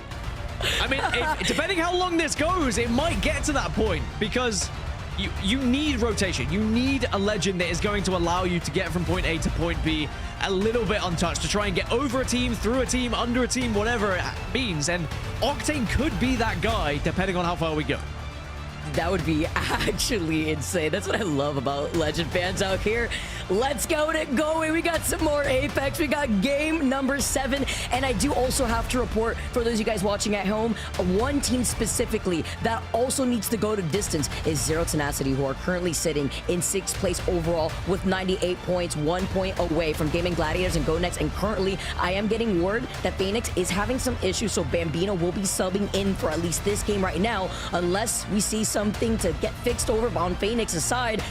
Prayers here for Zero Tenacity. Everything on the table for these teams that want to qualify, and not only qualify for that $2 million tournament, Gaskin, but first place, by the way, for this event gets to walk away with that 20K. You're also not only fighting for the opportunity to compete for that $2 million tournament, you're also fighting to get that higher prize pool. First place, and the difference between first and second place is literally a $5,000 money match. Well, all eyes on Onic and Alliance, both on match point and both with a chance to take us home here in match 7. But only 2 teams at match 7. I mean, we've been at a point historically where we've had 4 or 5 teams on match point at this position. That's why I'm kind of thinking, you know, if these teams aren't converting, how far do we go here today in EMEA regional finals? But if Alliance continue to play the way they have been, they'll certainly be giving themselves a really good opportunity here. Zone-wise, though, it's going to be pretty similar to the last game. It's not going to be as much in the water, but we are heading to a very similar area down towards Barometer. But I imagine this one's going to pull a little bit closer towards Barometer and the northern side, rather than, of course, the southeast side that we had previously. Yeah, I definitely agree there. And it also depends on what information these teams have coming out of their POI. Obviously, Onic having that beacon right there in Coastal Camp. Do they want to try to prevent other teams from being able to get even more points here? It looks like they're already approaching that choke closer to Nephilim, where they will have a survey beacon. Do they want to fight for that Evil Harvester or survey beacon? Those are the 2 teams I need to focus on here. It's Onic and Alliance, because these are the 2 teams, the only 2 teams in this lobby that are currently sitting at match point that could end it all here for these teams. Yeah, I'm trying to look across at Alliance. Can they fight Cybercats for any chance of getting a ring console with the fuse? unable to tell because currently their names are covering everything up there, but we'll have to find out. Whereas for Onic, they're going to be able to maybe make their move a little bit quicker unless they get caught out by maybe Nephilim, who are moving fast from Echo HQ after having a ring console themselves. They also know that Onic lands in Coastal Camp, and because they have a survey beacon and Onic didn't have a ring console, and that's why they desperately wanted to see if they could try to approach the Echo HQ ring console, there would be no other ring console on their pathing if they managed to make it to Barometer. They don't want to take the risk there just in case there's still another team holding that high ground building. And Alliance also taking on a fight though, but there's a lot to break down just looking at the lack of information that one of our match point teams have versus Alliance in this case, who land over by North Pad, who do have a ring console and a survey beacon. In terms of compositions, we are seeing a lot more Newcastle, and actually Newcastle is going to be banned if we get to match 8. 11 Newcastles in the lobby, 9 Fuse, 8 Sparrows as well. Sparrows starting to pop through, 7 Cryptos, Mad Maggie now starting to come into the equation a bit more, plenty of Catalyst, Watson, and we are seeing 4 Valkyries. So a few of those teams are starting to head towards trying to find a different rotational legend. As now Onic have found a position here on the southern side, but it is going to be Nephilim right outside of them here and looking to try and fight elsewhere. GG under a little bit of pressure. GG having the high ground though, and with Funk getting a huge nade onto Kiner, gets that first knock here. Funk rotating through him over to the south side. Zero Tenacity get eliminated. Unfortunate here, while more teams start taking this fight over by Echo HQ, rather that south side of Coastal Camp. It's Echo HQ with Zipline being able to hear this fight, maybe looking to see if they could go for a 4P, and Onic just trying to stay alive. Our other match point team now down to a solo. Oh dear. And it's a Watson as well. It's not the best legend to try and rat out with. No movement to work with. You saw there was a consideration there to re-engage, I feel, because of the third party coming through, as now Alliance and the NAVI are fighting. The two giants will go at it, but Unlucky's gone down, and Alliance may fall here, but at least Hackers is alive. I say about movement legends, you are the Sparrow, you should be able to get away, and it will be the Trident as the choice of vehicle. Run as fast as you can. Hawkins is going to be able to go to wall where there is a replicator, a circle beacon, and no team in sight that could stop them from getting the reset. Same thing for Onic, who are on their way to Pylon. Hopefully, you could get away. It was Hawkins who had a way better health pool, looking at the Evil Shield upgrade that he already got on the Sparrow versus EQ, being on that Watson and also taking some time. Like you mentioned too, Gaskin, doesn't have that mobility to try to cross that distance faster compared to what we saw from Hawkins, who had not only the Trident, but being on that Sparrow too. So both our match point teams under duress at the moment, but thankfully with how the game works nowadays, the crafters can get you right back into things and give you a second bite of the cherry. And it looks like Onic are going to be the first ones to actually get that crafter done. No support legend though, so they aren't going to get the respawn beacon. They'll have to go and find one themselves. Alliance, they'll just use the one that is right there, so they'll be back in this game. But of course, all of this slows down rotations, Vicky, and means it's going to be lack of loot and really make it 10 times harder to try and win this game. And he's got the blue Evo. I thought he got the purple at first too. I definitely agree. Slowing down your rotates, but it's a little bit better of a respawn position for Onic, even if they have that health diff, just because they get that respawn over by Pylon. I love how we've had these side-by-sides too, of both of our match point teams being able to reset. The respawn is being heard by Zipline Mafia, who are probably on a Trident trying to get away, maybe rotate on that north side of Devastated Coast, while Dragons, they plant their feet over by that survey beacon and Coastal Camp, and the rest of the other teams in this lobby have made their way over to that north side of Barometer. Blimey, this is going to be so tough for both Alliance and Onic, really. I mean, Onic from Pylon, they can kind of enter whichever way they want, but even if you went around that northern side, you still got to think about where you're going after the fact. It's very different when you're on match point. Because you can play the game, when you're not on match point, you can play the game to say, all right, well, we can pick up points here in this position. We can pick up KP, but KP doesn't matter as much, if at all, when you're on match point. You're just looking for that victory as MOUZ are able to stabilize, thankfully, to the Newcastle. And I think there's going to be a lot of teams feeling that today. Especially within this lobby. The amount of catalysts there are as well. MOUZ being able to get up on top of that high ground, though, on top of that zip line. Nephilim are looking at them from the high ground of Barometer, and 10K are right behind them. This is always such a tricky spot to hold with the different angles that you could get pinched from here. But looking at their composition with the Catalyst, at least trying to hold steady here with the spikes on top of it all. No doors to really bunker down in. You can see 10K on the other side of that middle console of Barometer. Over on those side of the houses, UAIM 2 on the north side of the compound, while Ronin hold that south side. But it's pulling directly on top of that Barometer northwestern side. Well, match point threshold watch. GG are 1 point away from it, and GoNext are 4 points away from it. So if we don't see it won here in match 7, we may be looking at another 2 teams getting added to that list of who could be taking the EMEA regional finals. But there are a couple of teams that could certainly shake things up themselves as well. I mean, 10K, dead center of Barometer. Regardless of whether chat think they have zero fighting ability or not, they have consistently found their way into these end games for good reason. As Onic now, a match point team, are flying in. Can they find anywhere to call home? See, it's gonna be hard. So many different shots. Oh, he can't even jump into cover on time. Look at the damage output. They finally get the res, but they're also lacking in some loot here, but they were able to reset to the best of their ability, and they're already trying to take the fight. The Mad Maggie, though, from Bushi is just going to try to hold it down around this corner. It's only up to EQ, the only Watson player here just to stay alive. Slides in, though, gets a massive amount of damage, and still gets a knock. Has done a lot of damage. Is going to do maybe enough to get away. Gets spotted out by a crypto drone, though, so for how long can you survive? If he had maybe an extra 2 seconds there, and maybe a Devo, I think Onic could have just survived and actually got kills on the entire MOUZ roster, as Naski's now looking down towards the last remaining player. Oh my goodness, he goes out with a bang, but Onic will be eliminated, which leaves us just with Alliance. Our full French squad has been taken down, the only other team on match point. It's up to Alliance to end it here.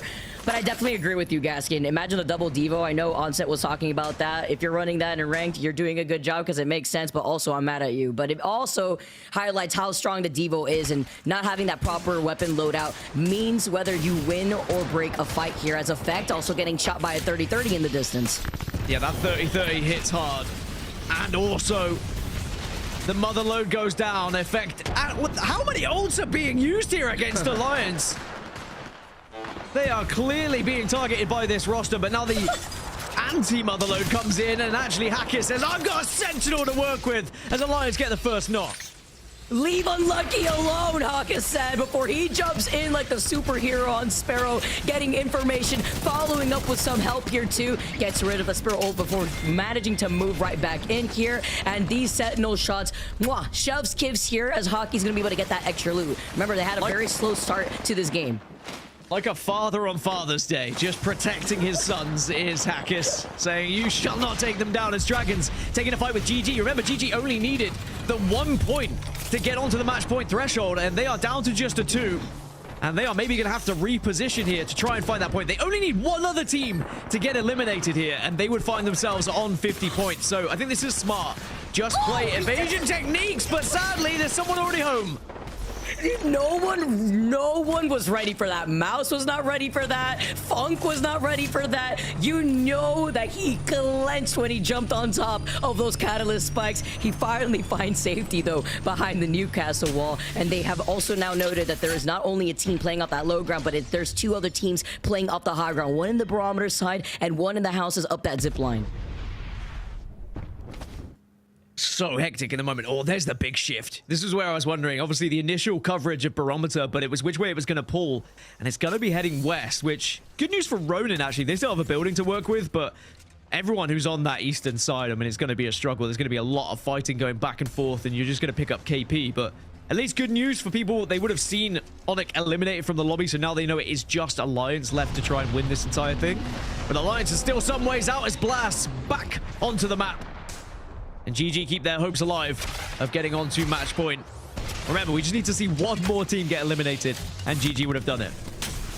Yeah, everyone was shooting at Blast out of that ship.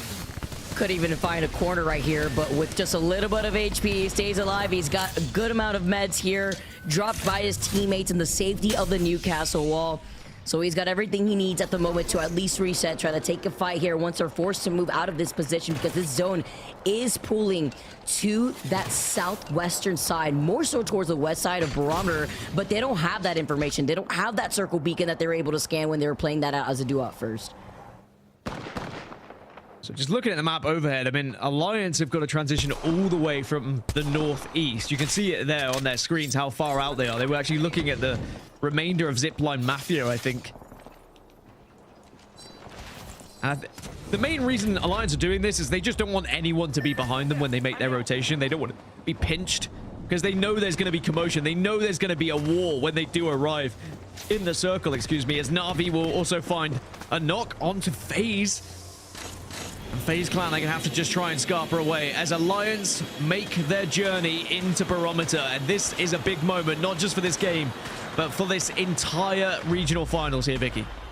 Flying like an eagle. Oh my goodness, that big sentinel shot just broke through Unlucky Shield, and they dropped down to the bottom where we've already highlighted there was a team down there, and they just jumped one of the members of MOUZ, completely landing on top of it. I would love to see that from Aku's point of view, by the way. Just seeing all of Alliance trying to play into their win condition, being the only team now in this lobby at match point, but they've lost out on Hockeys, who cannot get behind the Newcastle wall. Does drag him through, though. There was an opening thanks to the spray that actually deleted the wall. Had that not been there, may not have been able to get that player back up. FaZe Clan do get eliminated. That means 15 squads. That means GG have just crossed the match point threshold. And Alliance have somehow stabilized here, Vicky. They are not in a particularly good position, though. 10K watching over them. Once that wall gets taken down, they're going to be very vulnerable as Team Nemesis also eliminated. Welcome to the club, GG. Now they can sit pretty here. They will have to win a game right after this. Now, as Team Nemesis, as you mentioned, they're out of this lobby, and NAVI come out with some KP. Still, by the way, opting to run the Mirage, which I think has been very interesting to follow, looking at the way that the Legend Band composition has forced a lot of these teams to play outside of what they've been sticking to, even seeing players just picking a new Legend for every single game, and Bocek in hand for Ochako. So one more point for NAVI. And then they'll be on match point as well. So team's starting to catch up a little bit, Vicky. All they need to see is Alliance getting eliminated out of this lobby as another team is chasing match point. GoNext, they're on 47. They will reset. Again, it's thanks to the Newcastle. Remember, it's going to be a very different match 8 if we get there because Newcastle is going to be banned. It really has been flopping back and forth between these legends to try and find some consistency. You have to change your playstyle every single match. That's why I love legend bans. It's really hard if you're a one-trick pony, right? So that's what makes a lot of these players have to get out of their comfort zone. Another team that's on the cusp of hitting match point is NAVI, by the way, with 49 points. GoNext with 47 points, as you already saw right there too, but also forced to play right underneath this. Atnum being on that catalyst gives them the purple shield, but still having 2 blue shields between Kinda and Henchman is scary when you have to think about the teams that are waiting for you up on height. GoNext in a really good position if they can go unnoticed here, but the thing is, you can be bang center zone, but when the commotion starts to happen, you can find yourself caught between a rock and a hard place. They do have the Newcastle though, so they could make a Newcastle wall as they just watched Aurora land in. UAIM get eliminated in 14th position. There's now NAVI looking across towards the bridge as well. Team War are still alive. As I say that, Arctic's just gone down as NAVI, that was the team they were looking at on the bridge. Slamming down, though. Funk with the Newcastle wall. They look behind them. They know that there's a team right behind them, too. Over to the other side by the compound where you saw the cat wall getting put up. Alliance have been able to reset. They noted that MOUZ is still probably playing right underneath them, looking behind them just to clear their backs. They're still inside that next zone. But Alliance are just trying to squeak their way through, waiting for the perfect time to drop this wall as well as Hackett has gone down, but again will be picked up thanks to the Newcastle. If they're going to win this from here, this will be one of the hardest matches for them to ever win because they're going to have to fight tooth and nail just to stay alive, let alone to win this game. You can see MOUZ just over to the other side, down below them as well. So tough for Alliance to try and just stay alive right now. Effect is literally the raid boss, though. Not only sitting at 26 total kills in this entire lobby over the course of our last few games here with 9.9 thousand damage, still able to hold this tunnel side. Looking at MOUZ, looking at another team right across from them, 10K get eliminated. It's Alliance, I believe, looking at Dragons here over to that north side. Zipline Mafia also taking a look at Dragons, and MOUZ are literally just fish in a barrel. Oh yeah, Alliance should just be able to pick up these pieces here onto MOUZ. And actually, if they do, will control this eastern side for the most part. You can see on the northeast, there's going to be another team that potentially is going to cause them some problems, but they can think about that a little bit later. Maybe they are slightly concerned if they engage with this fight, they'll be pushed by the other team, so they have to be very methodical about this push. Maybe they want the zone to do most of the work for them here, but also they need to be planning ahead of that. Where do they go after this? This is such a tough call here. Hockey is just splitting his attention to what they want to prioritize. They know they're going to have to fight MOUZ no matter what, and MOUZ is going to have to eventually come up. Crazy how you can't shoot through that one gate when they were getting shot at from every direction on E-District inside that one stairwell. But another player, where did he go? He just started swiping over to the left side, just swung, looked at Alliance, but that one player hiding behind and hijacking the Alliance Newcastle wall. They finally cleaned up that last player. It was one player left from Ronin, and Effect now looking down below, just making sure that they do not get contested by these other teams looking at Alliance from down below. Gets an extra knockdown shield, and by the way, Effect did so well to hold out the entirety of MOUZ whilst that one rat was taking that fight. That was MOUZ's opportunity to get out, but Effect just held an aggressive angle and said, actually, no, I'm going to make you think that we've all got eyes trained on you. As MOUZ now still down below, 8 squads remain. Alliance are still one of them, with their chance to try and take the EMEA regional finals here. But first and foremost, they need to take MOUZ out, and they need to do it soon. I know they want the zone to do the job, but if they allow too much time here, maybe this could be the push. Oh, they have to force it. They force it. They drop down below. Hopefully no one comes in to 3P them from behind here. Unlucky with the deployable barrier just setting that up, but they lost out on Effect. The Grand Slam to see if they get the reset. They have Evil Shield swaps, but they need help. It's only up to Unlucky and MOUZ. They're feeling the pressure. They get stalled out by the Newcastle wall, but it isn't enough damage to force them back. Alliance get eliminated, and we go next to more Apex. We head over to match 8. And sadly, Alliance tried as they might, but it was just MOUZ being too annoying. But now we look elsewhere. Dragons have the high ground. NAVI is still alive just about as well. Nephilim on the southern side, and then, of course, MOUZ, who we just saw, and SJP2. They are our 5 teams. Dragons have been shredding this game. They're up to 46 points. They're only 4 off match point threshold themselves. This is one of the teams I had to watch because Dragons also just need a huge miracle. Yeeting nades, by the way, from the low ground. Hail Mary nades, just trying to see if they can find the feet of Dragons who have been holding onto this high ground. 7 KP alone here for Chaotic, it looked like, up on the high ground case. So we need to provide some more of that information being on that crypto. Tyler looking to unleash a mother load on the team right below them. Oh, and this should just be easy pickings from above as well, but they're being very careful and considerate about actually winning this game as NAVI are being sent on. NAVI have already made match point though, but they are doing plenty of damage that Dragons can clean up. NAVI eliminated, but they've achieved match point. It's job done for them. Who's going to be joining them? Can the Dragons do it? The 3 squads left here. They're looking fantastic. They got the momentum on their side. Dropping down with a car and limited heavy ammo, though. They may need to get a swap here. At least more heavy ammo. There you go. He spammed that so quick. Wow. 240 now extra ammo. 0-0. Also on a very similar boat. But before getting any sort of light ammo, gets knocked first. It's up to Aku with the double P20s. Cannot clutch it out as Dragons with the necessary dub keep this regional match point finals going. Dragons just had an absolute bomb of a game to put them into second place, to put them over the match point threshold. A team who needed a big day today if they were going to make it to the mid-season playoffs. Maybe, just maybe, have given themselves one of the best opportunities of getting to them by putting that many points on the board. And who knows, they could still win the entire thing because we still have a match 8 coming shortly. I cannot believe the impact. Did that just set up Dragons to be at match point? They had like 16 kills on top of the win. As we take a look at the match results, 28 total points. What an end game. That honestly had to be probably the most entertaining end game of Barometer that I've seen in a very long time, honestly. And Dragons held that high ground from everyone. It was either a lot of teams banking on that zone pool to be closer to that northern side by the ocean, by that bridge side, but it was Dragons who held that spot for so long. Let's not forget that 10K were holding that top of that zipline for a really long time. Even Alliance looking at them, but there were so many teams collapsing on each other right there in that part of the zone that they couldn't do anything. It was only Dragons that was left on King of the Hill. Well, that means that we have a few more teams joining us on match point. Dragons take second place. Onic into third. NAVI join us on match point. GG cross match point as well. GoNext, sadly, just 1 point short. MOUZ only a few points short as well.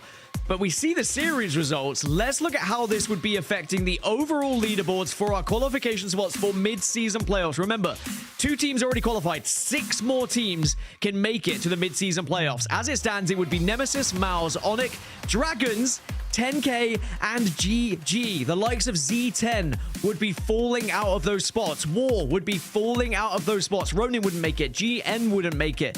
So with those... If it stayed like this, Dragons would be shifting their way from down where they wouldn't have been making a mid-season playoff suddenly to being a squad that would definitely be there. And 10K still doing enough as well, Vicky. It's just how close it is. How so close tight. it is. It literally, we're talking about single-digit points right now that literally make a difference. 10K are at 97. Dragons are that cutoff. They're at 99. I mean, Dragons still being there, being able to get that dub. This match point game is going to be insane. And I believe the Grim Reaper of match point may be up with you guys. And we're going to have to see. We have more action. We got more match point finals on the other side of this break.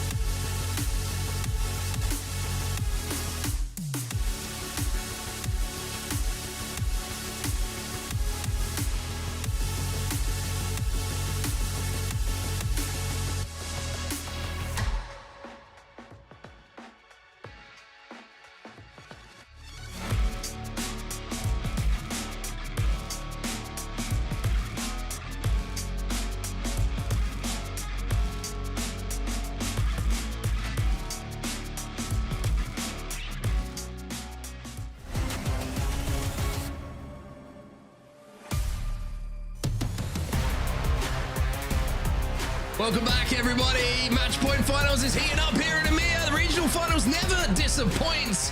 And now we have the battle for who is going to get the match point call. Should it end now? It's Vicky Key. It's myself on set, and we all know that Vicky's going to get it. It's her time.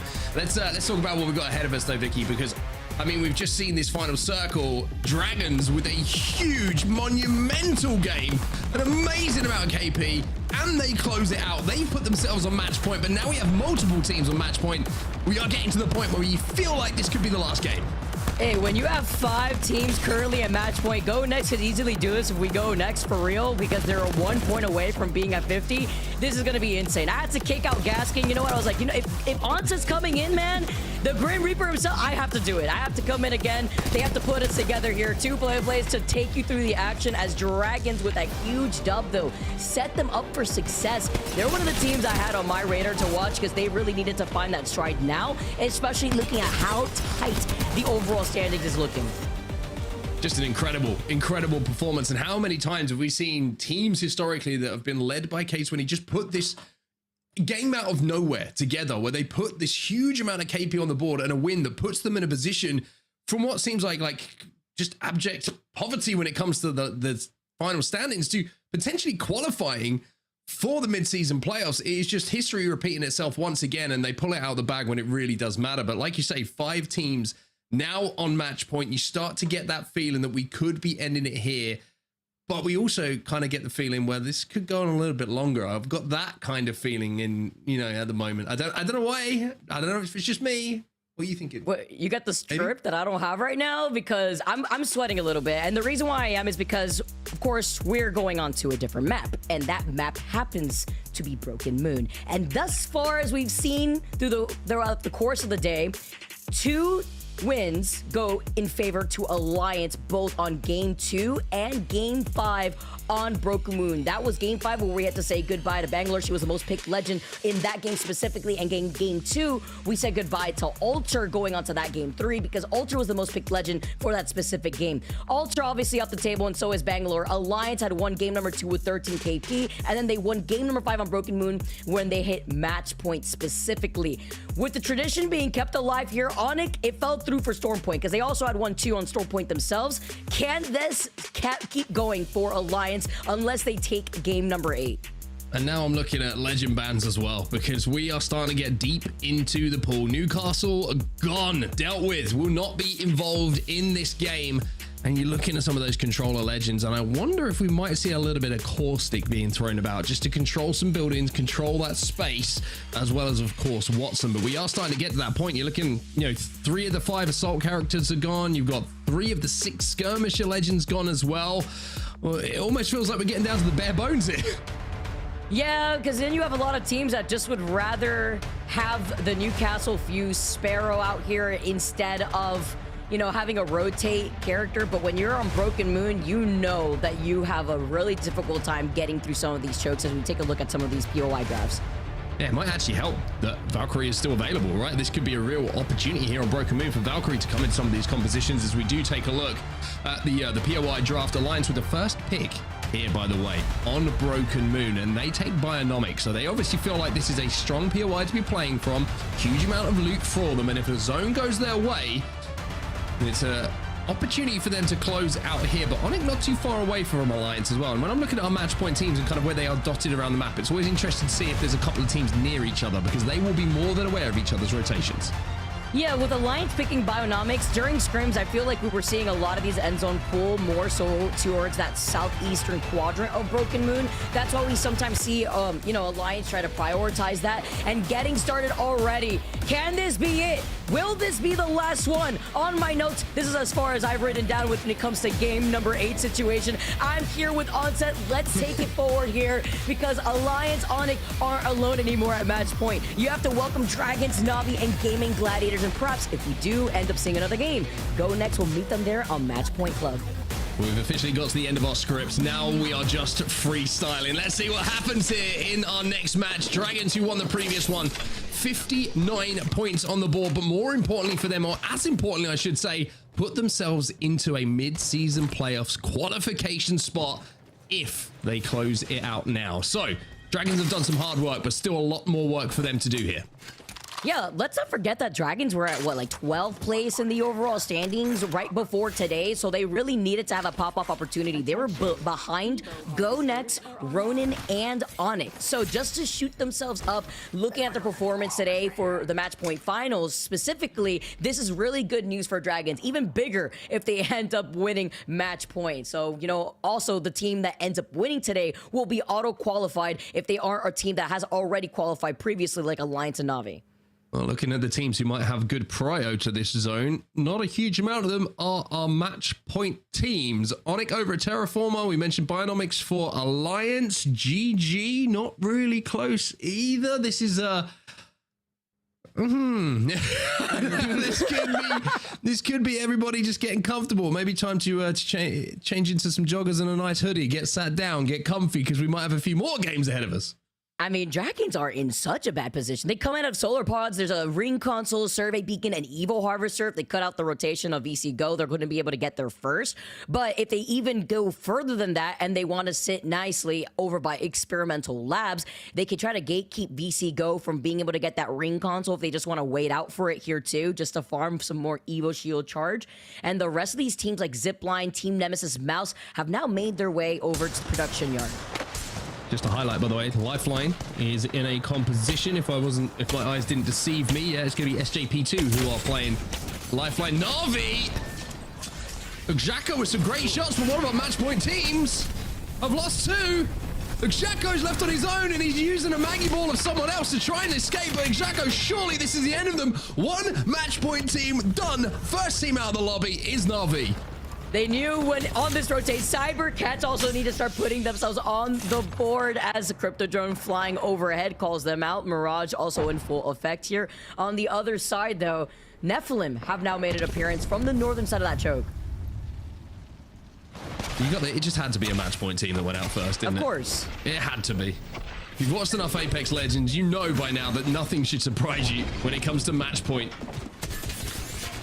And Cybercats chasing shadows at the moment, or chasing Mirage clones, I should say.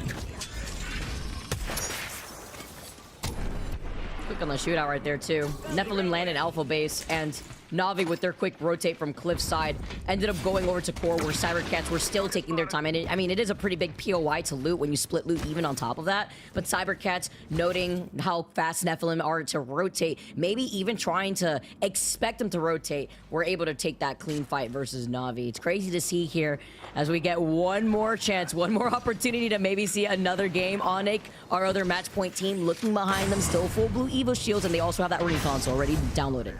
They do have the Ring console information, like you say. They also have a spot in zone, but depending on where this zone does shift, it's going to be a really important hold for them of this tunnel to gatekeep any teams that are going to come through a little bit later on. So for Onic to win this game, they're going to have to win fights. This is a position where you know you're going to have to take fights and have teams pressurizing you. Big fan with the way that Onic has been able to play this. Looking behind them before looking to see where they can bunker down with this Watson composition. I see another scan too. Team waiting for them outside those bunker doors are going to be able to get that scan. It's going to be Dragons waiting, being on that crypto without having to overextend to get that server beacon console. There's 3 or 4 lifelines in the lobby, actually. Dragons, they're going to be on the Maggie Crypto Catalyst, which I feel like is a pretty good composition, not just for the way that they want to play, but the way that the type of player on their team naturally want to play the game as well. You've got some aggression on the side of Tyler, who's going to be able to frag out. So he's going to have a lot of experience on the crypto as well.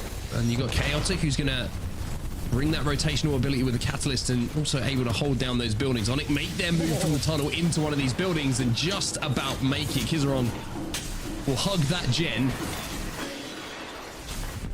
Like most people hugging their fathers on Father's Day today. He loves that thing. Let's say mommy, or maybe, you know, just hanging out. Dad, please save me with the gen. Oh, he's safe though. And again, works into this composition. Still with these Watson fences, you know what the game plan is, whether it be the Watson fences or the Catalyst, bunkering down on the top of those doors. Take a look at Gaimin Gladiators, our other team on match points, rocking the Sparrow, Catalyst, and Mad Maggie themselves. Having that Mad Maggie and the accelerated zip lines too just really help with rotating around closer to these chokes. SJP2 do get eliminated, by the way. That team Nemesis with those 30-30s were putting in the damage onto them, it looks like. As Max Strafey up on high ground, the rest of UAIM looking at GoNext. That still need that 1 KP, that 1 point. I just find it's like a strange situation to be in, right? Because you got to think of overall leaderboards as well, not just hit match point. You know, this is a regional finals where placements are going to add up to more money, to whatever it might be. But the one thing you are thinking is, if we have the chance to ape someone, get onto match point. But then you're like, well, if we don't hit match point and we lose that fight, then someone might end it right here, right now, and our placement might not be good enough. So it's a very strange situation to be in. And again, it's another thing to test the IGLs, right? We talk about being tested as a player with maps, compositions, legends you have to be experienced in, but how you have to adjust to this format as well as an IGL to make the decision on, do we play for the match point? Do we get ourselves there, or do we think longer term? It's fascinating. It's so hard. Like, mad props to the IGLs that have remained consistent, and the one that comes to mind is literally Hockey's in that equation. And that's why when we highlight, oh my goodness, Light literally looked for like 2 seconds and he just got 3-2-1 real quick with that 30-30. He said, all right, never mind. He's got the blue Evo shields, but that's also the opposition, noting that whoever's holding that middle console right there, Gaimin Gladiators specifically, still rocking full blue Evos, while Dragons trying to find an engagement with the Mad Maggie Wrecking Ball. On top of the high ground, on top of Onic, it's 2 teams on top of this building specifically, and another squad across the line. There's 2 teams on match point. Looking to fight each other at the moment. I mean, Dragons doing what they do, right? I think they might have seen an opportunity. Maybe a little bit of damage was done to Onic as they were outside of that building, and Dragons thought they could move in and just pick up 1 or 2 KP to clear a little bit of space, but they retreat back to their side of the building. You can see them on the right-hand side of that inner circle, outside of that tunnel. Alliance at the moment, by the way, just taking a gentle stroll across Broken Moon here. They had a long way to go. They're wrapped all the way to the north, collecting all of the Evo on their way, making sure they are fully tooled up. There's a lot of assault bins on their way as well, so they're going to have a lot of attachments, and Alliance will be dangerous as they approach the end of this zone. It works for them. It works into the way that their playstyle benefits them as a team. It's always a side quest, especially when they don't get very lucky with zones like this, having to come all the way from Bionomics across the entirety of Broken Moon, and waiting for them on the edge of that next zone is Gaimin Gladiators. Alliance also pick up that Evo Harvester.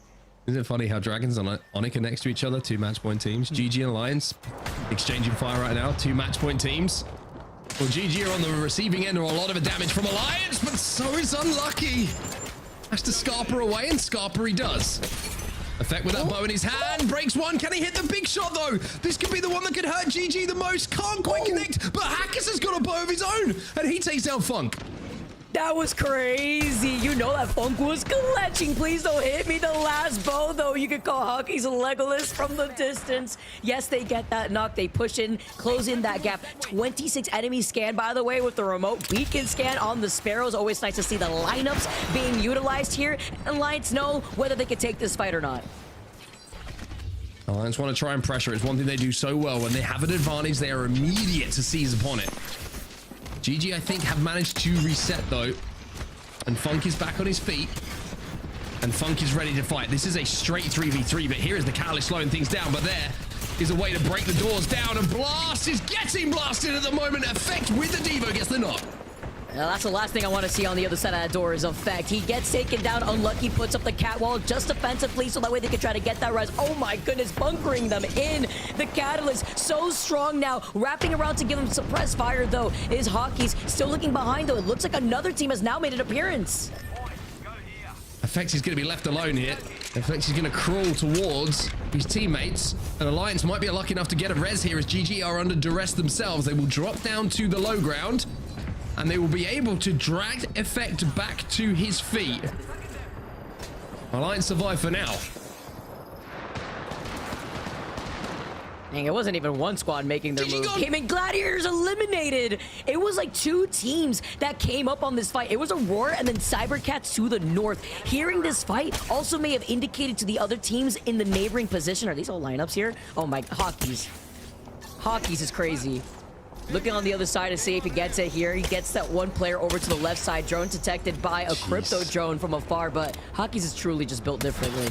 I mean, there's certain weapons that I feel like are very unique to a player, and I feel like the bow check is just so good in the hands of Hackers. He really does separate himself from the pack with that weapon in his hand. So many clips throughout the history of Apex Legends where the bow check has been in play. It's usually been Hackers who's had it in his hands.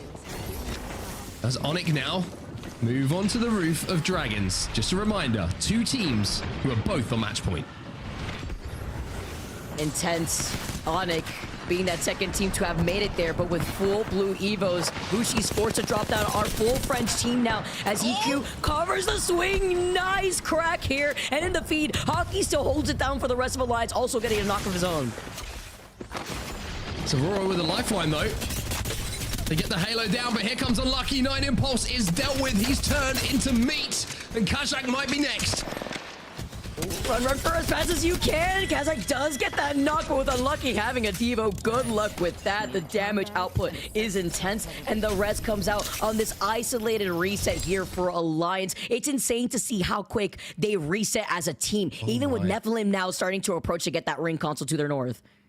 Hey, look at that zone pull. It's pulled away from production yard.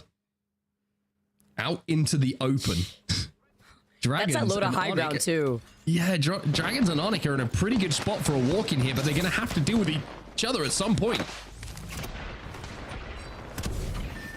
I mean, insane. You have to clear that eastern side of that map.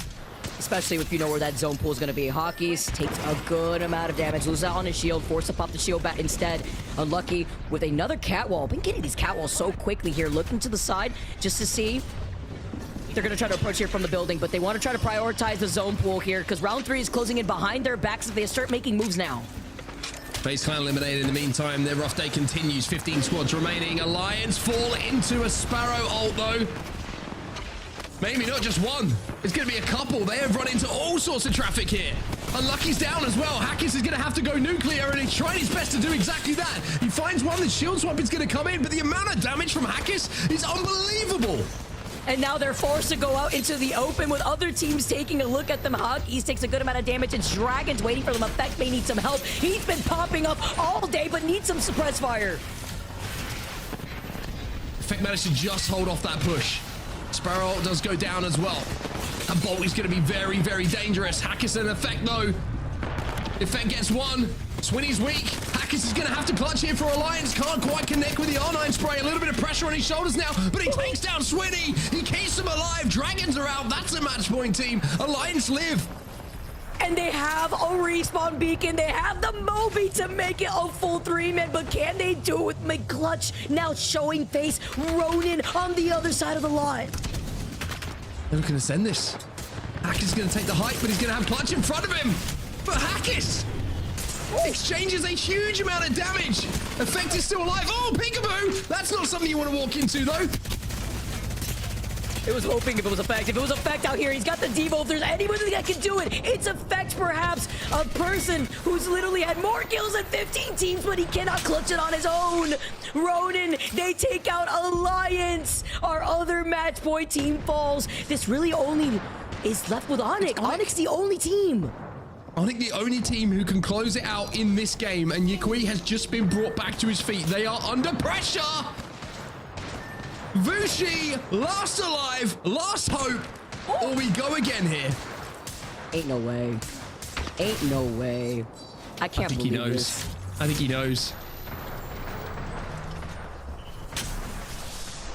I'm in disbelief, right? Look at what Vushi's even got to work with. He's literally on the sticks. My guy has that 75 reserve energy ammo. Like, he has no shield bats. He just got rezzed. Everyone's looking at him, and 10K from post-kill picks that up. We got more Apex. We go next. It doesn't end here. Sorry, Americas. You're going to have to wait even longer because EMEA is putting on a display for us. It certainly is indeed. We go again. Another game of Apex to come up. Match point finals does not end here in the regional finals as GoNext hit match point. They're on 50 points now. GoNext needed this. They get even more points. 51 now total. They join the match point crew. They have an opportunity and they're facing down Ronin right now. It's not this game they would have to win. For those of you guys new watching and wondering how match point format works, they would have to win the game right after hitting match point already. GoNext engage on this fight, but they did the job that they needed to do with only Nat alive here, solo here, but with Ronin also having that lifeline composition that you highlighted earlier on set, they were able to get the reset. They were able to get the reset. By the way, keep your eyes on 10K here. 10K are closing in as well as Ronin on match point. 2 points here for Ronin. It's all they require with 7 squads still remaining.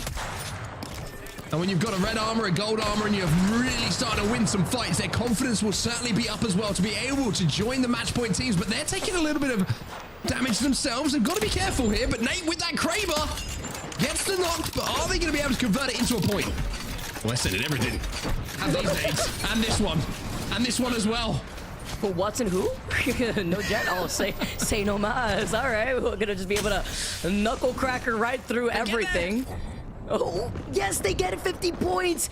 Good pointing out right here on set. Zero Tenacity also get eliminated. It is the 50 points that they needed as MOUZ joined them alongside. This is insane. We got like half the lobby now already at match point after this. Oh my Aku, the little 3-tap with the 30. Why not? When you hit a match point, now you just hold forward and you think about KP, you think about getting to the next game. And Aku is looking for KP. That is Zipline Mafia, who just get dumped on. In total, after this game, we are welcoming 8 total teams at match point. MOUZ, they did what they needed to do. Taking this fight, it's up to 0-0. Missing some crucial shots, though. With what looked to be the car, MOUZ get eliminated. Team Nemesis also just 2 points away. Let me point this out, by the way. 10K need 3. Cybercats need 4. Nemesis need 2. And Ronin have hit match point. So the likelihood is here that we will have at least one more team joining match point, as well as Ronin. Nemesis, though, Remix Pals is down. They only need 2, but 2 feels a long way away. Oh no, but going down to your team, Nemesis do not reach it. Cybercats do, though, instead. Turning things around, picking up that KP alongside Kashera from 10K. 10K get on match point as well. This has been the best regional finals that we've ever seen within the EMEA region. Half the lobby in our regional finals are now currently at match point. Our last 3 squads left for game number 8. At this point, it doesn't really matter who wins this game because everybody in the lobby has done their job. Everyone is on match point, and now it's just about the bragging rights and the confidence to take into that next game, riding up on this high ground. Dude, this is crazy. Cybercats on the other side looking to see if they can take this dub, add in some extra points. 10K, by the way, as a solo, still alive. Looking at Ronin looking behind just to make sure they can find that one last rat before Cybercats fully engage. And Cybercats have control over this entire center side of the zone. This lifeline has been an absolute lifesaver. Lifeline by name, lifeline by nature here for Ronin. The drone going out to help with the health meds. The halos that have kept them alive, the taps that have got them back to their feet. Lifeline is back in the ALGS and is contributing to the success here of Ronin. 2 reds and a gold. But they've got to deal with this one player up on that rock. 10K eliminated, but job done for them. We're down to our last 2 here, Vicky. Oh, huge stick on the arch, sir. He gets stuck between the pillboxes, but still having the positional advantage. This was the green light for Cybercats to close in the gap, but they do not get a crack from their side. They take too much pressure, forced to back away and hit that chill back. He has gone down, though. So it's a 3v2. Oz is going to swing through the Watson fence into the pills. It's MG Clutch left on his own. He can't clutch. Cybercats out of nowhere hit match point, but also win this game. But now half the lobby has a chance here, Vicky, to win the whole thing. Onset, how long has it been since we welcomed half the lobby into match point where 10 teams have the opportunity to take the win in the EMEA regional? It's been forever for me personally. Like, I cannot recall how long it's been since we've seen a regional final like this. Yeah, this is nuts. This is giving me EWC vibes from last year. And, you know, with mid-season playoffs taking place at EWC this year, maybe it's a little bit of a precursor for what we're about to see in the LAN environment as well. But, I mean, it just felt like there was going to be another game. The amount of teams we saw fighting early on in that game, Vicky, who were both on match point, it opened the door for everybody to join them. Cybercats with 26 points just crossed the match point threshold. Ronin joined them, 10K joined them. Nemesis just came up short, if I'm not mistaken, by 2 points. MOUZ hit match point. This is crazy. This is genuinely crazy. Literally, yeah. Team Nemesis are like 2 points away. And also, this works into the win condition for 10K. And we have to further highlight this because Gaskin talked about it. You know, we had the comments coming in that 10K doesn't like to take these fights. Well, guess what? They're still at match point, and this is a team that always holds final zone positioning. Kashero's very good at calling out where these zone pools are going to look like. And Cybercats and Ronin joining them up there too. This is insane. I cannot believe this while we take a look at the series results. Look at this. Half the lobby now on match point. And let me just remind everybody, the teams who sat down in 10th place right now, 10K, have been through it all. Threats of retirement, teams blowing up, fan favorites who have come so close but not got over the line. They've only got 11 KP. They got a chance to win the whole thing. Dude, and the amount of money on the line, aside from just qualifying into the $2 million tournament, it's like this top 20th place determines whether you get 2K. I mean, all the way down to looking from 16th place to 20th place. That determines whether you get 2K, and then you look from 11th or rather 10th place all the way down to 15th place. That's 3K, and then it's up here in this top 5 that you want to be. 20K, 15K out here as we see where everyone stands this time. Alliance and NAVI being the only 2 teams to qualify at the moment. But this is literally, what, Onset? A point difference away for teams that want to make it there? That's not Onset. That's just... I'm so excited I turned into a POI draft. Dude, Dude, I can't. Are we going on to Broken Moon next? I mean, no, we can't be. E-District, rather. That would be insane to look at the teams that have struggled to. Looking at the fact that, by the way, that's also just like America's, but I know we're all excited. But looking at the way that these zone pools have been over by E-District. But all right, guys, on set, he's taking a quick break, and we're going to be taking you guys through the next set of matches. We're getting more Apex. We got game number 9 with half the teams in this lobby sitting at match point. You don't want to miss it.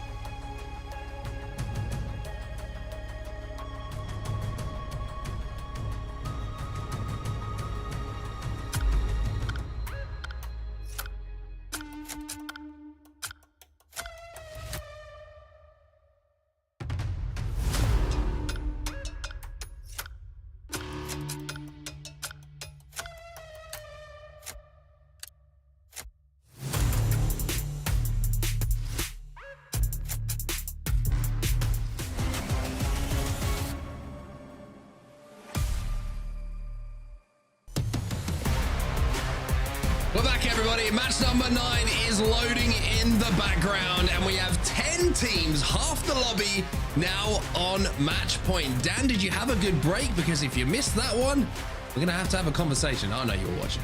I had to come back and watch that one unfold. As soon as I heard screaming in my headset, I was like, either someone's won or we're going to match 9. So, yeah, it was pretty insane. Just when you get to that point with so many teams crossing over to match point as well, it created a very interesting endgame scenario. But in the end, Monin for Ronin had the Kraber, but on the other side you had the Cybercats, and out of nowhere, I think you said that, the Cybercats, they looked down, they looked out, they looked like their chances of mid-season playoffs would be 0 to none, and now suddenly they are putting themselves in with an opportunity. Because that's what's important here, right? First place guarantees themselves a spot, which can really just change the whole shape of this thing. Yeah, it really can. And then if you're the team who's in the last qualification position, you probably get pushed out when it comes to point totals. So much still to play for, and so much drama still to evolve or unfold, or any of those words. All of them actually kind of made sense. As we head into E-District with, like you say, Catalyst, the next legend to be banned. And we not only having one E-District, we got back-to-back E-District now as we see the snake turn its head around again. Where on earth do you go for composition now? All right, so our first controller is banned. Octane, bring it back. I mean, so we're going to E-District, so I think ring consoles are going to be very important. So I think we'll see a lot of FaZe. I think that's inevitable here. When you look at the ring console characters that are available to you, FaZe, Watson probably going to play a big part. I don't think we're going to see any Caustic yet. Rampart, we've already seen a couple of.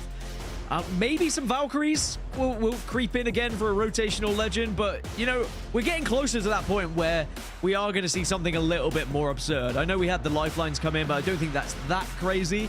Yeah, I'm excited for this one. They get to the point where it's like, hey, what are we playing, IGL? And they're like, just whatever's left.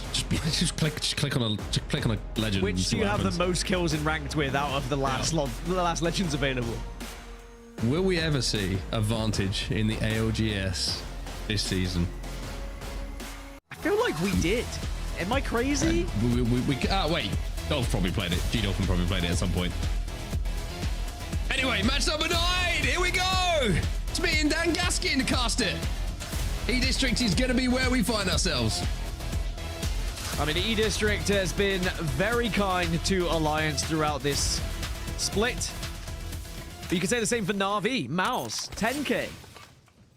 They've all found 2 victories on this map throughout the season, which, you know, it seems low. When you think about how many times E-District has been played, you think there might be more, but E-District across the board has been pretty difficult to take a victory away. It has been one of those scenarios where actually it's been spread out quite evenly between these teams. So it could be the perfect map to find a victor, and maybe an unexpected one as well, with 10 teams on match point. I mean, who knows? Hey, Dan, I mean, Dan, there's no way it could go another game, is there? There's no way it could go another game. Definitely not going to 11. But I mean, you have to think about not just only winning regional finals here, right? Which is of course the big picture for some of these teams, but there is so much on the line for the overall standings of which teams are going to be qualifying for mid-season playoffs as well. 10K at the moment are in that last qualification spot, only 2 points ahead of GG. But as you said, if a team outside of the top 2 were to win it, or outside the top 8 were to win it, they would push one team out. So you really just want to make sure you're in the top 3 in the overalls to make sure you've got a chance. Oh, this is a zone that is very favorable to the 2 teams who hit match point first. Alliance and Onic, Galleria and Electro down, both of them dropping here. Alliance also have a ring console, and they, most importantly, by the way, just checking their composition. They are playing Fuse, but they also have Watson. They do have Evo to get ring console if they needed to. Just a little flashback to what we saw at the ALGS Open. Just want to make sure we tick that box. Dragon's already rotating as well, very, very quickly into a position that they are going to play for quite some time, and they are yet another match point team. Onic, by the way, a little bit of a scuffle with Team War, and it's over getting access to this Evo Harvester, which is down. So that's both teams kind of butting heads here on white armor, just because of the fact that that Evo Harvester is between the 2 teams as they rotate. We are seeing 12 Watsons in the lobby as well. That's the preferred method for your ring console character here in match 9. We are seeing a Caustic, just the single Caustic, and also a single Revenant as well. So people are starting to go pretty deep into the legend pool, maybe to try and get some extra points here and try and find some extra aggression as well. It's actually FaZe running Crypto, Revenant, Fuse. So they are throwing a Hail Mary here to try and catch up.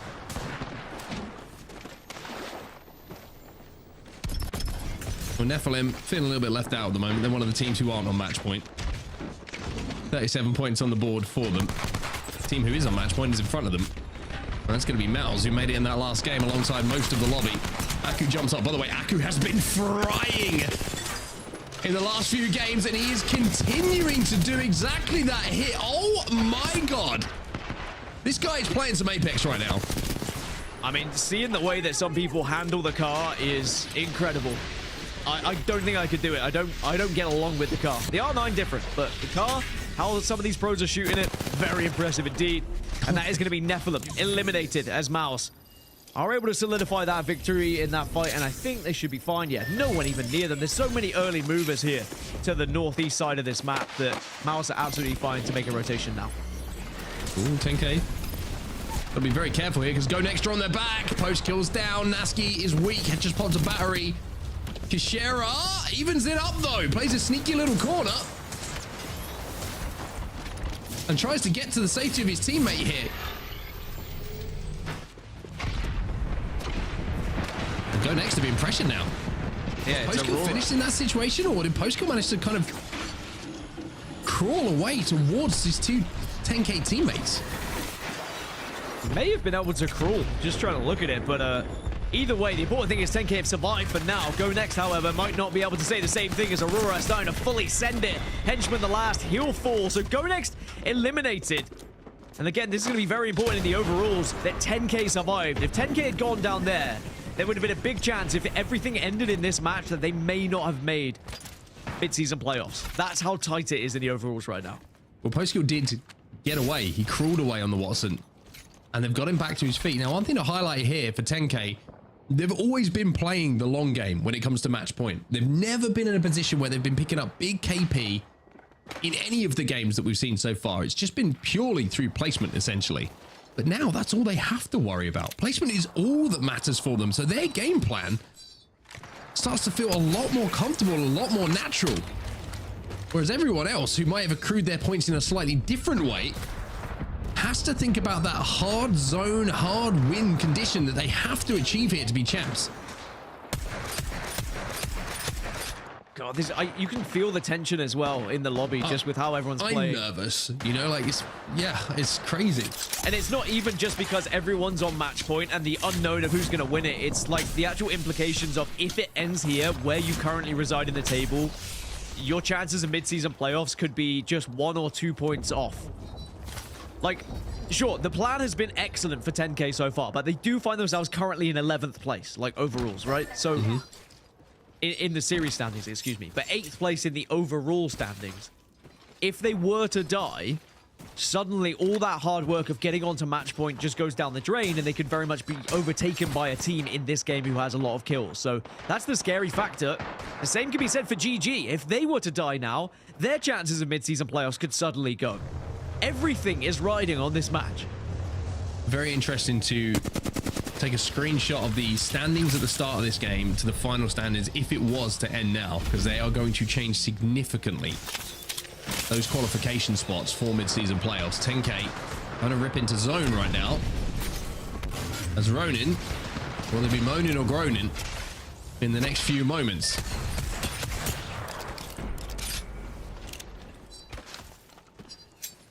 I mean, you speak about how it stands at the moment. The teams that would be qualifying if it ended like this exactly would be Nemesis, MOUZ, Onic, Dragons, Ronin, and 10K.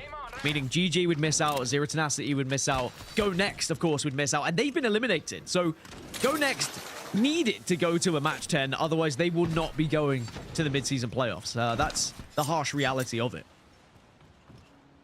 Wouldn't it be ironic as well if both Ronin and 10K make it after all the drama that went down between those two teams? And then they fight and scrap at LAN. 1v1 to qualify? Tell you what, let's make it happen. Never know. Actually, I don't mind that happening, so the story can keep going, you know? Yeah. Like, it has been an interesting development because it would also show that both sides were kind of right as well, you know? They both made the adjustments, and in the end, it worked out for both of them, and maybe that will end the rivalry because they're both like, well, it ended up good for both of us, so we don't need to worry about it anymore. And Nasky the kind of guy to let a rivalry just go by the side after a while, so. But that's where the zone is going, right up to the north. We mentioned Alliance. They dropped right over at the north side of this map at Electrodam. Zero Tenacity, 12 points off of match point at the moment. They'll be desperate. Absolutely desperate for this to keep going into a match 10.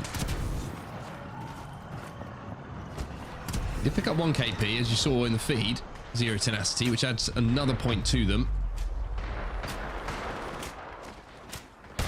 FaZe with a couple of KP themselves. It's SJP2 who are under pressure here, and Denze might be last alive, and Zane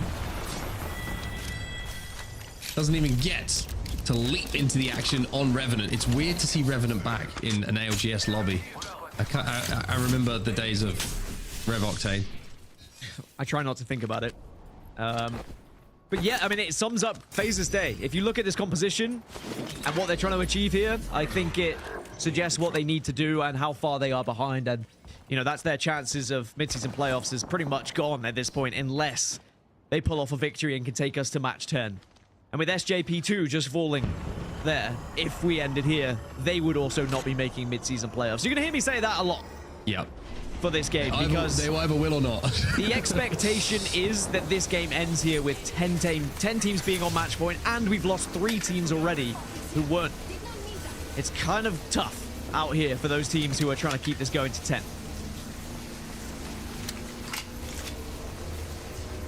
10K are in the next zone. They do have Beacon as well. They hit that ring console, so they know exactly where this zone is going, and Nasky is chilling on top of the gen, thinking about the work that's been done so far. Just a moment for them to catch their breath. Ronin, on the other hand, still have to get to zone. And I'm talking about next zone. I'm talking about zone 3, let alone zone 4.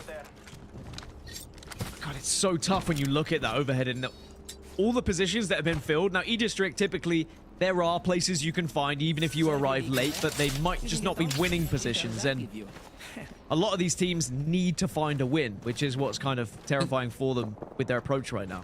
Yeah, I mean, throw on top of that. Sorry to jump in, but throw on top of that. No Newcastle. Yep. To play with. Like, your legends to create something from a space have been removed. So everyone is like, if you're there, great. If not, how do we get in? It's hard to bully your way in or even create any fake cover like you're speaking of. There are 8 Valkyries, so there are certainly going to be shots at people just trying to fully dive their way in and force their way in, brute force, get Watts and Gens down. You've even got a Caustic in the lobby, get Caustics. Actually, no, SJP2 have been eliminated, never mind. No Caustics left. But still, there is going to be a chance to try and force your way in, but it's just not going to be as successful without the legends available when you get this deep into match point. And a lot of the core legends that you need in these positions have been taken away. Interesting to see here, by the way, that Alliance and Onic, I think we're banking on the zone pulling a little bit more to the east than it has. However, Alliance do still have access to a ring console. You can see that, so they can hit that ring console. I think that's what they might be playing for in this situation. It's only what I'd be calling if I was, lo and behold, you know, God forbid, in charge of the lineup. But both of them will have to work their way in towards where that next zone is going. Nemesis, heartbreaking moment for them in the last game, but they didn't get those 2 points that they needed in that end game. They could be on match point, but instead, they're still chasing that down. They are a team that could keep us going to match 10, though. You have to consider that with how Nemesis have been performing throughout the entire split. I mean, they are 3rd in the overalls, so they've only been bettered by Alliance and NAVI, which is not something to be ashamed of, and now they're looking to get aggressive on the VCGO. We'll get the first knock as well. Actually does it in pretty good style as well. It's an easy team wiping for them. Just one P20 up at one point as you were sending out the clones.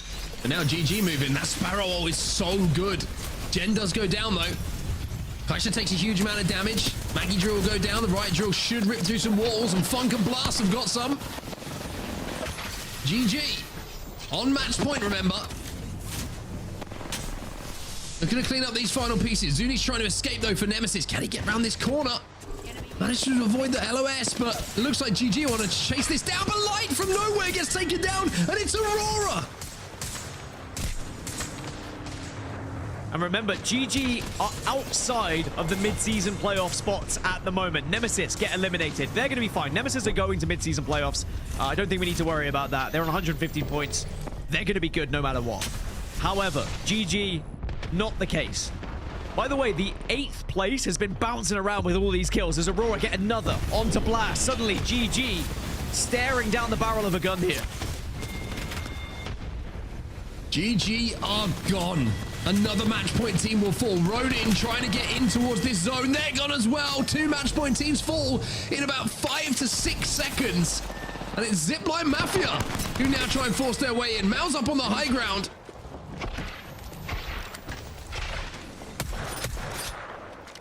But they've got such a way to go. Look at the top left. They are nowhere near this zone for now. I mean, Gaimin Gladiators now, it has to go to match 10. If it doesn't go to, if it ends here, Gaimin Gladiators not at the mid-season playoffs. Kind of crazy when you look at that roster. Zipline Mafia eliminated. They'll be out. And remember, that's another team who was not on match point. We only have now 4 teams still alive who are not on match point. Everything is pointing towards this ending here and now. Crushing the hopes and dreams of some of these teams that were just on that bubble of getting to mid-season playoffs. 10K and 0 Tenacity, by the way. 1 point between the two of them. And they are bouncing with just 1 kill, 1 placement point going either way. Ooh, Aku gets a little bit of unwelcomed plastic surgery from that bullet. Has to rearrange some of those facial features and pop that battery to get himself back together. It's going to be so difficult to get into the skies for these Valkyries, though, with the amount of scouts and 30-30s and how hard they hit. And no helmets as well, remember, outside of the red helmet that's available. You can get ripped out of that ultimate so quickly. By the way, the teams who are not on match point left in this lobby, Aurora, FaZe, War, and Z10. So if they win this game, we will go again. I mean, you have just mentioned 4 teams who are very capable of winning a game when they are playing at their very best. They've been quiet here today, though, but this could be a huge fight. 10K versus NAVI. 10K pinned back right in this room, and NAVI are looking to punish. The gen got destroyed, and now they've just got to swing and finish this off. 10K, the story has been superb, but this might be the final chapter they are dealt with, as NAVI will send them back to the lobby. MOUZ looking like they might fall as well, but FaZe also go down. Maybe FaZe's chances are down and out. Lufka, the last remaining. MOUZ eliminated. It is just now Z10 and Team War, the last 2 teams who are not on match point. By the way, 10K are currently in that last qualification spot. They would just about make it if it stayed like this, but there is still a chance that the likes of Team War or Cybercats could still overtake them. And you can see the pressure in the situation. Even Hackis is missing shots that you would expect him to hit.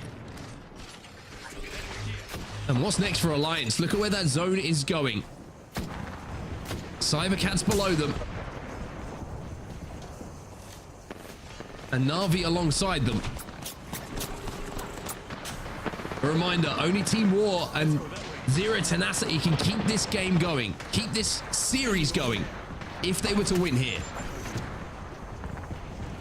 It is also worth noting that if Team War or Cybercats, or both of them, were to be eliminated here in this game, it would just do enough for 10K to qualify, which is what's crazy. You want to hear something even more crazy? You give it to me. Zero Tenacity are bang center of zone. No one else is in the zone. Team War to the north. They have the complete control of the north side. Everybody else is stacked up next to each other. All of the match point teams are stacked up. I mean, Zero Tenacity are the informed team that should be able to still keep us going here as Alliance now go up into the skies to make their move into the zone here. Alliance, remember, they were the first team to get onto match point here as now Dragons are firing onto Cats. Oh, they're taking the bottom floor of Zero Tenacity's building. Effect gets broken though. Hackis gets put down. Oh, Phoenix is going huge with the PK. Alliance eliminated. Z10 hold. Zero Tenacity hold. And they are a team that can keep this going. Phoenix was gone for a game, having internet issues, but now he's back and he's hitting harder than ever. Onic eliminated. Cybercats eliminated as well. But Zero Tenacity and Team War are still alive here. It's 50-50 now. If we go to another game or not. NAVI in a position to win it alongside Dragons, but the zone is closing on them. And they're fighting. And they're fighting each other. They're both down. Dragons are gone. We go again. We have another match here. We have another match as Z10 and Team War continue the EMEA Regional Finals. And there are so many teams who just took a deep breath and they realized their chances for mid-season playoffs are still alive as we go to a match 10. But now, Zero Tenacity with a chance to send themselves a PK from distance. The PKs are hit in a way that you can't describe. Go and win this, Zero Tenacity. Boy, do you deserve it. Unbelievable. Absolutely incredible.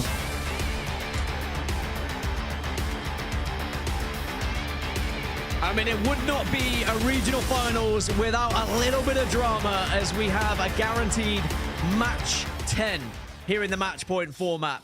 And we'll go into which teams got onto match point as well, because we didn't even feel like we needed to track that. 10 teams were on match point. We thought for sure this was going to be finishing. But as I alluded to, this is such huge news for those teams who were out and were not qualifying for mid-season playoffs if it ended there. But now they still have a chance to saw their way up the tables in match 10. I'm at a loss for words. I am at a loss for words. Incredible, incredible game. Which means, like I say, we go one more. We have one more game to play here. And it was just so fascinating to watch the map overhead of that game. If you get the opportunity to go back and watch the map overhead in those final moments, please do. Because you just saw all of the match point teams starting to be too close to each other to not be able to fight if they had to get to zone. And the two teams who aren't on match point, completely free, either in zone Z10 or on the northern side.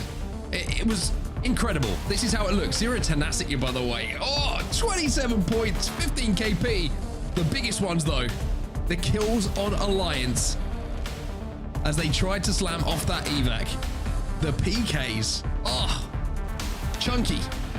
I mean, what's also important here for Zero Tenacity is by putting themselves in 4th overall in this series, they also climbed to 4th overall in the overalls as well, putting them in the best position to try and qualify for mid-season playoffs. They needed that game. Otherwise, if they had gone out early in that game and someone else had won it, they probably wouldn't have been at mid-season playoffs. But Phoenix popped off. The whole team showed their very best. And it really was an incredible finish. Team War also keeping their chances alive. I mean, it's going to be tough.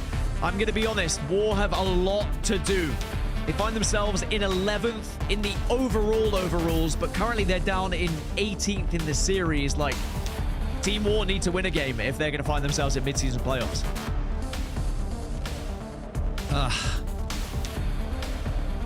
America's later, by the way. Maybe sooner than we think. After EMEA finishes, if EMEA finishes, 12 teams on match point. 12. I mean, that still means 8 more teams can get on to match point. That's all I'm saying. What did I say earlier? 18 games we could go? I don't think mathematically we can quite get there. Oh, no, wait, 8 more teams to win? Yeah, we could. Anyway, Rain Day. I don't think we'll get to 18, but we certainly have got a guarantee of 10. I mean, those PK shots from Phoenix, I gotta shout out my boy. I gotta shout out Z10. But I gotta shout out this series so far. We have waited all of our match point opportunities. Even in the open, we didn't get a chance to fully flesh it out and see what do people do when we get to these 9s, these 10s, these 11s? How do the picks get wonkier and wonkier? How do they strategize on these different maps?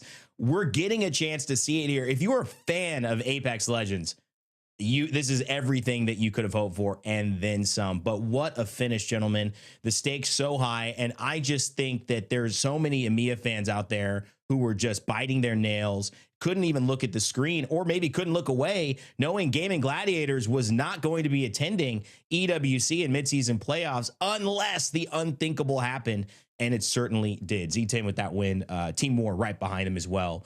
You know, we've seen it before, Mark. Navi and Dragons fight each other. Is this just a mistake? Is this just what they had to do? You saw that overhead. I was looking at it too.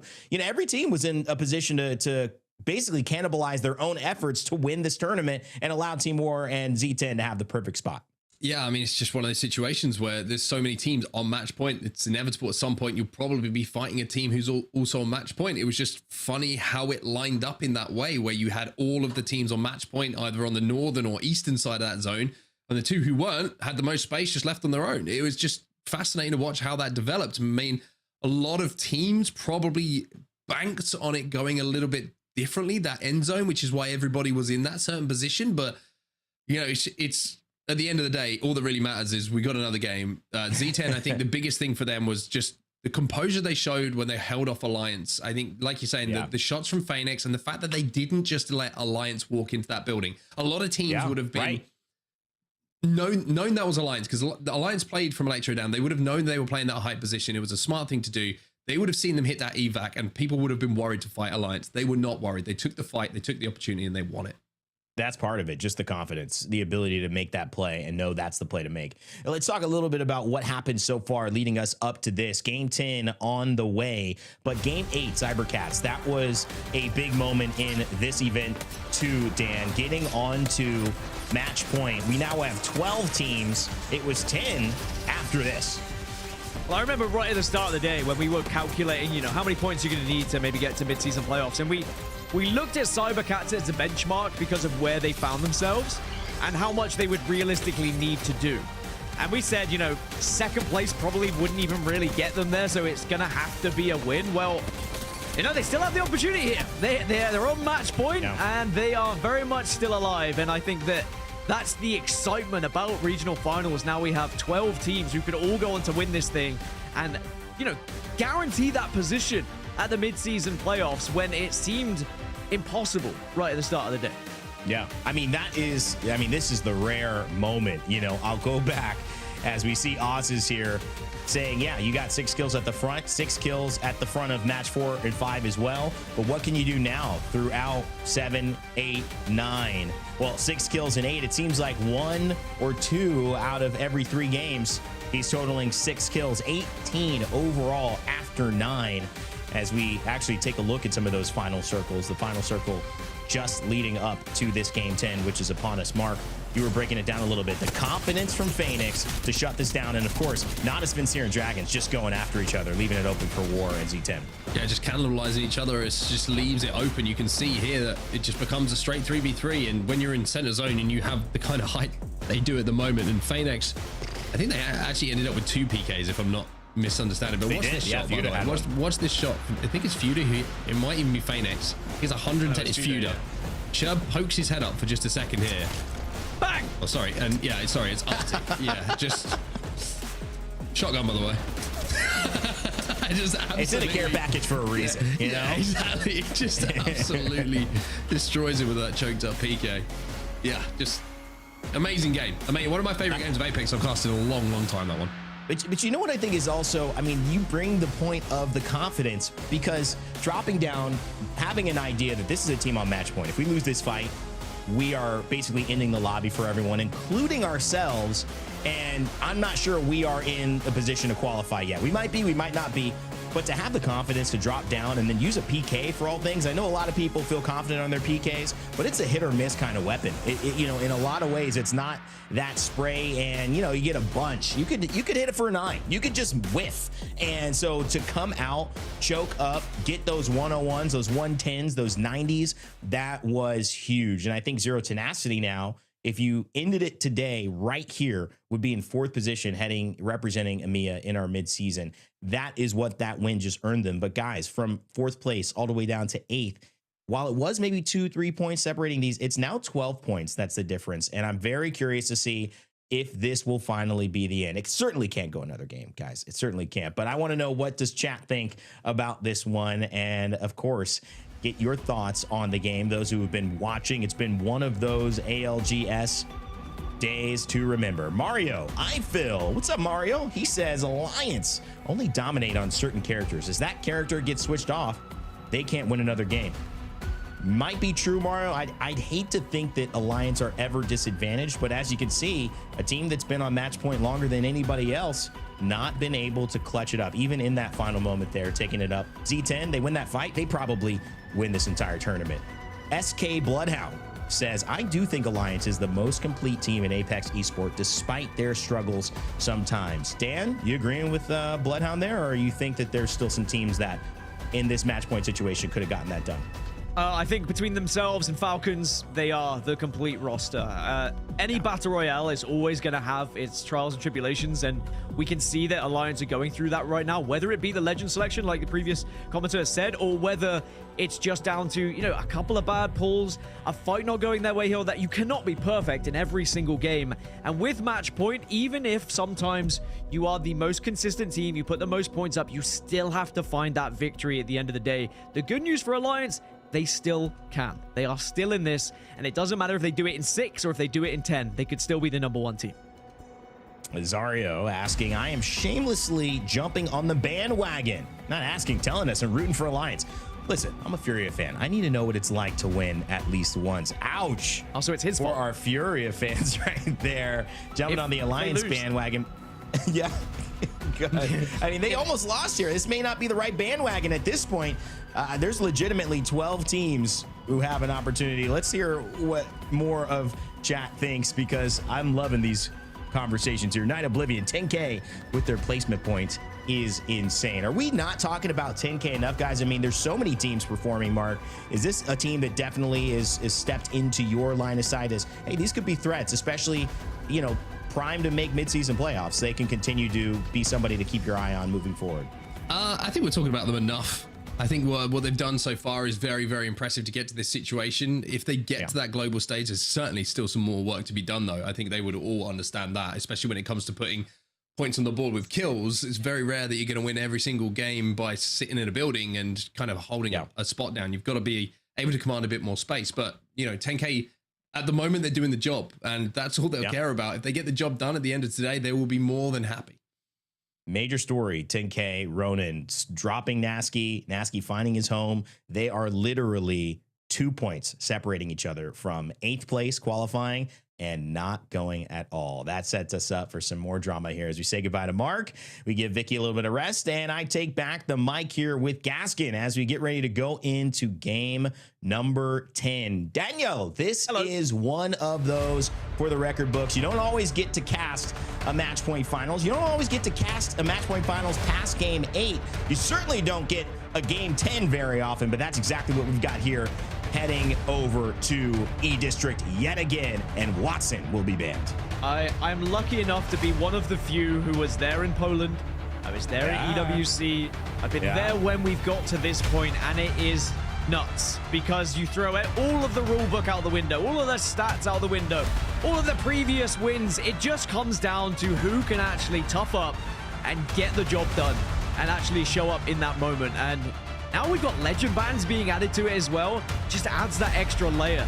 You can see we've lost 3 skirmishers, 2 controllers, with Watson now being most recently banned. 3 assaults have gone. Newcastle is gone as well. So again, ring consoles are so important on E-District. We get another E-District here. We might see more Caustics and Ramparts. We will see more Fuse. Probably going to see more Mirage as well. We're going to have everything in this match 10. I can't wait.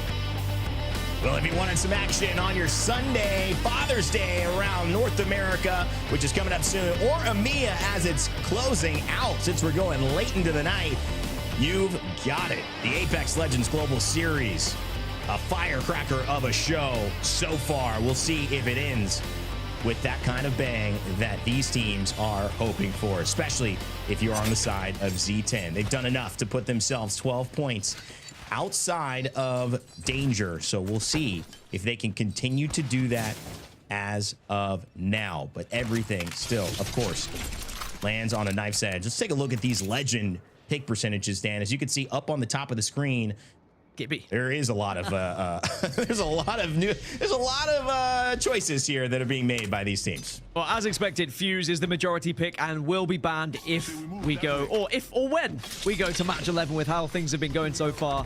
A lot of Sparrow as well. I mean, his ultimate is just so incredible. And of course, being able to hit those survey beacons from distance can be integral as well to your performance. Now, when you look at the compositions across the board, the most popular is actually Fuse, Maggie, Sparrow. But we are seeing the likes of Caustic, the likes of Gibby. I mean, look at that composition from GoNext. That's like something from 2020. I don't know, with how they're playing, just throwing Caustic and Gibby in together. But this is going to be an interesting one. And if you can move fast down to like, you can really make a difference here if you can get into one of these buildings early. I would say also, you know, you look at these teams that are on match point, but Aurora and FaZe, you know, utilizing a Revenant, which is such a wild card. And then Aurora utilizing Valkyrie, which to me, this is a conversation we had. It was a hot take that we presented a few weeks ago. It's one of those now that could make the difference, not just in some of these getting away, getting out of dodge type situations, but also rotating. You see those moments where you're just stuck. You have to run into the team. There's no Wraith. There's no Alter. How do you get past them? Pathfinder's banned as well.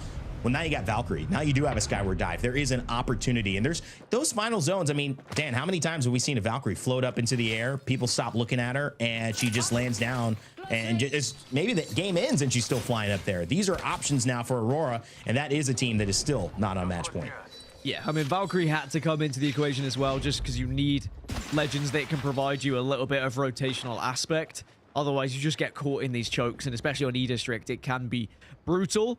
And sometimes you just need that plan D of, all right, we have to go up into the sky. We don't have our own ability to do so with a jump tower. So instead, we have to look at legend composition instead. We have 14 different compositions in this lobby. So if you don't love legend bans by this point, maybe this will be the game that truly converts you. Because the beautiful thing is, every match is different now, right? Because we lose a legend after legend, and then you have to see teams dig deep and try and do something a little bit different. A previous rotation that may have worked out in the last game will not work out on this game because you don't have the same legend to do so.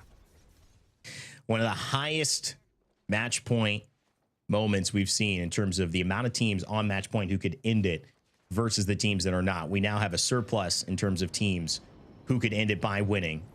Only 8 teams right now who could keep this going to game 11. It is a special time, and we are not one to miss it. 10K, we talked about them. Nasky had this moment mid-season where it wasn't working out. He had a season coming up trying to figure out how he would qualify, if he could qualify, if he had to play alone and try to rat out in order to earn his points.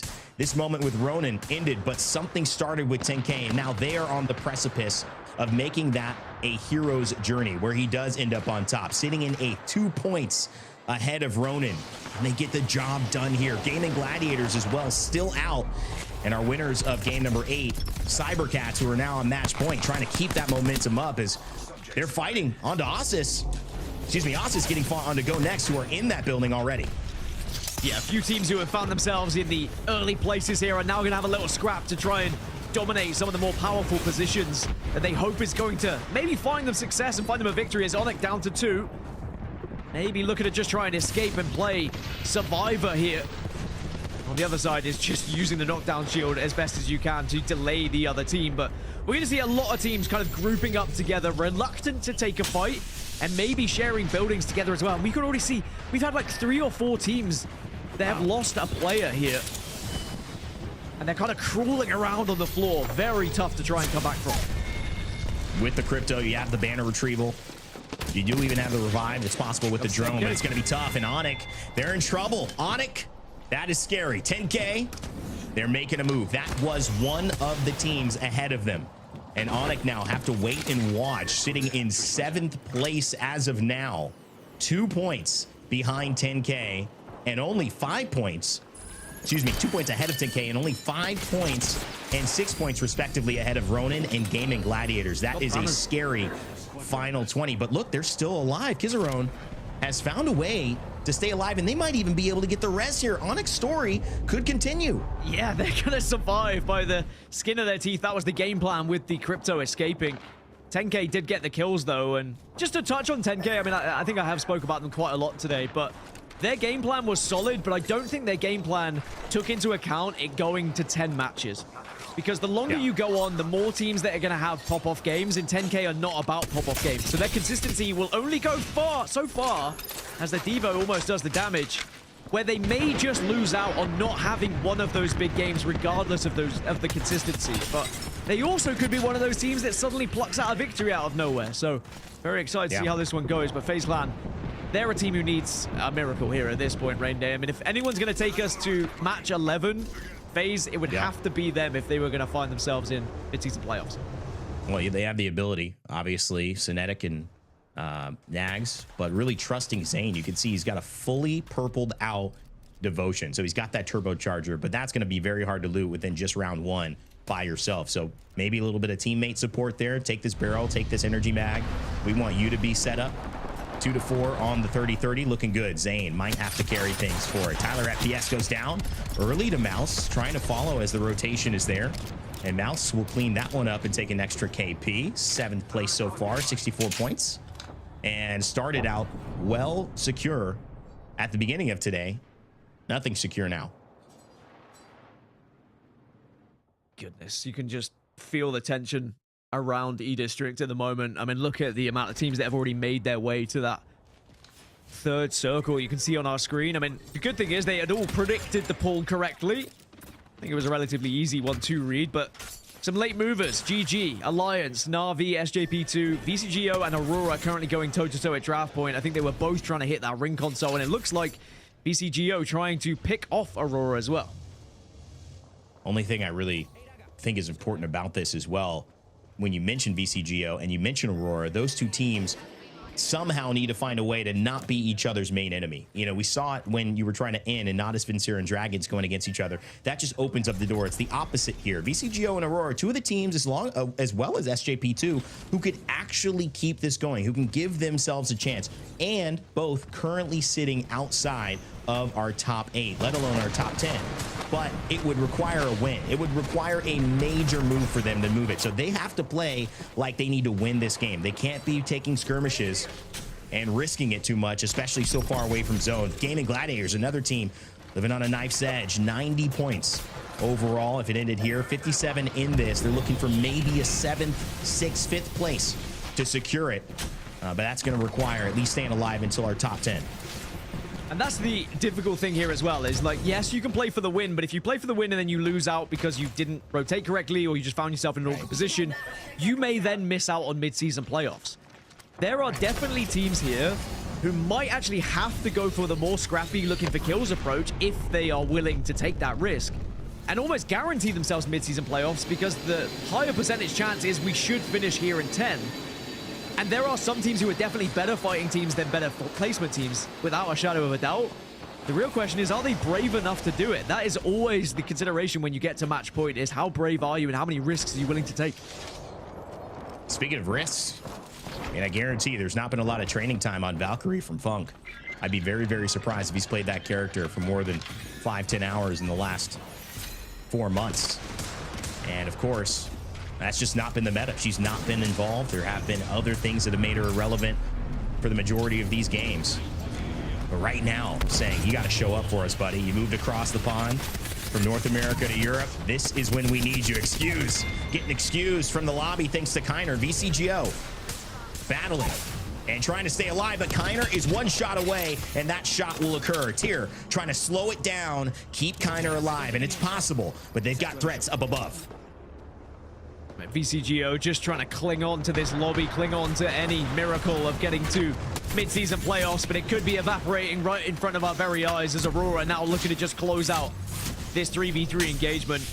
And if they don't do it, the ring might just do it for them. Both teams. Sadly, you don't have time. Yeah, that's done. Lost players. Excuse needs the banner recovery. Now pressure from Aurora. This is what I was talking about with these two teams taking away both of their chances by skirmishing and fighting against each other. Luckily, though, they are at least alive, and that can give you many a chance, at least just one chance to do something miraculous. That's what they're hoping for. Alliance, the team that started it all off, the #1 team in EMEA. Dan, they have slowed down in terms of getting wins. They've not slowed down in terms of getting points and being a threat in each of these final zones. It feels like in these last few games.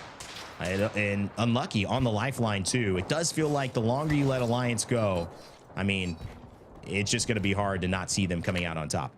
I'm quite excited with 3 lifelines in the lobby because there's very much an opportunity that we could get to a final circle where maybe two lifelines are alive, and you almost get that old Gibby style meta where two halos drop, both teams get the chance to reset. You can heal fast, you can poke in, drop back, heal again. It would be an extremely exciting final circle to watch. I know it's quite a niche scenario, but definitely something that could happen with the teams that are playing a lifeline. Not as Vincier find themselves still on the edge of zone, rotating as well.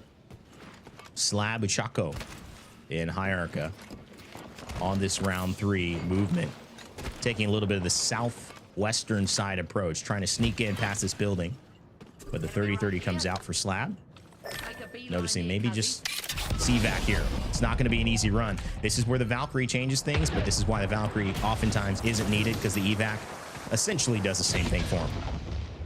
Unless it gets blown up. Yeah, that's true.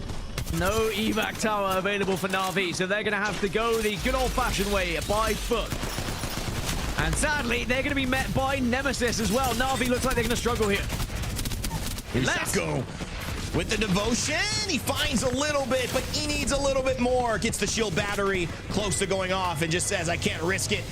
The zone is too strong, and Kaishia is going to go down as well. Nemesis, Navi, 2 match point teams, both out. Ronin pick up some kills. Could be very important when all is said and done here. As a reminder, it's so close between the bottom 3 teams in the qualification spots for mid-season playoffs right now. There's that Halo that I was speaking of as well. Ronin on the lifeline. Can they maybe have a duel with Alliance later, with both lifelines making a key difference? But still, 17 squads still alive here, Rain Day, with round 4 closing in a minute. But with the zone shifting south, I can count at least 10 teams who are not in that next zone. So I hope you're ready for that kill feed to come to life. Yeah, it's going to be a spry one. You're going to have to stay nimble if you want to make it in there. FaZe Clan, Nephilim, 2 teams that have done well enough here to stay alive and who are not currently on match point, sitting in that zone. A little bit of a rewind of what we saw in match number 9 to keep it here. But right now, Alliance could be in trouble. Hockeys goes down to MOUZ, 2 top 10 teams having a little bit of a fight. The Halo is dropped from Unlucky and just using that side of the shield to make sure nobody's going to try to press him. And then on the other side of things, tries to peek and gets more than he bargained for. Kinda drops him. GoNext now on the hunt as Effect knows it. Throws the motherload out and just wants to get a res up. This is the moment he could do it. And GoNext doesn't look like they're going to press him just yet. I mean, how many times have we seen this today? Alliance down to just Effect. Or down to just 2. No IGL of hackers to guide them through on the map. And of course, just through his voice, he can try and give them a helping hand. Can they find a mobile respawn beacon, just like MOUZ, as MOUZ looking to see, where can we drop this? Can we put it here? Can we put it there? The answer is no. The desperate, panicked attempt to try and get it as well. Tell you what, Dan, There are 10 teams right now on match point. There's 7 who aren't. But 2 of those 10 teams who we saw, Alliance and MOUZ, not in great shape. And Onic getting pressed here and losing Kizaron. This is to Team War, who desperately needs to go to war. And Sherb finds it. He was almost our MVP, put together a day in match day 9. That was only 3rd to Effect's incredible performances across this season that have put him in the top 1 and 2 position in terms of individual kills on a day. 10K and War going against each other now, but if they full commit, that's 2 teams who want to keep this thing alive. And only one of them is going to come out of this. I think it's 10K who realize this is the moment to go big, Dan. They're not waiting in the house. And that could be the end. It is for Team War and 10K. Keep the onslaught going. Massive fight for 10K. They've just taken out 2 teams who were chasing them in the overalls. Aurora down, SJP2 down as well. And suddenly, just like that, we're down to 13 teams, make it 12 squads. But Alliance are back up to a full 3. Somehow, some way, they were able to get the res, and now they're going to try and take the fight against GoNext. Wow, GoNext immediately deleted. Unlucky, making good use of that devotion. But how devoted are they to holding this position right now? Because GoNext behind them. Do they want to close them out? Alliance, I think they're going to drop down, and that's it. They're pushing. They realize the opportunity is here. We've been here before. We hosted trophies, and we want another one. That's right.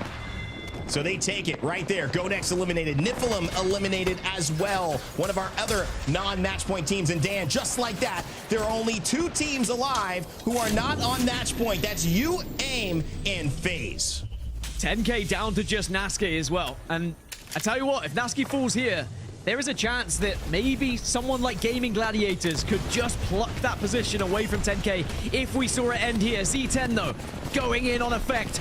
Unlucky's also going to fall, just getting absolutely burnt to a crisp. Can Z10 maybe make it 2 in a row, but Phoenix has fallen. Will they get the chance to reset? It looks like the answer should be yes, but there are other teams. Maybe. The zone's going to force them here. Yeah, that's too much, and they know it, and they got to walk out. They're going to fight against, oh my gosh, it's UAIM and FaZe fighting. Oh, wow. The 2 teams to keep this alive. They're the ones fighting each other right here. FaZe, they may not know it, but they've just been holding this building. They're in a great position right by this cart. On the southern side, there's no one to their back. Cybercats trying to get around as well, and they have taken the high ground. You see Oz right there. We highlighted him last game. It's Revenant. It's Zane who pops up and makes sure that Oz goes down. That's a big one for FaZe. I mean, you talk about legend pans, you talk about niche situations and scenarios. You would not expect a Revenant to be jumping up there as now Ronin trying to give themselves the best opportunity to win this one as MOUZ are struggling. Nasky's still alive as a rat. He's still picking up points as well. But now Ronin go down, and it will be just Nasky taking down Ronin. You could not write this. Wow, Nasky, the ultimate payback, takes down Ronin, and if it ends now, while Ronin are in, so are 10K. It would mean the drama would continue, but 10K, crazy enough, even after all that, are 2 points inside our top 8, meaning Gaming Gladiators with 2 more points, Onic with 4 more points, would tie 10K at 8th position and be vying for a spot at EWC in just a few weeks. Nasky's got to pull off a miracle. He's in a tough spot to do it. But another team that's completely out of it is Gaming Gladiators. A win would secure it. 2 points would also secure it. 10K going down now, and them surviving the top 2 would probably secure it as well. But all those good things have to happen if Gaming Gladiators is going to continue to fight here. And don't forget, Cybercats are on match point. If they win this whole thing, they suddenly remove that 8th position away from 10K as well. And they can steal this whole damn thing away. Right from those teams who thought they would be on that bubble, on that cusp. But remember, we still have 3 teams on match point and 2 teams who are not. UAIM and FaZe Clan can keep us going to 11 at this point. And actually, FaZe Clan are in a pretty good position on the southeast side, dare I say it. 10K eliminated. Nasky did what he could. But is it gonna be enough? Or can Gaming Gladiators maybe, just maybe, creep their way in and steal that position away from 10K? And just like that, Ronin may have the last laugh. 2 points for Gaming Gladiators. They just got to survive this next zone. I mean, if they win the game, everything is not working for 10K fans in terms of probabilities. But it's the possibilities that they're hoping for. Gaming Gladiators get a nice EMP towards them. FaZe Clan try to push it. Nothing's going to happen just there. Alonzi will go down. Cybercats will fall as well. That's going to end the dream there, Dan. but maybe still alive for FaZe and UAIM. And remember, GG, they're the last team that are on match point here. Otherwise, if they get absolutely shredded by these two teams, we're going to match 11. And FaZe have the high ground. FaZe have all the pieces to the puzzle, and GG are falling. Are you kidding me? GG, if you fall right now, we're going to another match. This tournament won't end. Funk, it's up to you. You gotta do it, but will FaZe clean up? And they will. We keep it going, baby. This is the ALGS. Do not adjust your television sets, your PCs, your mobiles, whatever you are watching the regional finals on. Because again, we are witnessing just how good match point is here in the ALGS. Match 11 will be coming up. And again, it's because one of those teams who's had an all right season, but it started to look better towards the end, finally shows a little bit of positive in that match 10 game. FaZe Clan getting the victory and take us to 11. It is unbelievable. Not only that somehow the odds ever not in their favor, the non-match point teams keep winning. And what's even more unbelievable is FaZe isn't even on match point. They didn't do enough to get on match point. When you look at these overalls in just a second, you should see it. I saw them in with 49. And wouldn't that just be unbelievable? That FaZe Clan, after winning that game, saving it to go to another round, would still have to win again and hope it goes to another to shut it down. But Dan, I talked about it. You and I mentioned it. You said FaZe need to go big. We saw the Revenant pick from Zane. We said they had to trust this guy to be a threat, and they certainly did. Look at that, 5 kills, 2,000 damage in that one. And in a minute, I'll speak about just how important it was that FaZe Clan were able to win that game for other teams. Right now, let's look at match point again, because no one else got onto match point in that game, Rain Day. We still have 8 teams who are not on match point. And even though, yes, percentage would suggest that it should finish in the next game, there are still teams good enough to win games that are in the non-match point list. FaZe again, Aurora again, Team War, for example, if they have a good game, could definitely find a victory. But these, as it stands for the overalls, is what I really wanted to talk about. Because had it ended just then, 10K would not have made mid-season playoffs. I know. Even though Nasky tried, he got to the top 5. GG did enough just to overtake. But because we keep going, it means the roles are reversed. Because remember, just the match before, it was GG in that position, hoping that there was another match. 10K get the chance to go again. But I have to reiterate, their game plan is becoming less likely to be successful the longer we seem to go, and that seems to be scary for them. I mean, you're seeing that GG and 10K. I mean, they're fighting in these like low 90s right now in terms of total points overall, and that is because we're saying if it ends here and they get 7th or they get 2nd, they're only going to earn 14 points or 29 points in those respective options, which will mean that they would end up being having not enough points overall in the season to qualify. But it's still up in the air. Anything can happen. We could even go to another game. We know we're going to game 11, so grab something to drink, something to eat. Don't go anywhere. We'll be right back.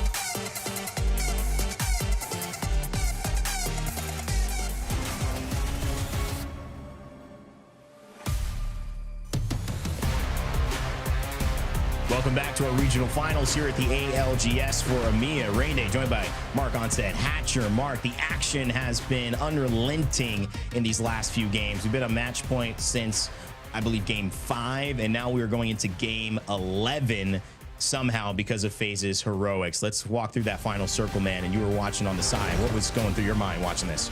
Yeah, I was watching on the side, and I was like, FaZe win this. I was like, FaZe win this.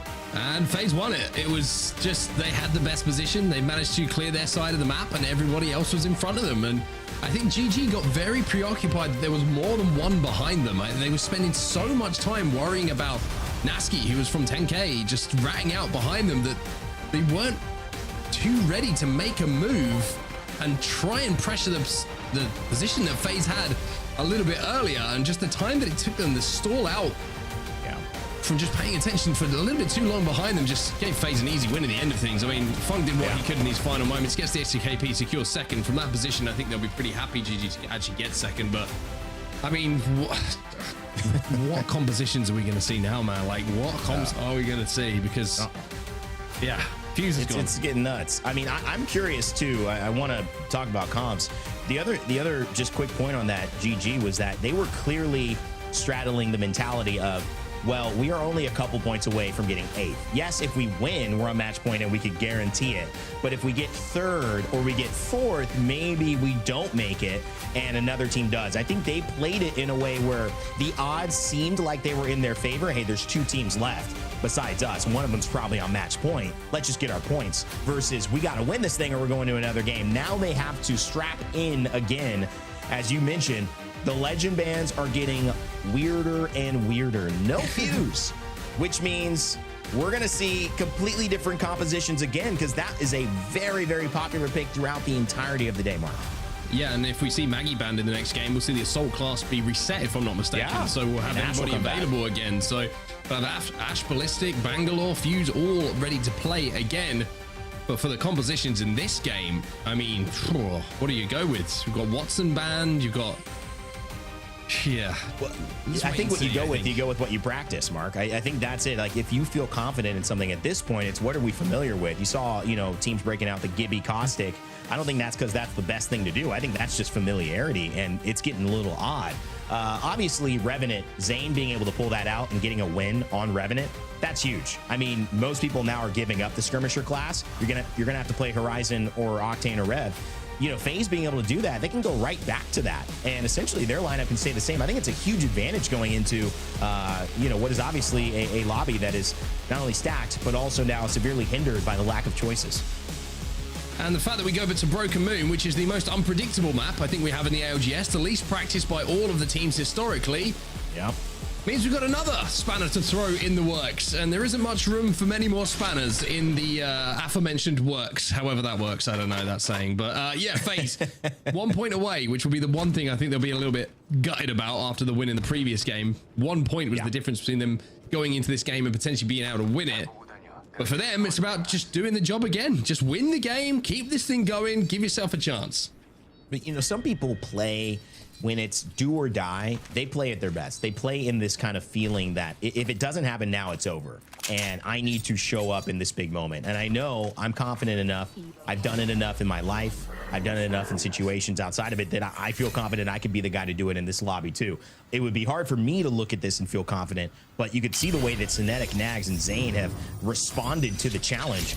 They took it in stride, and we've been seeing that as the strong theme here. It's why we're at 11 games. The teams that have needed to show up in EMEA have shown up at the right time. From Team War to UAIM to VCGO to obviously, you look at Cybercats in moments. Now you look at GoNext, and you continue to now look at FaZe, who have an opportunity. Like, could this be Aurora's now moment to show up, because they've got the Lifeline, Mirage, Valkyrie seems like some composition they'd be trying out in past iterations of Aurora, where they were always first to new compositions and showing us what's possible. We're just looking across the comps at the moment. We are seeing a Horizon in the lobby. Dragons are going to be running Horizon. It's the first time that we've seen her in quite some time. Looking across at Alliance, they are going to be playing Caustic, which I think is a smart pick for them. So they're going to have Sparrow, Caustic, and Mad Maggie, which means they get Ring Console. They also get Survey Beacons, and of course they have Maggie as the assault character to be nice and aggressive. But it's looking across like a lot of Rampart by the looks of things. Quite a lot of Valkyrie could be the next potential ban. If we go to another game, of course. I mean, I think they're going to have to start extending the graphic for the legend bands in the top right that we just saw, because it's starting to get a little bit cramped up there. I mean, at the end of the day, I'm super excited. I'm sad we're not seeing Vantage still. She still needs a little something. If you're watching, clearly, even at this level, no one's checking her out. So maybe a little buff in the next patch or two, just to get one of the very fun characters who just has really not made an entrance into the ALGS a chance to shine here. But that is neither here nor there. Nephilim up on the northern side of this. We've got Broken Moon. You mentioned, Mark, this is not the same thing as going to Storm Point or even World's Edge, which we missed today, but is not in the rotation. It is an unplayed map. It is an unfamiliar map. I mean, to me, I love this test for our players to see, you know, with all these unfamiliar things, can they survive VCGO under pressure right away? Oh, Chaotic will get the damage in and kind of will manage to pick up the final pieces of that. Now Chaotic with a full purpled out Devo already, by the way, in this game. He's going to have a little bit of a surprise. There's a player in front of him. That player has an R9 and he had the health advantage, but it should be up to Swinny here to clean these final pieces up. He will be able to do so on the Crypto, and they will get that reset. So VCGO, one team who has struggled a little bit today, they'll be out first in the lobby once more, or second in the lobby, excuse me, once more. And they are one of those teams that is not on match point for a reason, maybe because of too many fights like that, moments like that. You see the halo already from Hoodie as he pushes up the ramp here. Is going to take down, with the help of Nate on Mad Maggie, Gurney, and 7. SJP2 fully eliminated after that. And that is a great push from Ronin, who continue to try to secure their spot in the top 8. They've moved up to what I would say is about 4 points clear. Not enough to feel safe, but enough to feel like you're doing at least the job if you continue it. That's 2 teams eliminated, 3 teams now eliminated from the lobby, excuse me, as Cybercats will be eliminated. So that was our first match point team out. I was about to say the 2 teams that have been eliminated before Cybercats weren't on match point, so our likelihood of finding a winner in this game will be increased. But yeah, just looking across where this zone is actually going, it looks like a lot of people are banking on it moving towards the northeast of where this beacon information is going to be given to them, provided by the ring consoles. We could see one of those zones though that just has a funny pull. We've seen a couple of them today. That E District game in particular, where Zero Tenacity won it, there was a very, very strong late ring pull over to the southern side of the zone, which surprised a lot of teams. And I'm just wondering if anyone's going to hedge their bets here and just play to the almost what feels like the wrong side of this mountain range in the hope that they get that lucky pull. Yeah, I mean, I think that is, you know, if you're an edge team, if you feel like, hey, we are going to be in the mix if we try to go in there late, way too many teams having eyes on us, forcing us out. I'll take maybe being 100% right versus almost guaranteeing we're going to be 100% wrong and not able to secure a win and keep this thing going. You know, you might not have a chance to be on the right side of it, but at least you're saying, hey, I'm willing to risk it in order to do and think a way that will, if it works out, grant me a win. FaZe Clan, that's all they are looking for now. Just one more game, because they have crossed match point. They've done enough. They've continued the run, and now it's Onic who they have their sights set on, and that's going to be the end of Onic very, very quickly. FaZe Clan, Mark, haven't slowed down at all here, and Nags kill leading off the Mirage. Isn't it funny what a little bit of confidence can do for a team, right? One win, just all of a sudden a couple of team fights start going your way, and all of a sudden FaZe look dangerous in this lobby. FaZe look like they could potentially win the whole thing. They've got a really good spot in zone as well, and I like how they're commanding so much space. This is their building. This is their center of operations, right? This is where they want to hold towards the end game. But they are extending out. They are making sure that anyone who tries to rotate in is under pressure, and that is how you play zone most effectively. Team Nemesis and Dragons on the southern side have not moved forward. Alliance on the northeast side next to Zero Tenacity. All teams who are at this moment in qualification zone. Not really any threat from that. The biggest conversation usually happens with Dragons, Ronin, Gaimin, Gladiators, 10K, and Onic. Those are the teams that are kind of in the tied spots and trying to somehow break away from each other. But it has been as tight as possible. As you can see, that zone continues to go a little bit more north, so it will pull on the right side of those mountains as people expected.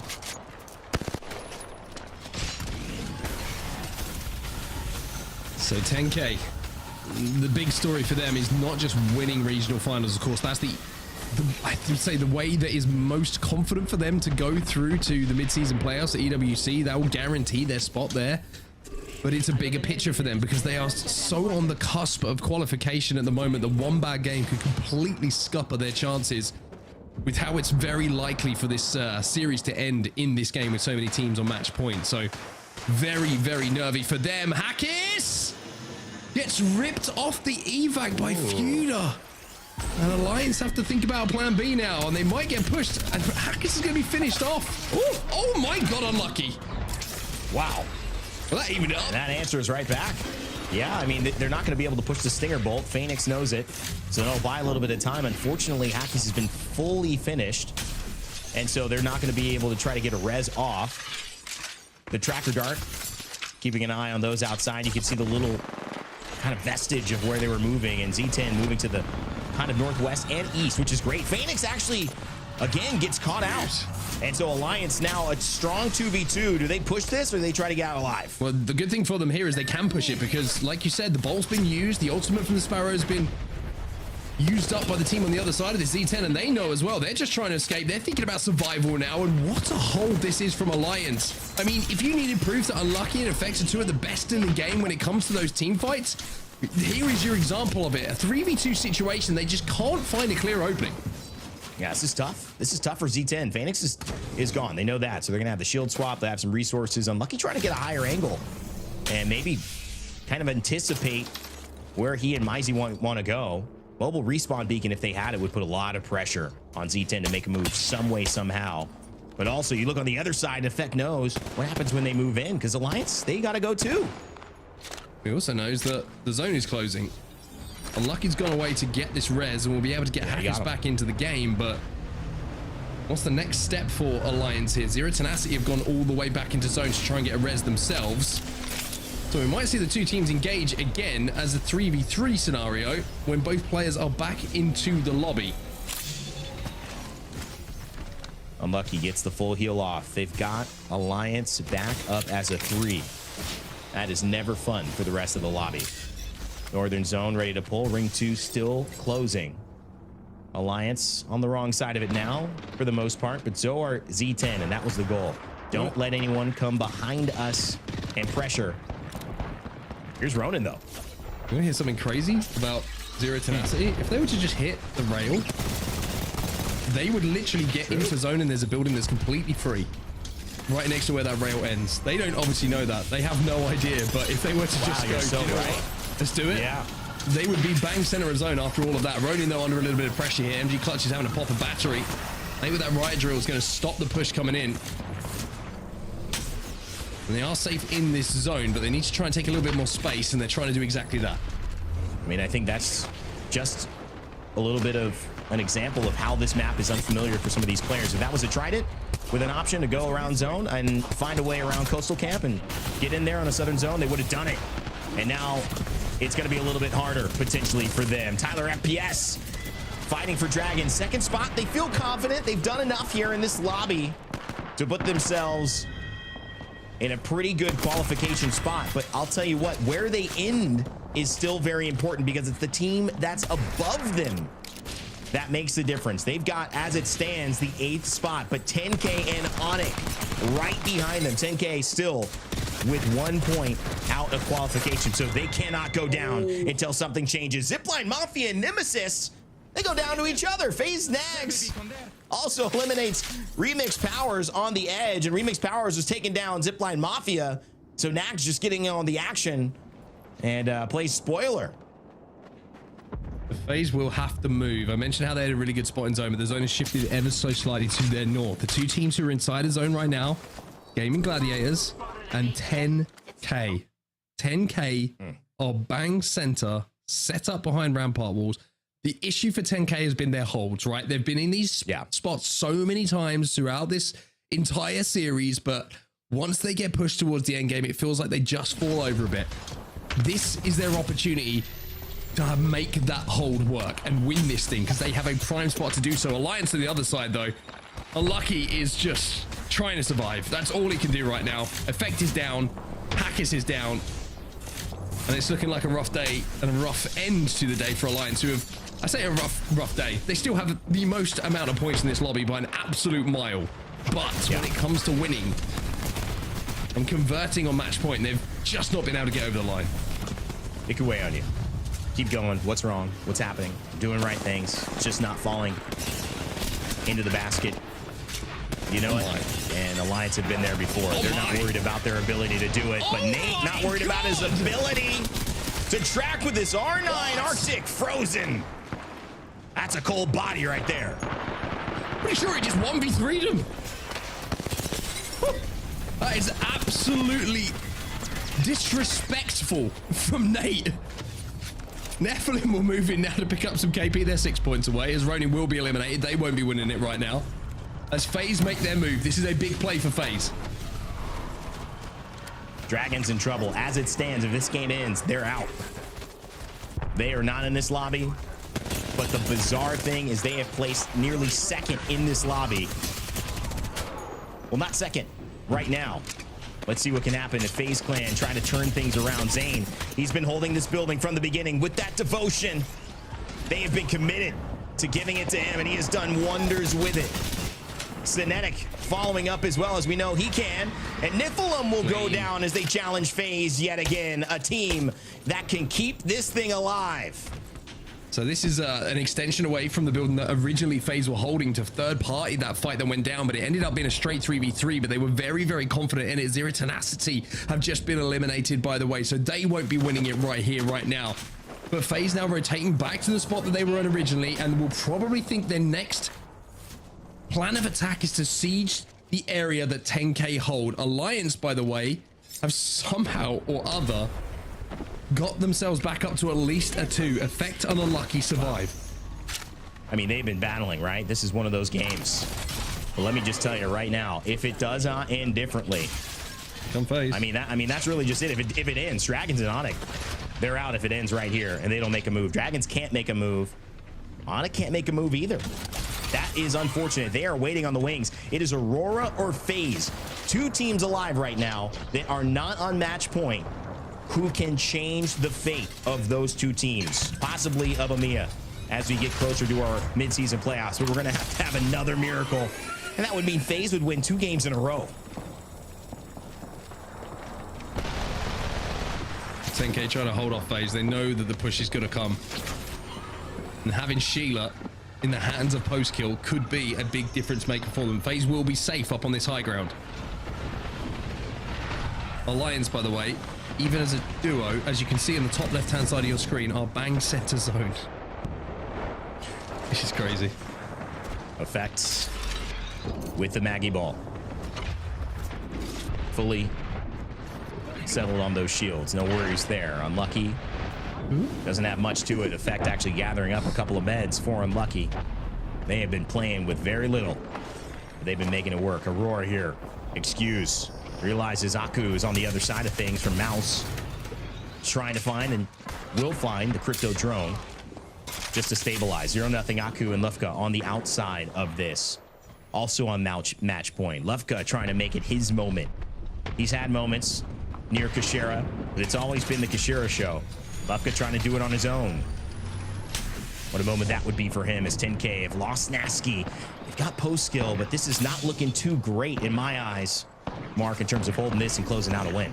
FaZe got that first pick, so FaZe will be able to walk down on this. The zone has pulled a little bit over to the east, though. So FaZe probably have a decision to make here. Do we try and rotate? Go next to the team who are holding down. I mean, but that spot, I don't like that. Go next to the only team in zone right now. The outside of this, well, the end of this building will be in zone that Aurora hold at the moment. But there's about 4 or 5 teams who are here at the moment. So somebody will be the only team who leaves this building. But about 3 or 4 teams will die on their way out. 10K Gaimin, Gladiators, MOUZ, they're all in. Dragons, Onic out if it ends like this. If Gaimin Gladiators win, that's all good. If MOUZ wins, that's all good. If FaZe or Aurora win, things change. 10K eliminated. They're going to be hoping that someone else takes their fate into their own hands. MOUZ looking to do it here onto Alliance. Aurora, they're gone. There's just one hope in this lobby, and it's FaZe. Otherwise, we're ending here. Well, FaZe have moved down towards the building side, away from the position that GoNext held. Alliance, last shot saloon, 20 HP for Unlucky. They won't win it. They'll be out. The first team to hit match point, of course, but still not being able to secure the win today with so many games that have disappeared in front of them. MOUZ have just been eliminated as well as FaZe have moved into the traffic here. I've got to say, I'm not sure about this play from FaZe. They need to win this game to keep the series going. And they've put themselves in and around the traffic. Yes, they're on the outside of the building, so they can watch everybody leave. GG have just been eliminated in the meantime. But GoNext, just look at the position they have, the vantage spot that they have, just looking over everybody else. FaZe, NAVI, GoNext, it's top 3. When did it become top 3? This game is always giving us something to be excited about. It felt like in just a moment, the world shattered and only crumbs are left. But who will pick them up? GoNext. They got a chance to do it right here. Not a Sincere over in the building. FaZe underneath it. 3 squads left. You gotta say, GoNext, Henchman, Actinum, kinda.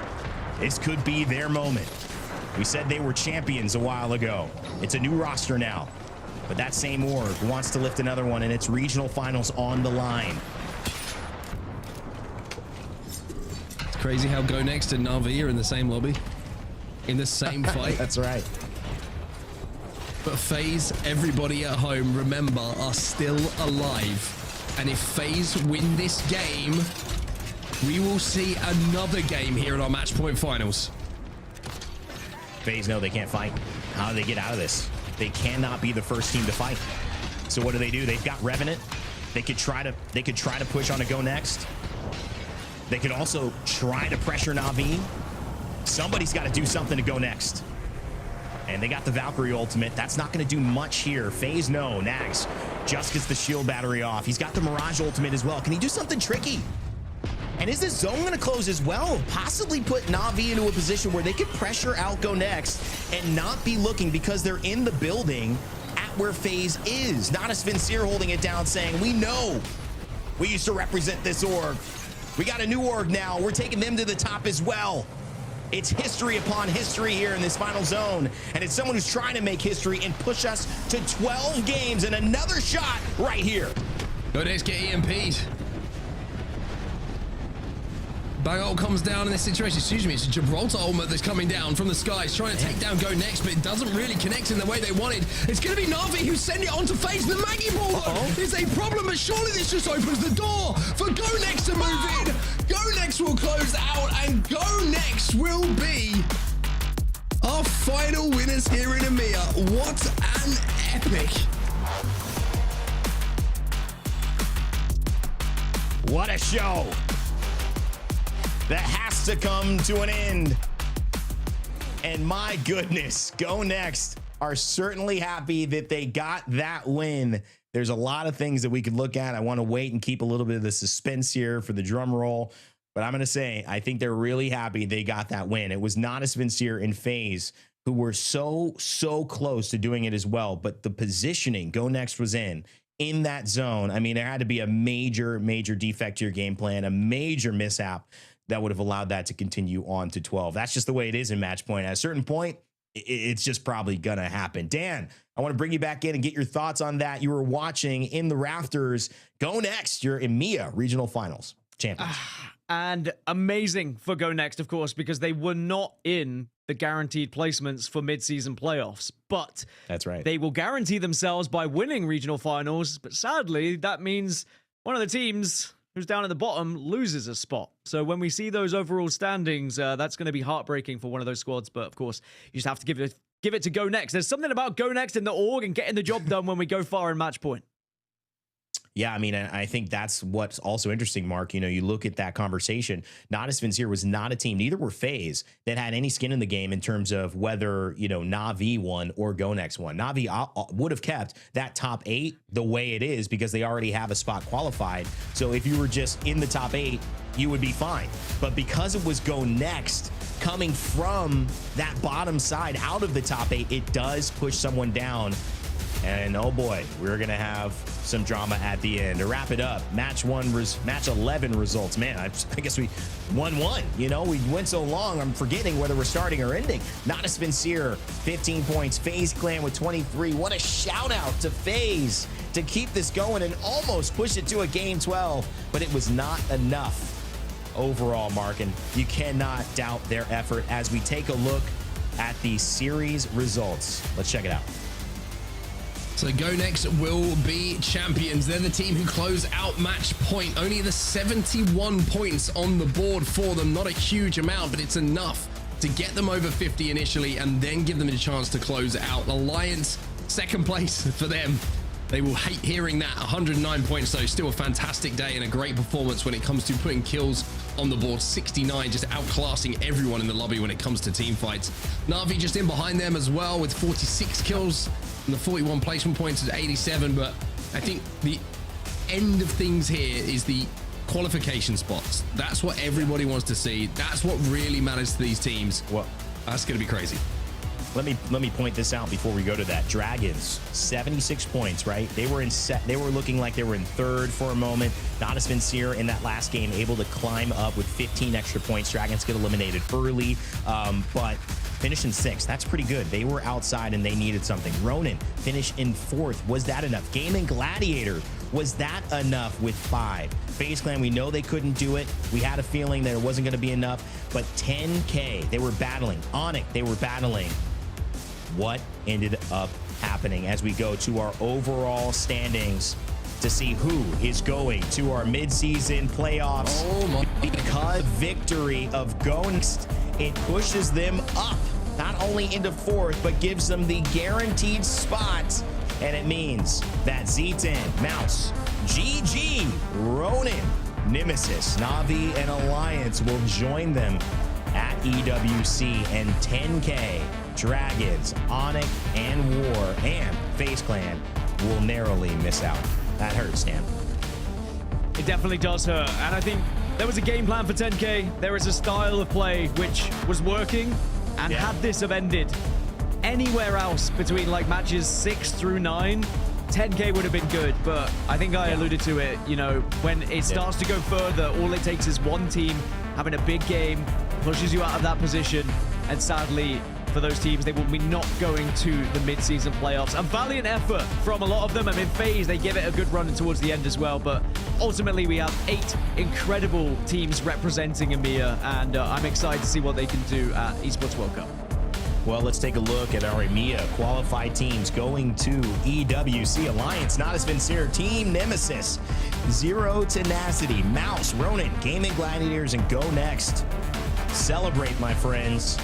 Celebrate. You may not be fathers on Father's Day, but you may be, who knows? Either way, you should be having a blast tonight because you earned it. This is not an easy thing to go, and it took up until Mark, the very last moment to secure these teams. That's how close it was in EMEA. That is an indication of the strength of these top 8 teams. They wish they had 12. They wish they had 16 going. But at the end of the day, midseason playoffs is an opportunity to improve that as we head into championships.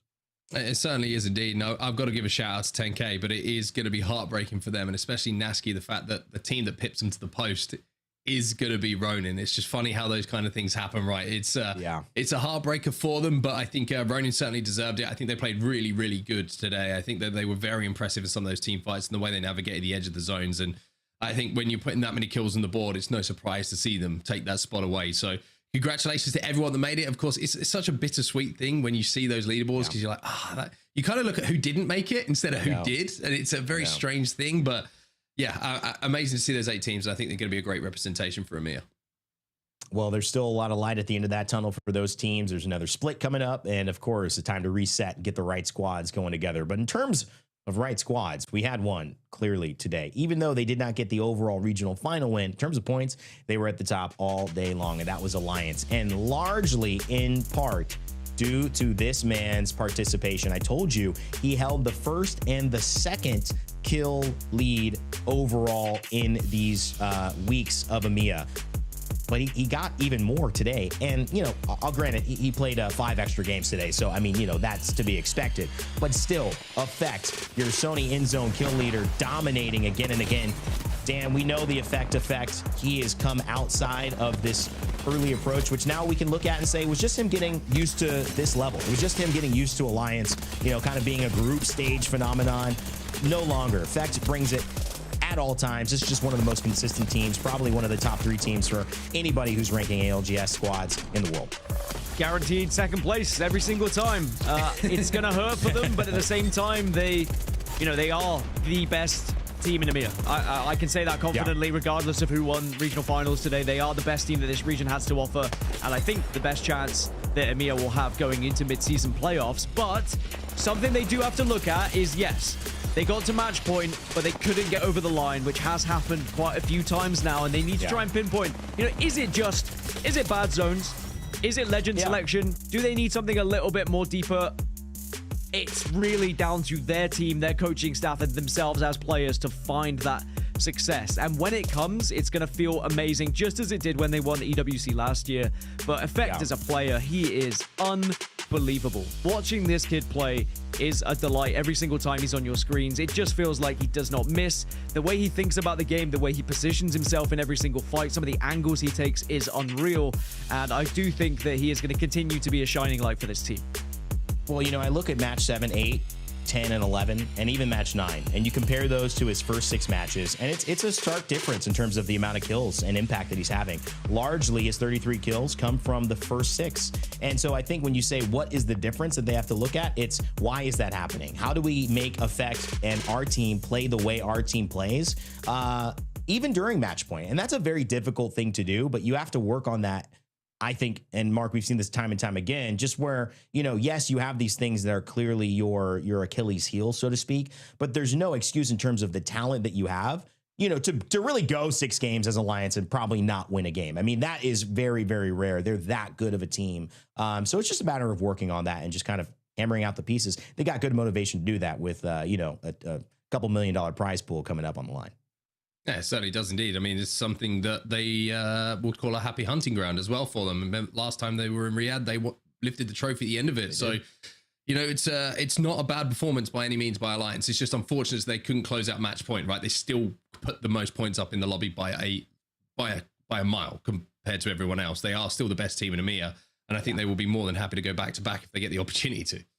And you know what? I think they'll be even happy with a second place as well, because you know that'll still be some pretty nice cash to bring home, and obviously a good tournament played if they get that in just a few weeks. Now let's bring in one of our members of the winning team today, and I mean winning because they stole the show at that last moment. We've got none other than Atinum joining us from GoNext. Atinum, congratulations on the win, man. How are you guys feeling? We're feeling amazing. We're feeling great. I mean, after what was it, game 9 and game 10, where we died early, and we were just praying that the game would continue, and it did. So feeling great. When that happened, and we saw FaZe take the win, and they extended it to game 11. What were the comms like with you guys as a team watching? Was it just elation? Were you guys up and screaming? Did you know, okay, now we can win? They saved us. We made our mistake, and now we're going to win. Walk me through what you thought and then how you approached that last game. I mean, with the comp that we were playing, we were going for the win for sure. We knew we had one more chance. We knew, like, you know, out of nowhere, there's one more game with so many teams on match point. We had that one chance, and we knew we just have to give it our all, right? Like, we're tired, like it's been a lot of games, but we just, last game, we can do this, we can win. We got the comp for it. We're just playing for the end game, playing for the win. And we got a couple of things lucky for us. We got a mythic bin, but we played well at the end of the day, and we won, so. I have a quick question. You mentioned composition a lot, and the composition you're playing in that final game. You know, this is, we're getting into unprecedented things in the LGS at the moment, with match point going this long, with legend bans now in effect. What was the conversation about what comp we play like going into game 11? Did you have a game like plan, a composition ready for a series that went this long? We didn't plan for the series to go this long, but we just took a look at the legends. We thought what would work best, and we wanted to go for the win. So Gibby is a great legend for getting that win. And with not many zone characters left, it was like Rampart's a good fit. And if we don't have zone on us, we got Valkyrie to Valcott in, Gibby to reset. That was the game plan. And obviously you can control what you're playing, but how difficult is it in a game like that where you have no idea what you're going to come up against legend-wise? Like, you have to try and think about all these different legends that could be coming into the equation. Is that difficult, or do you just purely focus on your own game? It's something that we keep in mind, of course, like with Maggie still being in the pool. You got to play around your Gibby bubble because it can easily get broken by the EMPs and Maggie balls. So we had that in mind, but it's just like in the back of our mind just to be careful when we use our utility. And I'm just going to jump in again. I mean, what does it mean for you guys to make it to the mid-season playoffs? Because, I mean, winning regional finals is amazing, but getting to go to LAN, I think that was what everyone really wanted. That must be a huge moment for you guys.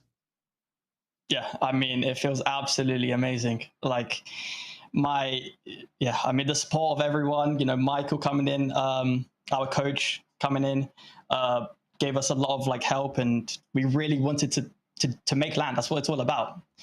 So we're just really, really happy to be able to get a chance to play at LAN. Well, that's awesome, man. I mean, you don't have that much time to prep. You only got a few more weeks before we're all heading out there. It's going to be an exciting one. And I do have to say, you guys now join some exclusive company. Only 2 teams have won on a match point final with this new Legend Band system. It's Falcons, and now it's you so far. So congratulations, good luck, and we're excited for what you guys can do at LAN. Thank you very much. All right, Atenum from GoNext. Guys, jolly, fun. I think, Dan, you hit it on the head, nail on the head. Like that's what it's all about. These young players and often, you know, people who have gone to LAN maybe once, maybe not at all, having a chance to do that is just a massive opportunity. And obviously what they're playing for there, it is life-changing money.